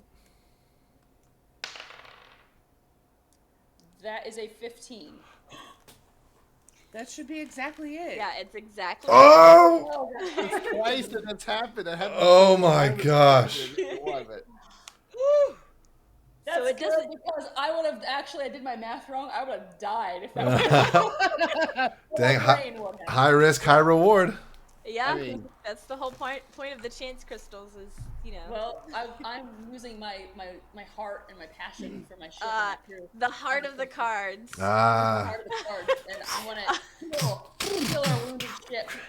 And I don't know how much juice this guy's got in it, but the ship takes a lot of damage today, so if we could clean that all up, that'd be great. But I don't know if you can clean all of it up, but you will be able to at least get a functioning rudder back. Oh, that's so in order to cool. navigate the water I'll sands. take that. Yeah. Let's go.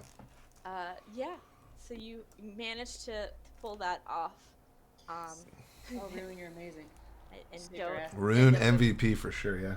brain dead Not brain mushroom. dead. Yeah, it's great. I'm sorry, what was that? Wait, what? What are we talking about? What chapter? Damn it. Okay, let's get cooking again. Yes, so you are now in the home stretch. You've hit all 3 of your checkpoints and you're trying to blaze it as fast as possible back to the docks to cross the finish line. It seems like that's what most of the ships that you do kind of spot at different distances around you are doing, because it is now kind of getting into like a dusk situation, sunsetty situation. So everyone's trying to make it back as fast as they possibly can. Has our heat stroke worn off at this point? Yes. No more heat nice. stroke. Nice. Great. Loosey goosey. I can read more comfortably now.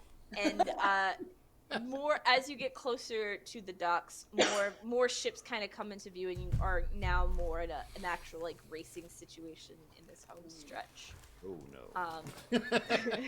I have loaded the exploding heart, the last exploding harpoon. Nice. Save that for the burning ray. And as the mound comes into view on the horizon, and the sound of cheering and things can be heard very distantly, as a bit of a roar. You also hear a strange, almost like popping sound or booming sound in the distance. And our dear navigator, I will need you to make me a speed defense roll for the ship. Let's go. Who's the navigator? You the captain? Captain, yeah. I was confused. Wait, there's the navigator class? I was like, wait a minute, you left him behind. I mean, technically there was, but it was different. But no one was. Yeah. I was a quartermaster. Okay, so I got a 10 on the die, but I'm forced to remind you that I'm hella good at that. The obligation is strong. Obligated. Okay. Love how you're always like, I'm forced to remind you. Well, I know it sounds. Well, I know on the recording when you're watching it, you'll be like, "This fucker won't stop talking about how she's got mad sailing skills." But a part of it is because it's nice to remind the GM that you've got stuff eased at different areas. Yeah. So you hear this boom sound, and it clicks in your brain what it is, and you like retch the ship to one side hard. And just missing you is this cannonball that buries itself into the side of a ship that's like was speeding beside you, but you like shoot over at it. So now it has like a hole in its side, and you hear more booms going off. It looks like someone has decided to try to help maybe a racer or two by shooting the ships that do make it to try and make it back to the mound. Some drunk idiot on the docks. Yeah. As you turn sharp, you hear me yell no as my book falls over. Oh no! I had one chapter left. It's also out of print. That copy of that book is out of print. You're evil. But now it's a new artifact. We'll just get it next year. It is a new artifact. You're never gonna know what happens between that romance with those hisks. You're gonna have to write your own ending. You're gonna start fanfic. Oh yeah. That's how fanfiction on Harrow becomes canon. The guy that's terrible at social interactions is going to write fan fiction for a romance novel. Yep, Hey. that feels like I feel most like of the fanfiction in the world. Yeah, I think that's very applicable, actually, or very correct. Yep, that's kind of the definition. You're gonna be great at it, actually. So more booms go off, and you do Can I see take like advantage of the chaos from the booms And the book. to fucking speed ahead? Like, I will say yes. However, before you do, you will need to make me one more speed defense as more booms go boom. Come on. Nat 19. Oh, yeah, baby. Yes, That's and our captain. 19 also does minor effect, if I remember correctly. It do. So you do manage to, you hear the boom again, and again you retch hard on the rudder, going the opposite way, kind of doing like a zigzag thing from your previous maneuver. Oh, sorry, Katie, I didn't mean to step on you. I did not know you were there. Zigzag cat. Zigzag. My Lucian. You like the captain. Zigzag. He was too quiet. I did not know he was there. And you do manage to retch it, and you like almost kind of go like sideways drift. Nice. And get out of the way just in time for another cannonball to smack into a ship that was behind you.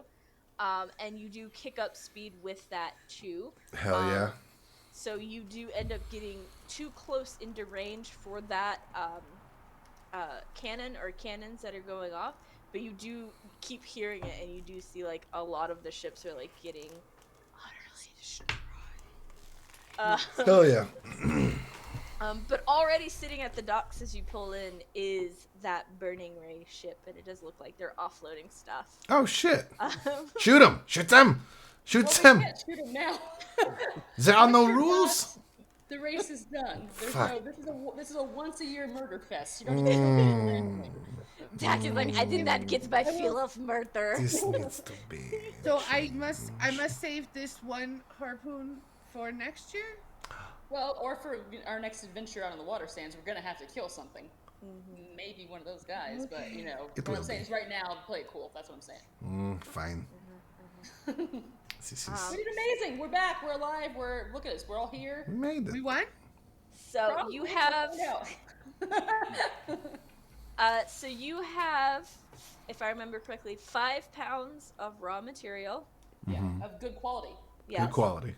And then 2 artifacts. So that will get you 2 points per pound for Oh, nice. raw material. 10 points. The artifacts will each get you 3 points. Even at the level 8? That level 8 is a big boy. I want to haggle with the guy. Artifact. Well, I mean, you can sell it after the thing, but Oh, like okay. for points for the race, 16. artifacts give you So we're at 3 16. each. And then I will need you to roll me a d10 -1 for what your position in the race reaching the dock is. I don't have one of those out right now. That's you, Captain. Had to get my dice mode. I got a 1. I just rolled a 1. No, you. I don't know if An 8, but Captain got it. So that means 7 minus 7. 1 in my brain is a You said 6. 8. You said 8 or 7. I rolled an 8. Okay, so 8 minus 1 is 7. Mm-hmm. So that means you come in 7th place. Which means you get, I think, 7 points for that. 24? Yeah. 23 points. 23. Yeah. That's solid points. That's solid Yeah. points. Solid points. So you do, you weren't the fastest, but it seems like you pulled it out by getting some artifacts there. For those who are interested in this short, if the group makes over 20 points, they are considered first place. Oh, shit. They have to. Oh! Otherwise, you have to rollies with the other teams that made it. Oh, through shit. the end. Fucking did it. Hell yeah, team. I That's great. imagine that as they announce us as the winners, you guys are all like, yeah, and Rune is just crying about his book. Oblivious to the fact that we just won. Tack like moves the cannon that he had previously trained on the Scorching Rays ship. We won. Oh, okay. And he pushes it back away. Next time. It goes off and still hits their shit. It's oops. It's gonna be the No, best year it of our goes lives. off and it hits the one that we just repaired.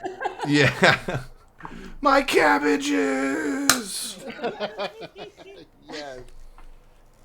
Yeah, so congratulations. I totally forgot the name of your ship, but you are now Pitborn. The Pitborn. is Yes. now for the next year top doggy as far as water sands are concerned, because you won this race. So maybe our adventurers get some cool jobs, probably more dangerous too, because they're the cool jobs. Yeah. Hell yeah. We earned But it. the celebration goes on. Many drinks get plied into our victors here for free. Lots and lots of Loving it. alcohol. At some point, Mona does find you. And I give her. I make good on my fucking promise. Hell yeah. Hell yeah. Those sweet materials that she Yeah, needed. she's using old Tom as like a walking stick when she finds you. 'Cause she's Yes. like, "No, you're the winner, so you gotta like pay up." Mona, I told you I'm good for it. Beautiful. Come on, I'm gonna give her the materials. Mona, are you saying you doubted our captain? Yeah, all the time. And she just walks off. With the Draws material. every single blade I have gets drawn. So thank you so much for joining us for this adventure on the Harrow water sands called Race of the Triad. If you would like to find out all the little goodies, because we didn't nearly hit everything that you could possibly toss at players on this, or any of the fun things that you have seen here, or what to play in a setting that's Treasure Planet meets Waterworld.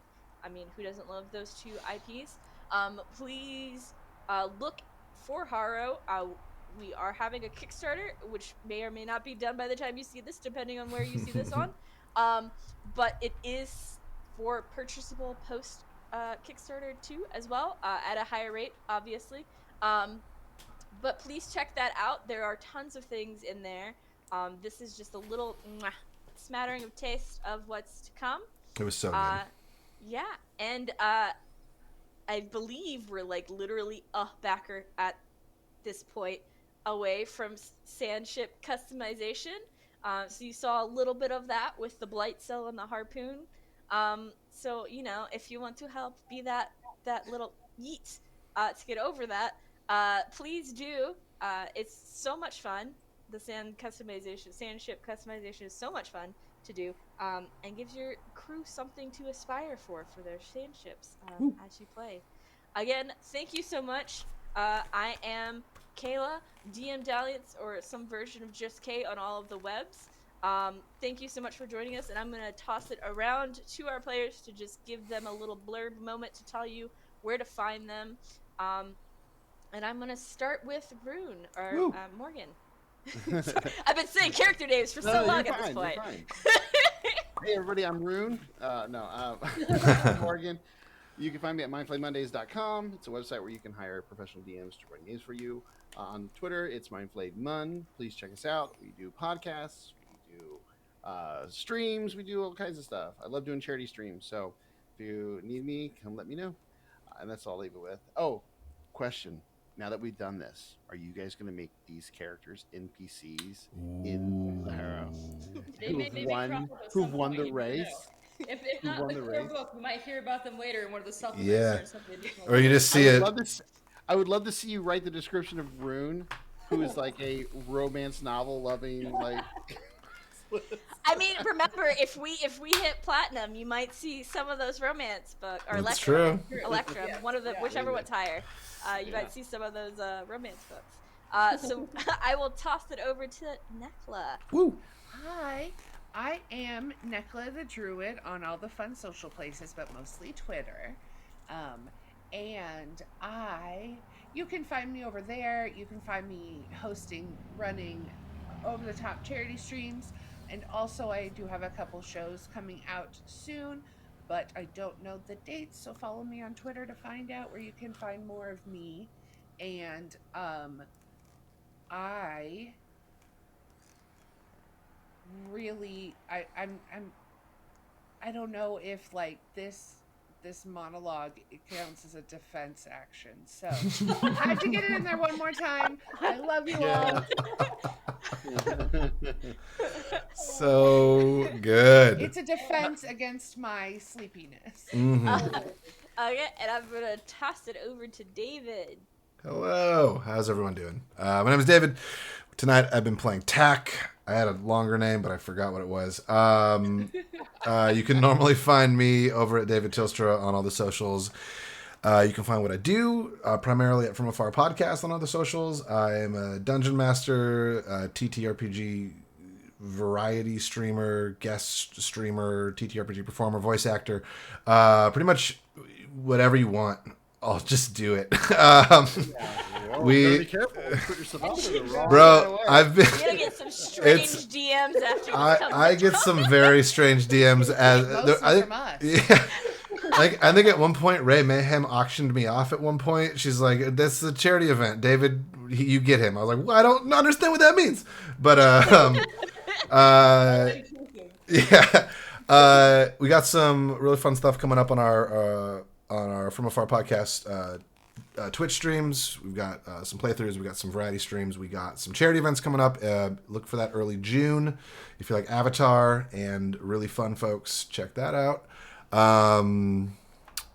There's some stuff with this really cool podcast called Keep It Dicey coming out soon. Keep an eye out for that. And just check us out at From Afar Podcast and David Tilstra. And I was just thinking, Morgan, I think the way that Jess and Keith could probably get us into this is just describe just one paragraph, just like a shipwreck out in the water sands, just 4 skeletons just there. But thank you so much for having me here. This was a blast. This is a super cool system. I hope your Kickstarter went so well, depending on what time this comes out. This has been an absolute honor and a pleasure. Thank you so much. Awesome. And then our intrepid leader, Jess. I'm Jess Pendley, at Jess Pendley on all the socials, which is where you can find me. You can go to undergroundoracle.com, and it's got links to our Kickstarters, our Discord, which is an amazing community that you can come and hang out and harass all the cool people on the stream. They're in there all the time. Tag them directly. They love it. So come hang out with us, chat about our settings or just about Cypher in general. We also have links there to our Patreon. If you liked all this cool stuff that you were seeing in Harrow, Harrow's been out for a few months to our patrons. We've been slowly building it out in front of them, getting playtest feedback. So they've had early access this whole time. The same thing will happen with all of our settings that we'll be starting going forward. So come to the Patreon. As little as $3 a month, you get, on the ground floor of all these worlds, and it helps support us hire cool new artists and freelancers and things. So it's a rad thing to do. But other than that, just thank you so much for watching, and thank you all so much for playing. And Kayla, you ran an amazing game, and it was absolutely amazing. Super awesome to just kind of hang out in the world that I love so much. So really, And I didn't kill anyone. You didn't kill anybody. You tried. It got close. Got real close. Again, thank you so much for joining us. Go check out Harrow on the Kickstarter, or if you're seeing this afterwards for some reason, go find it on drivethrurpg.com. I don't know why I have accents again. This but I do. accent is very strong. Accent again. And once again, thank you so much for joining us, and have a good morning, evening, afternoon thing. Time zone. Thanks. Bye. Bye.